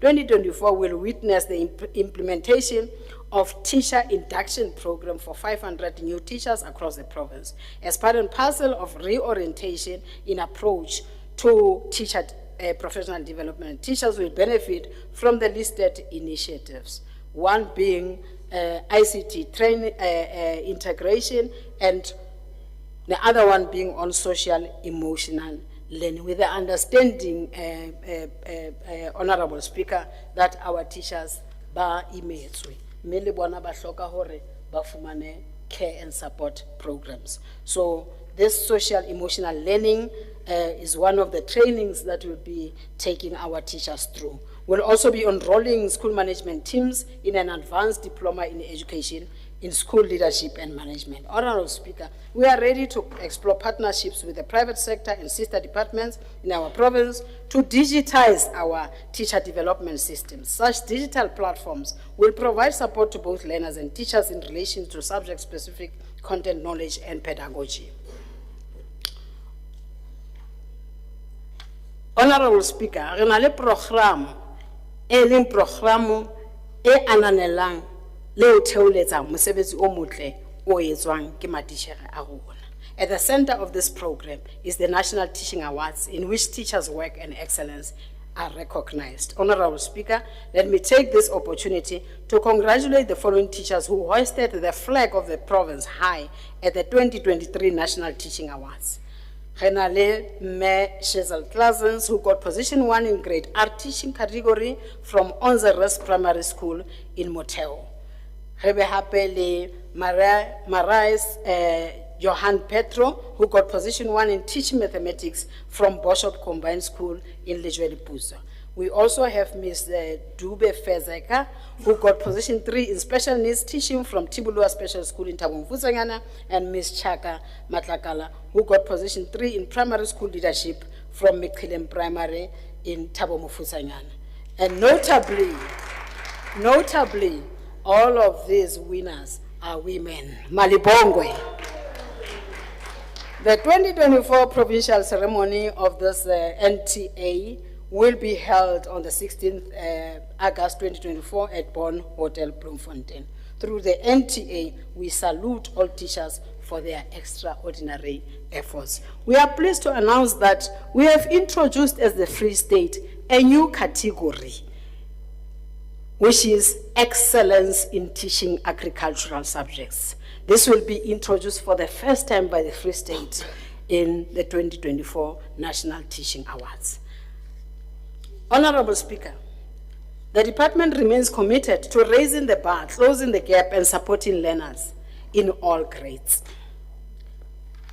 To this end, we will ensure that all children, including those living with disabilities and those with learning barriers, have equal access to quality education, helping them to stay in school through to completion. Honorable Speaker, we are pleased to report that the department is committed to providing quality education to farm school learners through the implementation of the integrated rural education strategy. We have seen 273 school hostel parents from 47 farm hostel schools being trained on parenting with assurance to equip them to perform their local parents' responsibilities of caring and instilling values in order to prevent these learners from engaging in risky behaviors such as substance abuse and teen pregnancy. Honorable Speaker, the need for psychosocial support by our learners and teachers has increased due to escalating social ills such as racism, bullying, gangsterism, GBV, etc. As a result, 25 intern social workers were appointed to ensure that the continuum of care and support for all learners and teachers is rendered to create psychosocially healthy schools. In an effort to improve the quality of inclusive education, we'll also be implementing the school readiness program in those schools, that is your primary schools, full service and integrated rural education strategy schools, to ensure early identification and support for these vulnerable learners.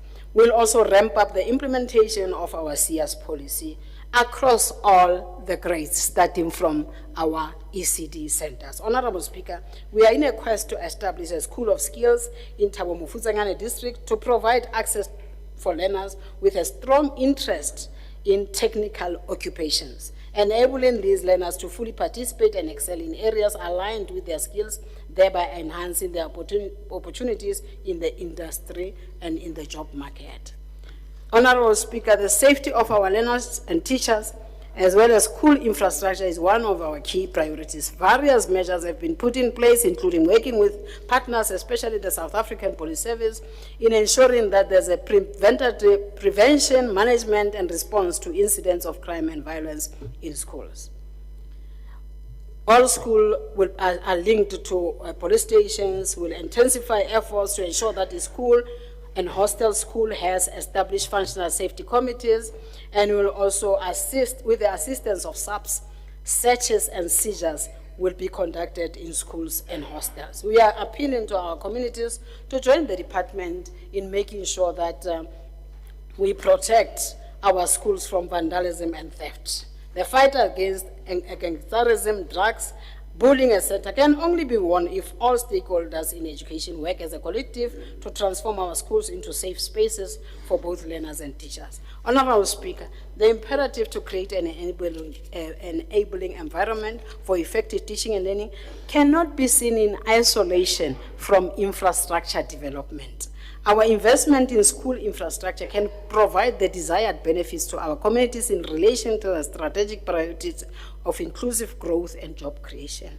We firmly believe that good infrastructure that is maintained on a regular basis is a non-negotiable for the delivery of quality education. Speaker, in turning South Africa and the Free State into a construction site, the department will use the new Public Procurement Act to prioritize Free State businesses and its people in general. In this regard, the department will also develop a clear framework to regulate our working relationship with our implementing agency, agents. In the 2024-27 MTEF, an estimated amount of 3 billion has been set aside, and the following infrastructure projects will continue to be rolled out in the 2024-25 financial year, with the understanding that our capital projects, most of them are multi-year projects. So, Honorable Speaker, 10 new schools, 9 primary schools and 1 special school, which are at various stages of completion, will be built in this financial year as listed in the table below. The department will invest over 300 million towards additional facilities that will include your ablution blocks, classrooms, fences, as well as laboratories, as indicated below. Honorable Speaker, in pursuit of inclusive growth and job creation, our investment in infrastructure development will undoubtedly contribute a great deal in converting our province into a construction site. In order to counter delays in capital infrastructure projects, stringent and modernized monitoring and reporting systems will be implemented. As I conclude, Honorable Speaker, as part and parcel of our first 100 days program in office, we'll continue with various internal and external stakeholder engagements to establish solid relationships with the sole purpose of delivering quality education to all our learners. Such partnerships and collaborations will, amongst others, help us to improve our capacity to deliver education of high quality in an efficient manner.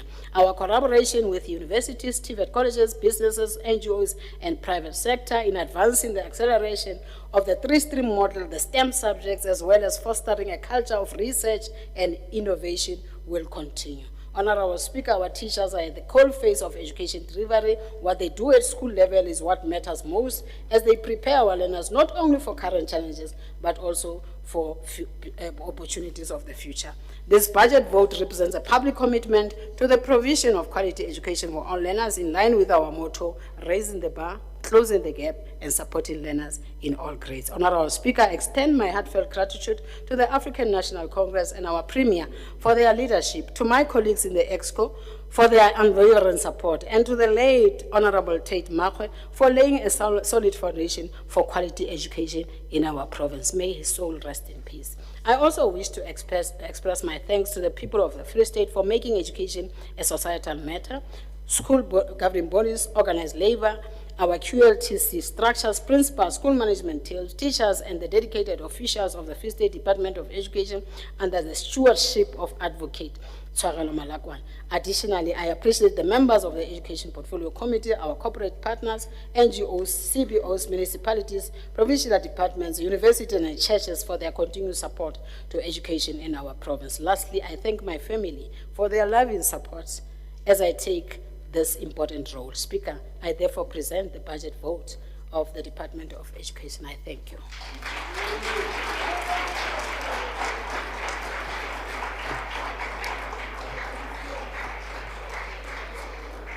Thank you, Honorable Dr. Mabuya. Honorable members, the tabling of budget vote 6 on education opens the debate on this vote. I shall now recognize the Honorable Z. Sifuba.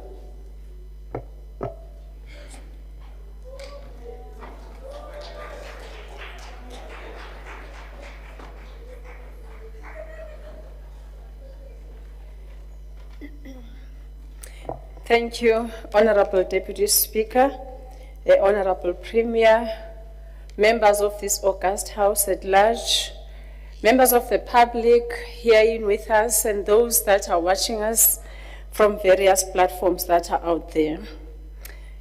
Honorable Deputy Speaker, education remains the panacea to address the triple challenges of poverty, unemployment, and inequality, which continue to be the legacy that we are still grappling with since the past we experienced as a country.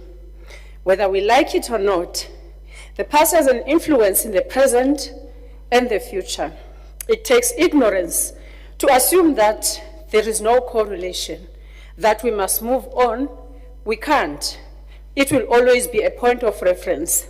When President Mandela was released in 1990, he made a clarion call that all those who are of school-going age should go back to school because he believed that the liberation and democracy will be meaningless and definitely incomplete without education, as we were to embark on a reconstruction path as a nation.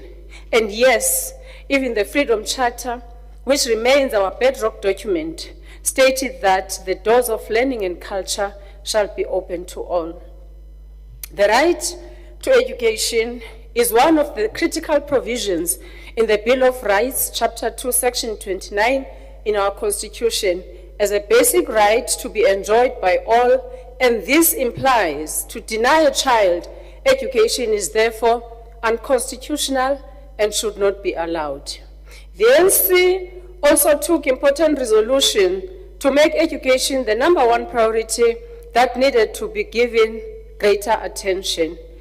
Our call is not just that of education, but quality education that will equip young people with this key to open the doors of their future.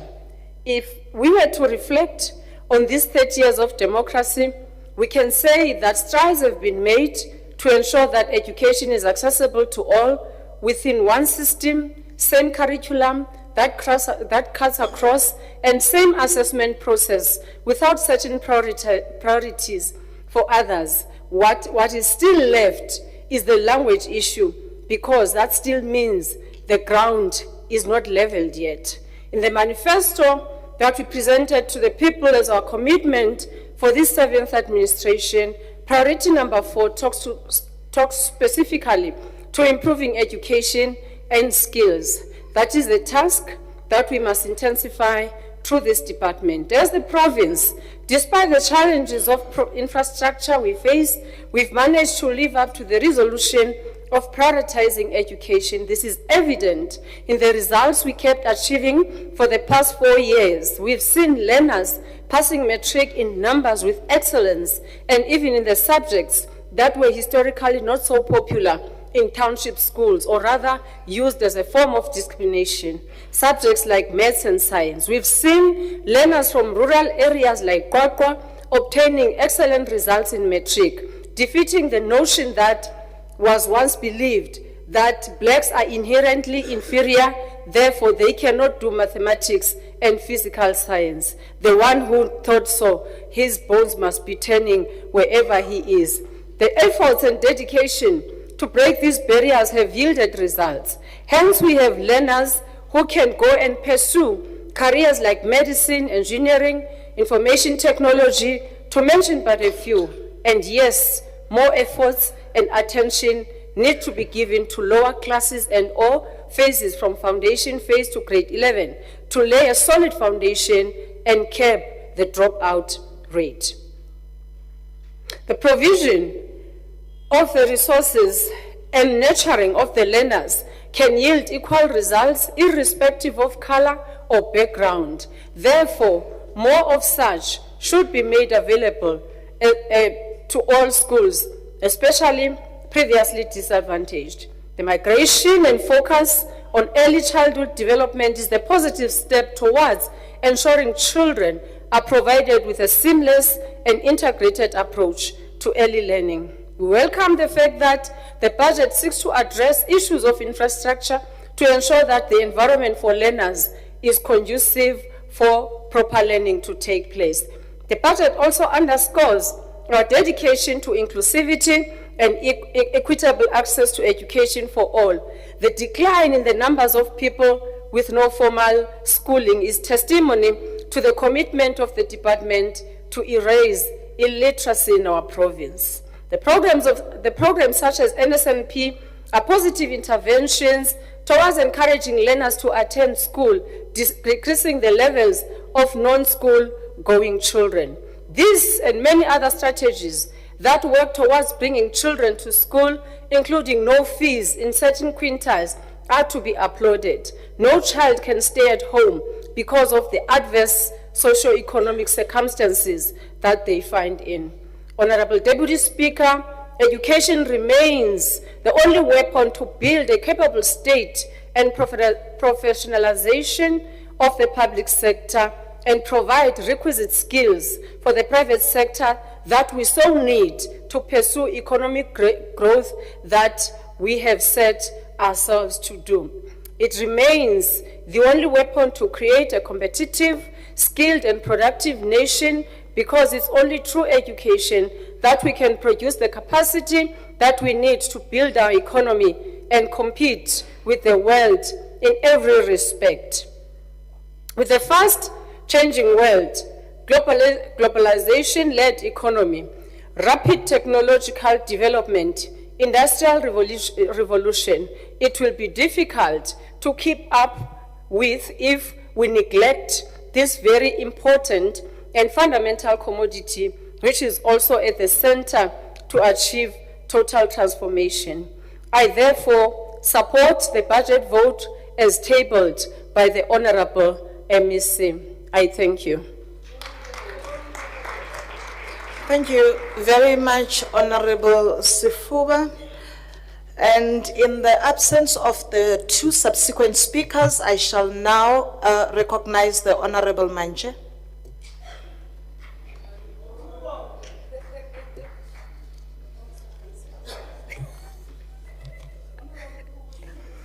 Thank you very much, Honorable Deputy Speaker.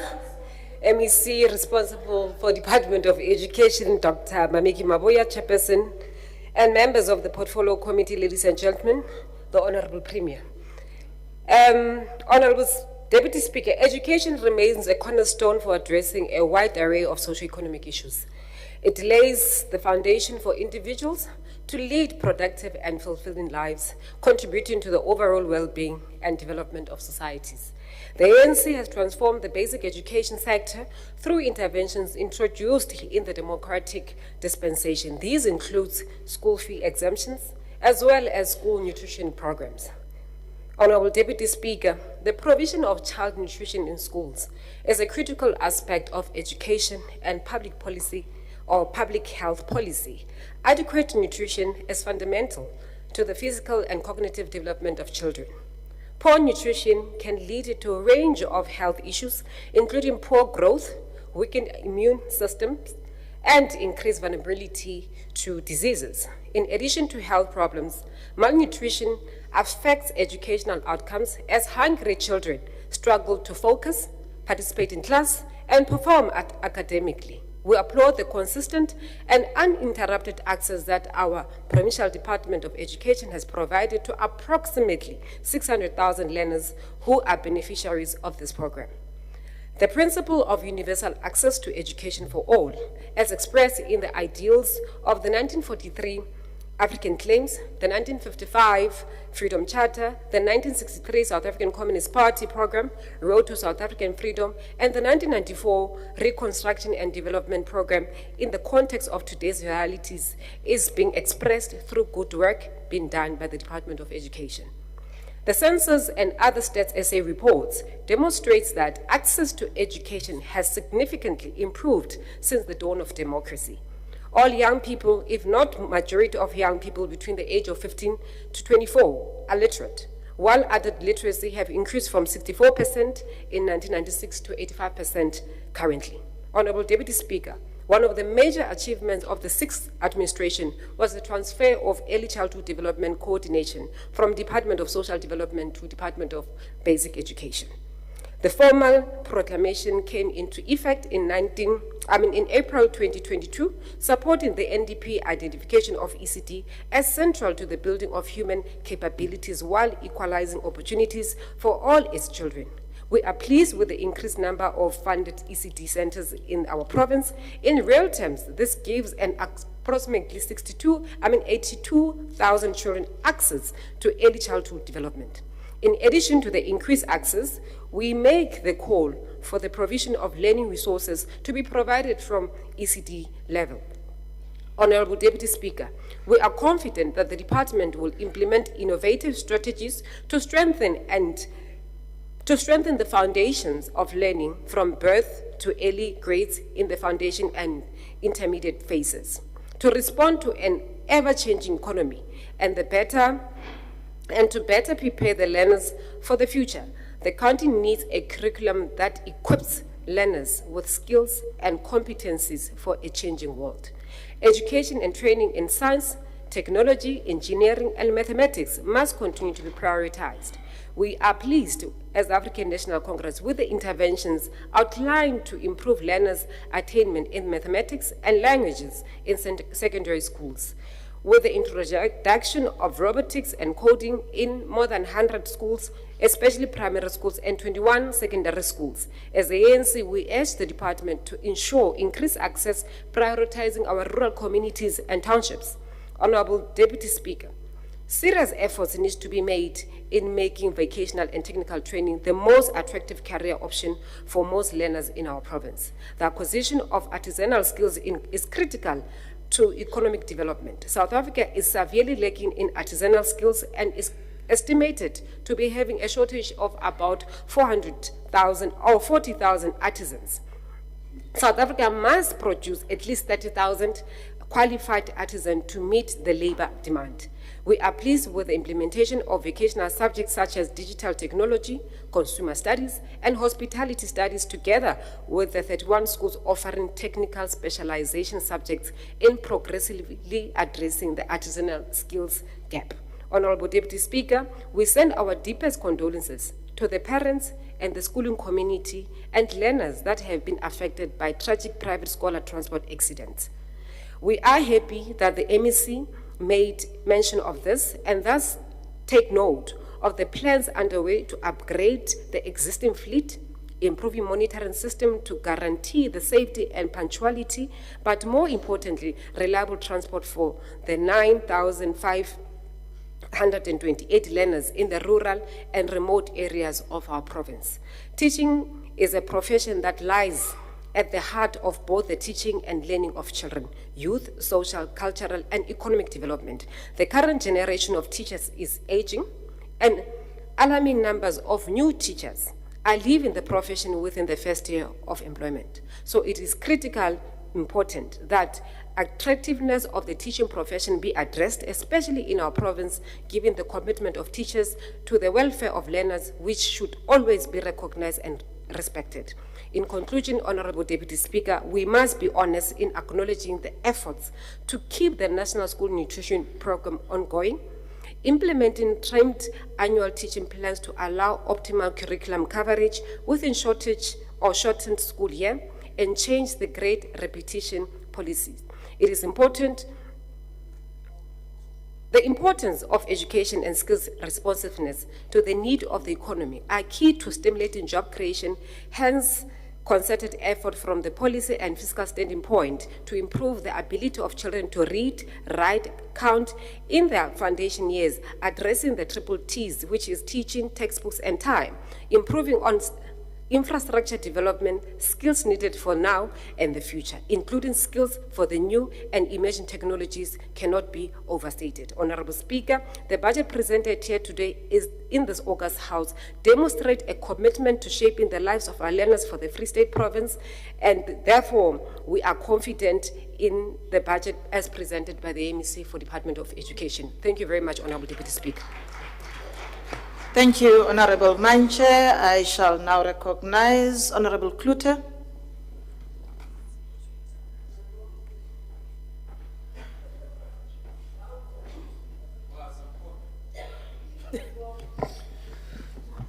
Thank you, Deputy Speaker. I wasn't aware of the dress code for today.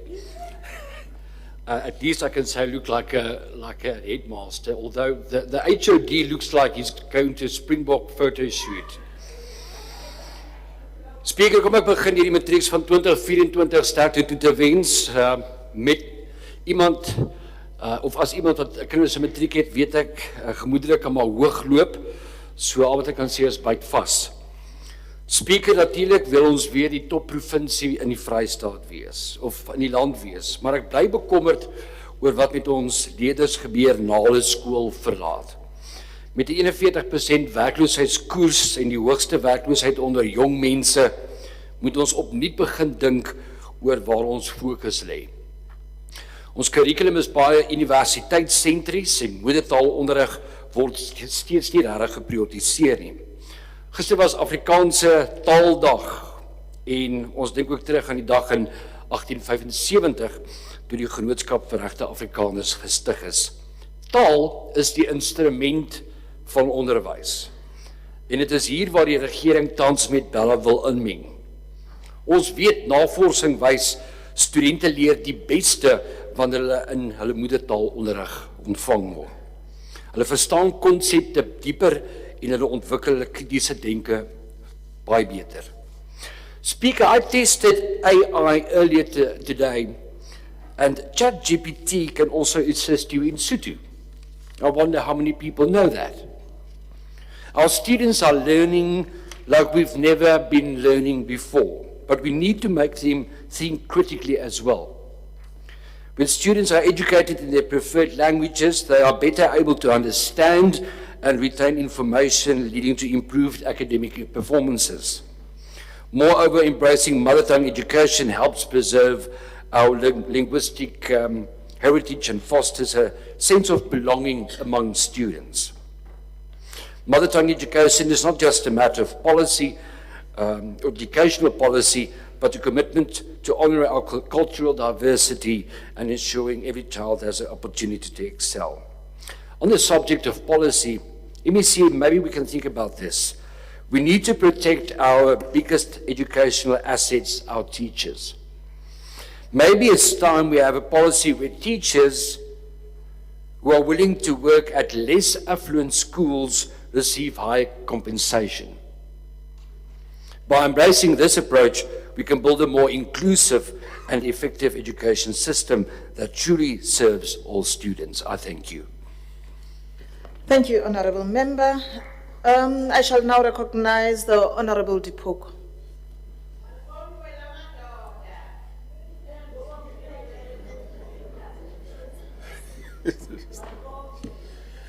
Thank you very much, Speaker, and greetings once more.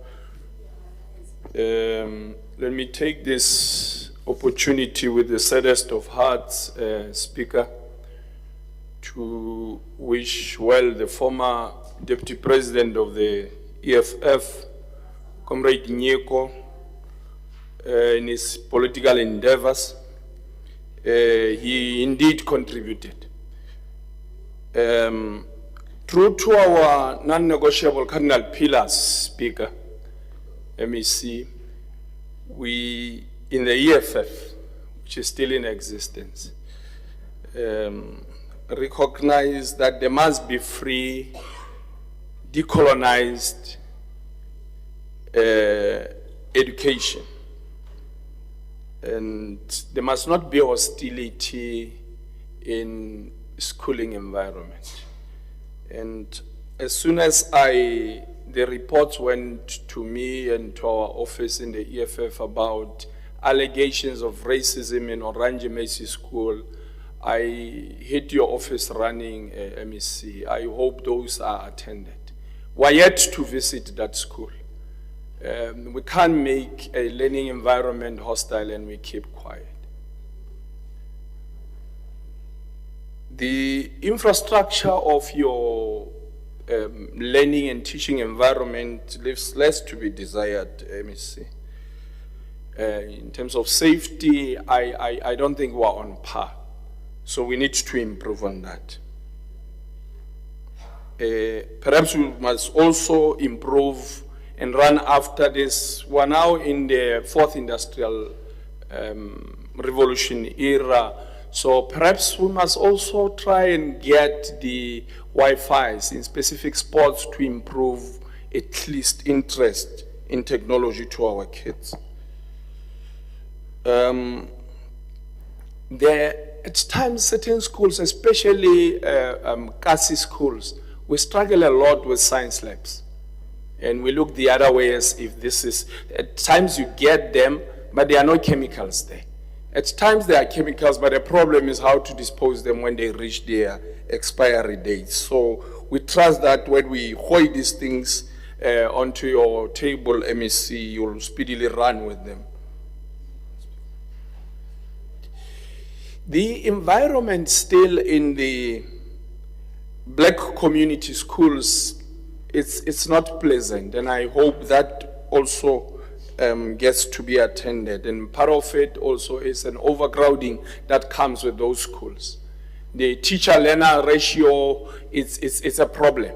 And as such, it drains teachers. And SMTs will bear testimony to this. They might not be able to tell you up front, but I'm here to do that on their behalf, MEC.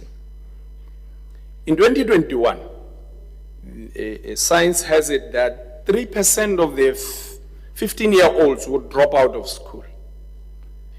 And 9% of the 17-year-olds will drop out of school. So whatever we celebrate every year as an achievement in this province, at times we need to bow our heads and think of those kids. At times, perhaps they drop out because they are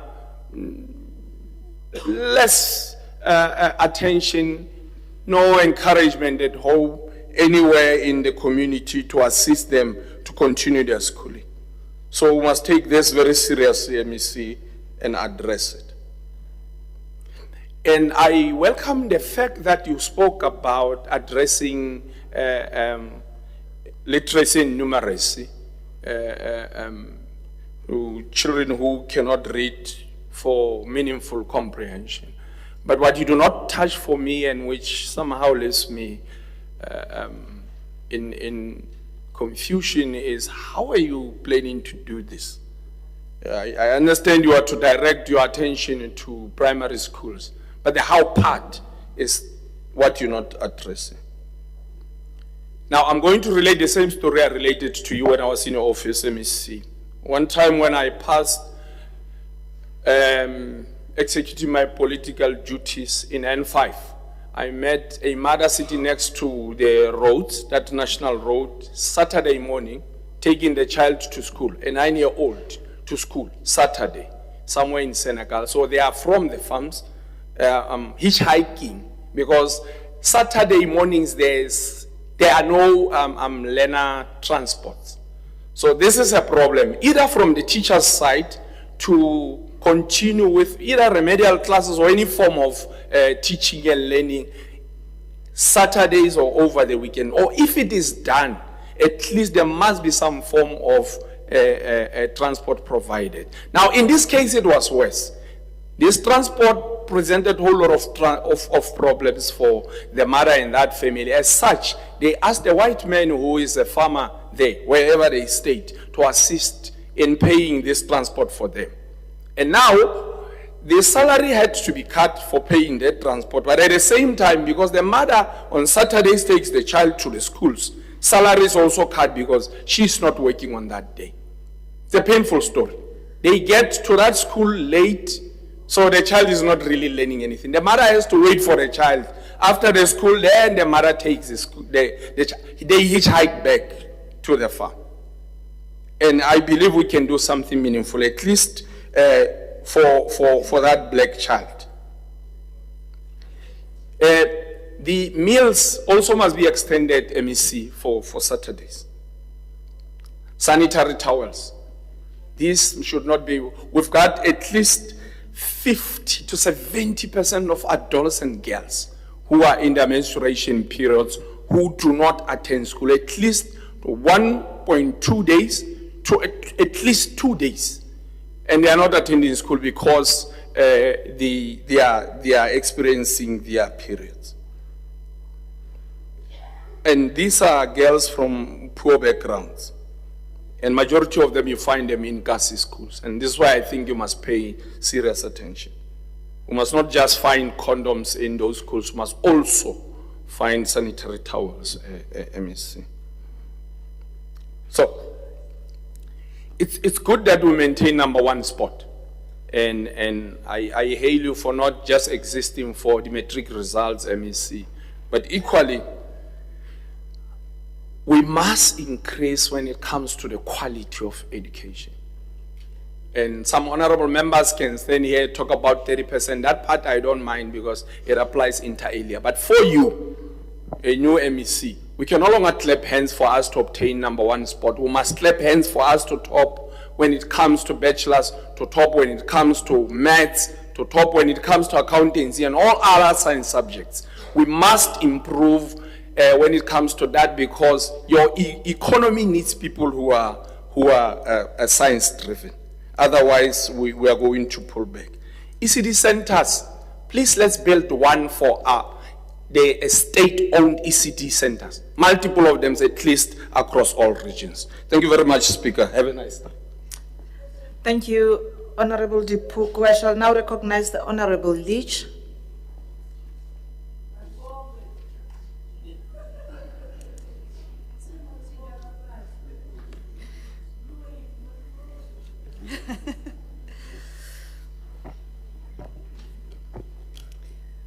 Honorable Deputy Speaker,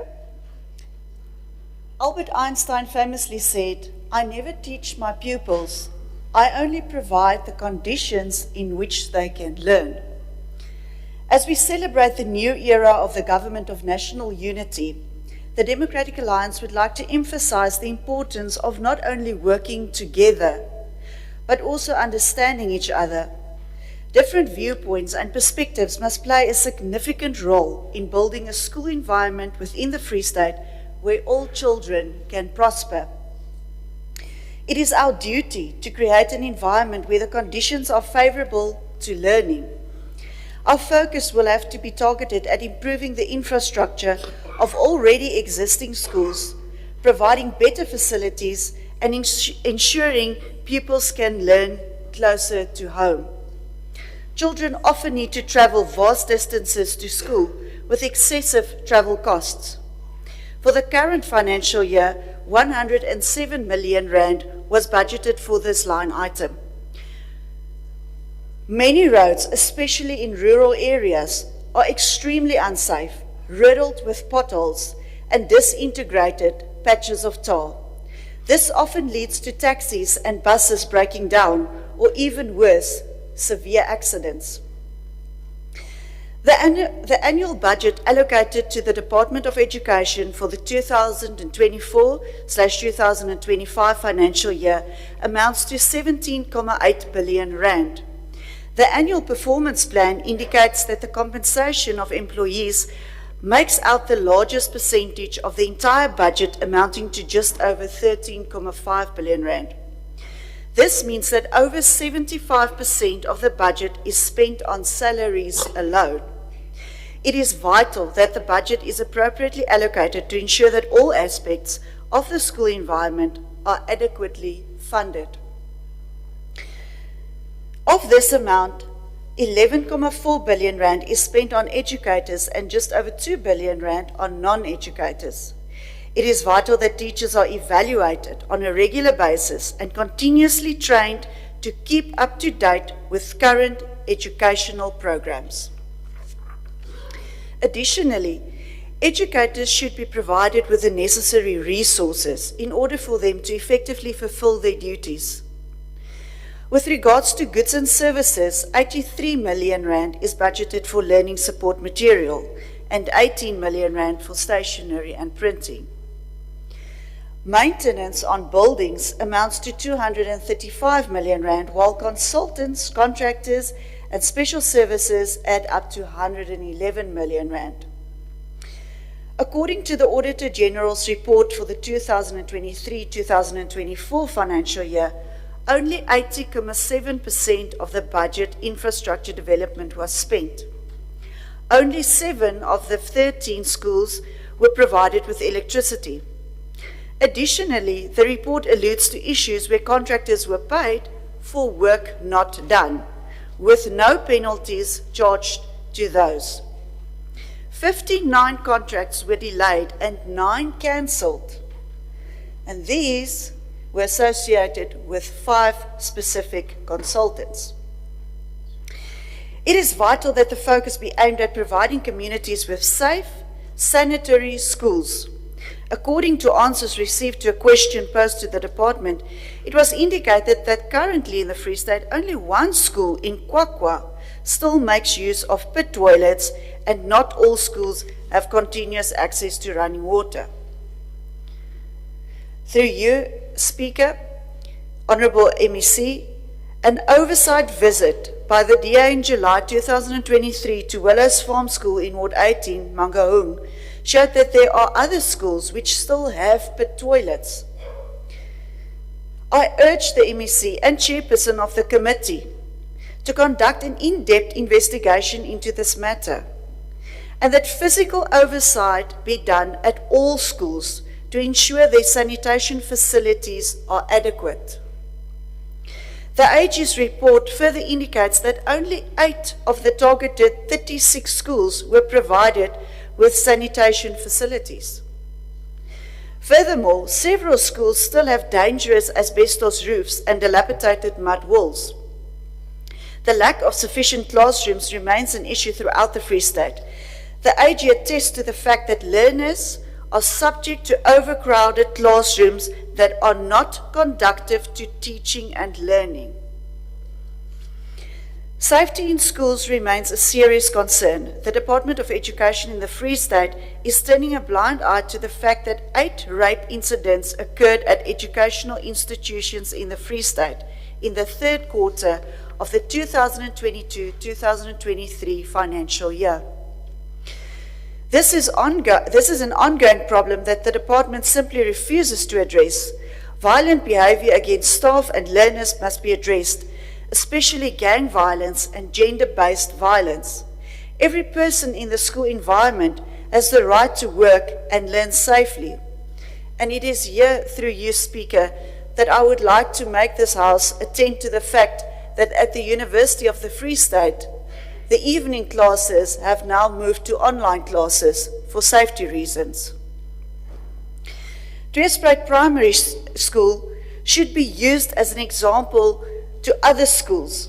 With an excellent track record, resources such as an ICT center, together with extra math and reading classes, it is understandable that the number of scholars far exceed the school's initial capacity. And I want to make mention that this is a quintile 3 school. It is schools like these whose hands should be strengthened by enhancing their ability to accommodate more children. Additional classrooms should be built and more teaching positions awarded. Correspondingly, 203 million rand has been set aside for new schools and 20 million rand for the building of additional classrooms. It is equally important to improve struggling schools and to strengthen those schools that are doing well. Contrary to the success of Tweespruit Primary, management and accountability must be improved in many others. Oversight on aspects such as school nutritional programs is of great importance. The AG report found that the school district did not maintain adequate oversight at the conditions under which the food supplies were, and I quote, prepared, stored, and served were inadequate. Conditional grants earmarked for such programs were not spent in line with the set requirements.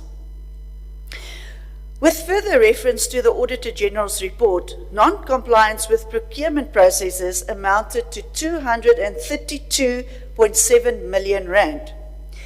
Improper procurement and other financial mismanagement issues strain the budget which needs to be spent on the ground. The Bala Bill will unfortunately not improve education, as it will centralize power to departments away from communities by curbing the powers of the school governing bodies. This will have an immense impact on the admission policies of many schools, which are already exceeding their capacity. Language and the constitutional right to be taught in one's mother tongue will also be jeopardized. While we acknowledge the Free State's top matric pass rate over the past few years and congratulate the pupils, parents, and educators who achieved this, we must also acknowledge that not every child enrolled into grade 1 completed their school careers. In 2022, fewer than 40% of the learners passed grade 10, whereafter fewer than 60% of the remaining learners passed grade 11 in 2023. Thus, if 1,000 learners enrolled in grade 10 in 2022, only 400 pupils passed. Of those 400 pupils, only 240 learners passed grade 11 in 2023. An 89% matric pass rates effectively then means that for every 1,000 learners, only 214 children passed matric. The Democratic Alliance is committed to addressing the causes of the high dropout rate. Aspects such as mother tongue education, classrooms with fewer pupils per educator, access to schools with proper infrastructure and sanitation, effective school management, and the involvement of parents through the SGB will most certainly have an immense effect. This high dropout rate significantly contributes to other issues facing the youth of the Free State. Unemployment. Learners who drop out do so without the required skills to further their training, preventing them from entering the employment market. Taking the above into consideration, it is important to understand that throwing a new law at the problem will not solve it. We need a workable turnaround strategy accompanied by an effective implementation plan. Additionally, the current education system is not targeted towards the future. Children entering grade 1 in 2024 will one day be employed in jobs that do not exist today. The rapid growth of technology must be taken into account and incorporated into the curriculum. At a tertiary level, universities produce graduates in fields where there are no job prospects, merely for the sake of receiving subsidies. Education at all levels must be geared towards ensuring that matriculants and graduates are skilled to enter a rapidly changing job market. Through you, Honourable Speaker, Honourable Premier, and Honourable MEC, we hope that by this time next year, all the we wills will have been replaced by we haves. Education is the greatest force we have to effect change in our communities, and this department must give the children of the Free State the opportunity to achieve their full potential. Thank you. Thank you, Honourable Member. Honourable Sukwebela.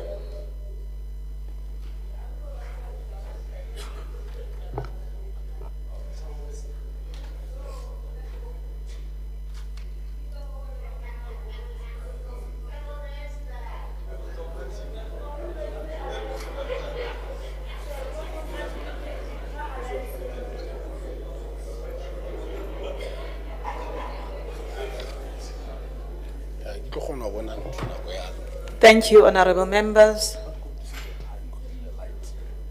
Sorry, the light. Oh, yeah. Thank you, Honourable Premier. Thank you, Honourable Premier. Honourable Deputy Speaker, Honourable Premier Makhwinletsoa Mathai, members of the legislature, members of the Executive Council, distinguished guests, members of the media, SGBs who are present, the parents, and the HODs, greeting to all. First, it is important for me to begin by outlining what is perceived, or what is education, and what is the role of the education. Because when we understand that, we'll understand what is the government of the ANC is doing in basic education. First and foremost, in the society, there are two polar opposite of thought spectra of what is education and what is the role of the education in the society. Today in South Africa, these two dominant views seated at the extreme ends of the thoughts of a spectrum. On the one thought of a spectrum, it is a dominant view that presents education as a site where skilled manpower is produced, meaning those who subscribe to the view and they conclude that education is its primary responsibility is to prepare the mind for the market. In simple terms, meaning to prepare the mind for work. This dominant view, its body of opinion is the bourgeois objective scientific rationale, meaning in simple terms, liberal rationale. They reduce education to educating the mind for work, and it presents education as a value-free. It suggests that education is ideological free, and it asserts that education is a site for acquisition of technical skills only. By so doing, it separates science from the ideology. I want to demonstrate what I'm trying to say. You have been taught for many a times that by mathematics, when you are doing mathematics, that 1 + 1 is equals to 2. However, when you start to add 1 drop of water and 1 drop of water, you don't get 2 drops of water, but you just get water. So what I'm trying to demonstrate here, the reason why we're saying, the reason why 1 + 1 is 2 is because of the pre-scientific assumptions that we are taught to accept. And these pre-scientific assumptions are ideological. This itself is the acceptance of the ideology in education as opposed to free ideology that is pursued by the dominant view that I spoke about. The other view, which is it's a viewpoint that says education ought to lead to self-actualization, and its theoretical anchor is Paulo Freire, a Marxist and a philosopher who was leading the advocacy for critical pedagogy, the one that wrote the famous book, that Pedagogy of the Oppressed.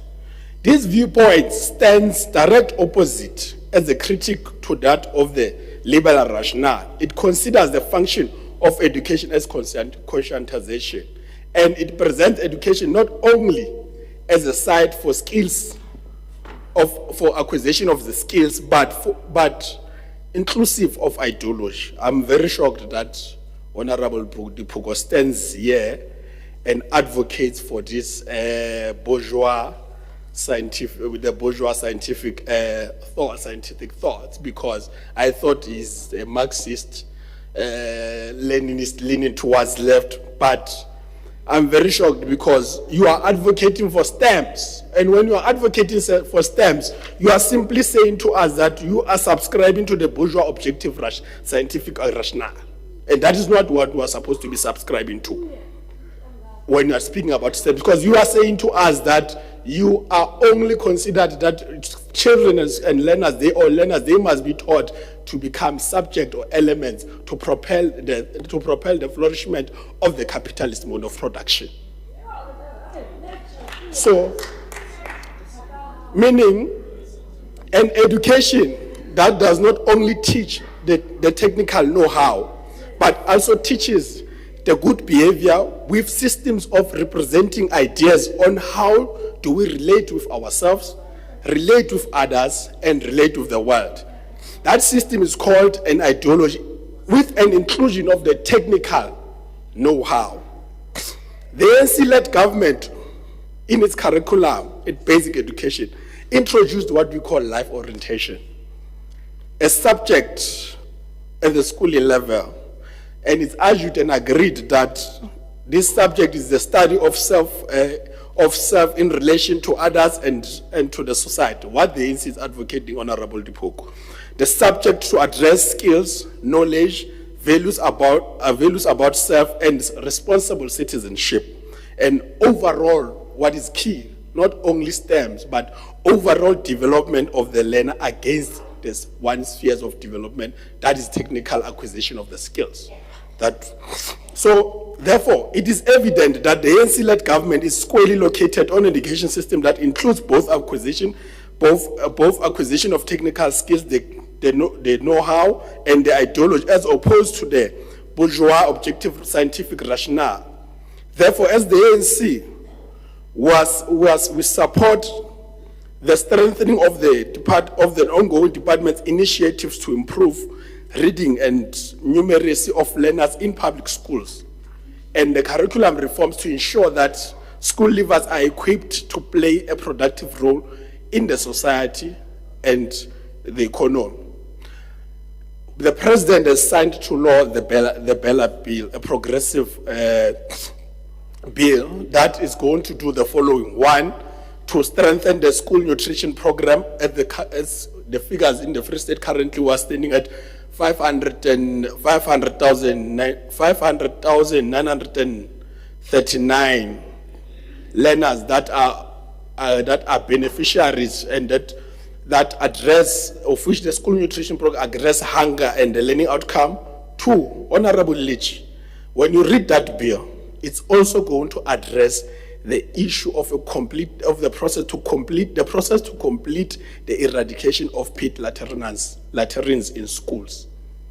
That's what is going to address that bill. And also it's going to be the improvement of provisions of scholar transport in the Free State, of which we have beneficiaries around about 10,782 from 154 schools, farm schools and special schools. And most importantly, in a fast developing technological world of automated machine, the bill will push for integration of ICT, coding, robotics, and AI into our curriculum. I think the MEC has went to town about that. It will not only end there, but it will further focus on human development. In this case, to strengthen the teacher development and support. I think the MEC has said to us that here the department has budgeted around about 49 million for the teacher support and teacher development, and this would also ensure that the universal access to quality early childhood development as enshrined in the 2030 National Development Plan. Moreover, this will include the fast tracking of the certification from grade 9 learners. I would want to, Honorable Klute, to dwell into the issue of the language as a policy of education or preferred language of the police, but we need to be scientific in our approach and we need to be economical. Are we saying that the most spoken language, if it's not an official language, should not be considered to be the teaching language?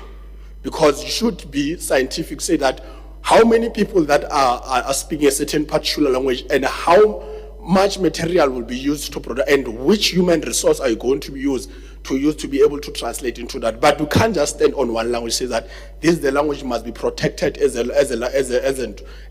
medium instruction or for education. It cannot be. We must, if we are going to debate this issue, we would need a special day and agree to say that let's debate this issue of a language policy. Then we can agree, and including Mayor Honorable Leach. When the Premier says we will, in English class you are taught that is a present continuous tense. So, Honorable Leach, when the Premier says we will, it's a present continuous tense. Things are going to happen. It's not that we agree, but you cannot just say that. I know that Honorable Jacobson says that the speech is with we will be. It's a present continuous tense. There's no any other English than that English. So the other issue, I want to go to Honorable Dipuk. Honorable Dipuk, when you read, I want to be like a teacher. Turn to page 5 when the page 5 of the speech where the MEC speaks about the concerns of a department. Go to bullet 3. Speaks about the participation on STEMs. And let me tell you, science, when you're speaking about science, you are speaking, you want to be detailed, you are not listening what the MEC is saying. The MEC spoke about STEMs, which is science. Science, what does it include? It includes chemistry. It includes your labs. It includes your titration, your solutions, and so forth. The MEC spoke about that. Those are the concerns that are involved. Unless you don't regard science that is inclusive of chemistry, and you want to isolate that. So the other issue on page, when you go to page 5, Honorable Leach as well, on the concerns raised by the MEC, bullet number 7, the MEC stated that there's a delay of a completion of infrastructural project. They lead to overcrowding, Honorable Dipok. Unless you are not listening or you did not read the speech, I am not sure which one is it. But however, that would be what we're supposed to deal with. Okay, the time. Again, we are aware that Therefore, let me come here. Therefore, when we support this budget tabled by the MEC, we are supporting the role education plays in nation building, acting as a cornerstone for socio-economic development, promoting social cohesion and addressing historical inequalities. That's what we are supporting. That is the program of the ANC when it comes to nation building. The Honourable Deputy Speaker, allow me to expand by saying, what is taught at the school, it is not only limited. I want to dwell to the relationship of nation building and education. I must state that it is important to understand the intersection between education, nation building, and patriotism, which is important, particularly, Honorable Dipuk, in shaping the identity, values, direction of the country. So, these concepts, the education and nation building, education as a tool in nation building, it fosters national identity, it promotes the sense of national identity, and including the civic education, which means that inculcate the civic values and responsibilities, not only to teach learners to become subject and elements of a capitalist mode of production. Patriotism and education, the two concepts, instill love for the nation and balancing patriotism with critical thinking. That's what the ANC advocates, critical thinking, critical pedagogy. That's what we are advocating as the African National Congress. So, education role in social cohesion. It means that bridging the divisions. Because in South Africa, we are diverse. And education plays a key role in bridging social, racial, and economic divides. And also, it is very important when you deal with the concept of education and social cohesion that it creates a common vision.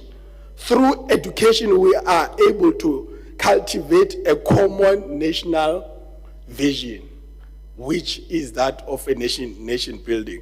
Then patriotism in nation building. It's about to motivate the collective action. And what we understand is that the patriotism can be a powerful tool to motivate the collective action in nation building. And this is when citizens are patriotic, they are most likely to contribute in the national development. Lastly, I would want to take this opportunity to say that would be all, and we support and reaffirm and lobby all members of the opposition bench to support what we have called the progressive budget of building an overall learner development, not sectoral, to propel learners as elements of mode of production. Thank you.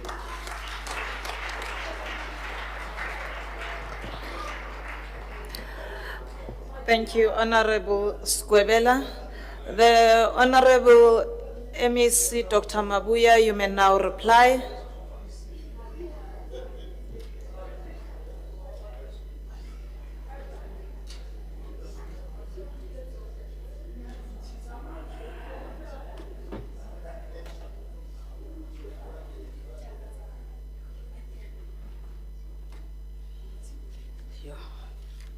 Thank you, Honorable Speaker, honorable members of the Free State Legislature. Good afternoon to you again, everyone. Let me start by appreciating the comments that we have received. Of course, they can only make us stronger. And I also noticed that most of the concerns or issues that were raised are really contained in my speech. But I think I still have to do justice to some of them. Honorable Klute, rightfully so, I think you made mention of the fact that our curriculum is more skewed towards learners who are supposed to go to varsity. Is that what you said? And I think what you are saying is quite correct. That is the reason why we are introducing the three-stream model, because the three-stream model is precisely addressing that to make sure that we give learners options to either do your technical vocational subjects, your technical occupational subjects, or to do academic subjects, with the understanding that mostly those who are doing academic subjects would be the ones who want to go straight to varsity. On the matter of the language, yes, rightfully so, language is supposed to be a resource that enables learners to access education. But what we have currently is that in some instances it serves as a barrier to learning. And it is not in line necessarily with our language in education policy. That's what we call LIP, Mr. Klute. Our language in education policy suggests otherwise. So that is why, amongst other things, we have introduced what we call incremental introduction of African languages in your ex-Model C schools to make sure that all these learners also know your African languages, more so because we do have a lot of African learners who are in those schools. But we are also in the process of introducing what we call mother tongue-based multilingual education, and I'm sure you are aware of that. That is why maybe you raised this. So that will also help us in terms of dealing with the issue of language. But also, when you look at what is in the Bella Bill, the Bella Bill was, amongst others, trying to resolve this matter of language. Because remember that it is your school governing bodies who are determining the language of a school. So if we take powers, those powers from those SGBs, it means we'll be able now, as the MEC for education in the Free State, I'll be able then to change that narrative to make sure that even our learners are accommodated in terms of language in those schools. That's what it is. That's what the Bella Bill is saying. Yeah, it's a problem for those who still use language as a means of excluding our people from education. But it's an engagement for another day.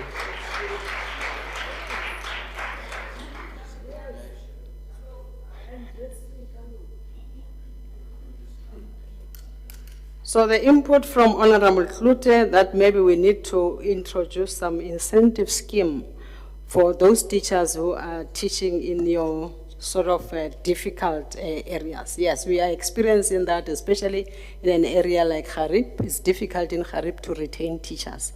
So it's something maybe at policy level that we might want to look at. But I know that our rural education policy actually caters for that. So it's something that we can look into. Honorable Dipoko, you spoke about the quality of education, and I think you would agree with me that I really did mention that in my speech, that we are particularly worried about the quality. With the quality, we mean that even if those learners do obtain a bachelor's, but you may find that those bachelors are not of a good grade. So we are saying that, of course, we have to put measures in place to ensure that at least we improve on the quality of our passes. And allegations of racism, yes, you did raise that with me, but I must say that I've also acknowledged that these are some of social ills that we are experiencing in our schools. And ordinarily, when such matters are being reported, then we would have our multitask teams to respond to those matters. So that one hasn't come to my office. And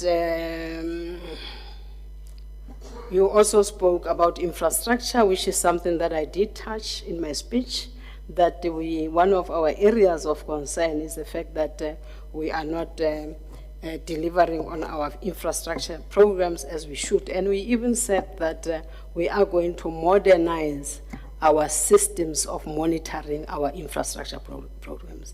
In fact, I've already even said at the department that I would want our infrastructure guys not to be in suits, because how I am suit, it means they would not be able to see what is happening on the ground, and we are worried about that. And we do have, of course, a dedicated program that is funded, that looks at conditions assessment, where we need to go out to schools to go and assess the conditions. But we shouldn't only wait for someone to come and assess the conditions. Those who are in schools, our SGPs, our teachers, our principals must be able to report on this. And a circular will soon be going out to districts whereby we will be opening a line of communication between the schools and the office of the MEC with regard to infrastructure projects. So we'll have a dedicated desk to look into that. And infrastructure, yes, I did that. Your science labs, this is something that we have to look into because these labs have to be used. And then your 4IR, I think it's broader than just your Wi-Fi. Honorable Zama did, I think, allude to that. The fact that it's broader than just having Wi-Fi. It's also about, you know, the type of capabilities that we are bringing in, leveraging on your fourth industrial revolution. And I think that will also be looked into. We have introduced a pilot, we are piloting coding and robotics. We have already said that. We are also, there are schools in Lejolipuzo, I think Lenaking would be one of them, where teachers were trained on drone pilots. So there is some work that is being done. It's just that with the limited time that one has, we were not able to touch on everything. And the meals to be extended to Saturday, I think it's a policy matter that can be taken to the right platform. And then the sanitary towels, we do have a program which is funded that deals with this. It's a grant that we are using to deal with this. Honorable Leach, I think most of the things that you also mentioned are in the speech. And we also try to demonstrate how some of them will be dealt with. So the issue of the COE in terms of the fact that we are in the business of teaching and learning. And teaching and learning inherently is labor intensive. So it's not a surprise that 75% of our budget goes to COE. It's not by accident. Then AG's findings, normally when we get these findings, I think we are telling us about things that we already know. So we'll be having a clear plan on how to deal with AG matters. So I know that you are in my portfolio, so you'll be able to hold me accountable on how we are dealing with some of the things that you have raised.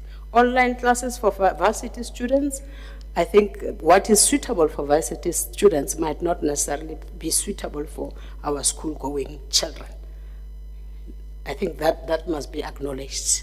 We might have to use that platform maybe for our older learners, but remember that we said now we want to look at the entire system so that even our primary schools do benefit from whatever resources that we are putting in place. Infrastructure, 80% not spent. This is precisely why we acknowledged that we have a concern around the delay in the completion of and we said also that we are going to begin now to monitor our projects conscientiously so. And with the GEC, the General Education Certificate, I think what you raised is what the certificate is trying to deal with, so that when these learners exit the system at grade 9, they should be having the necessary skills that will make them to be marketable. Thank you, Honorable Speaker. Thank you, the Honorable MEC Dr. Mabuya. The reply by the MEC concludes the debate on vote 6 on education. Honorable members, this brings us to the end of the business of the House today. Before the House adjourns, I wish to make the following announcements. The honorable members and guests should remain seated at their allocated seats as the Sergeant at Arms, the Deputy Speaker, and the Secretary leave the House. The guests should remain at their allocated seats while honorable members leave the house. All guests are invited for lunch. Everyone will be served lunch at the Marquee Hall, that is inclusive of the honorable members. Our guests would exit, and the Marquee tents are towards my left-hand side at the back, and the honorable members would use their exit and walk to the Marquee tent. The House shall now adjourn until Friday, the 16th of August 2024 at 9 o'clock at the 4th Ratsal, and the business of the House shall be the consideration of the following budget votes. Vote 10, Community Safety, Roads and Transport. 2, Vote 13, Human Settlements. And 3, Vote 9, Public Works and Infrastructure. The House is adjourned.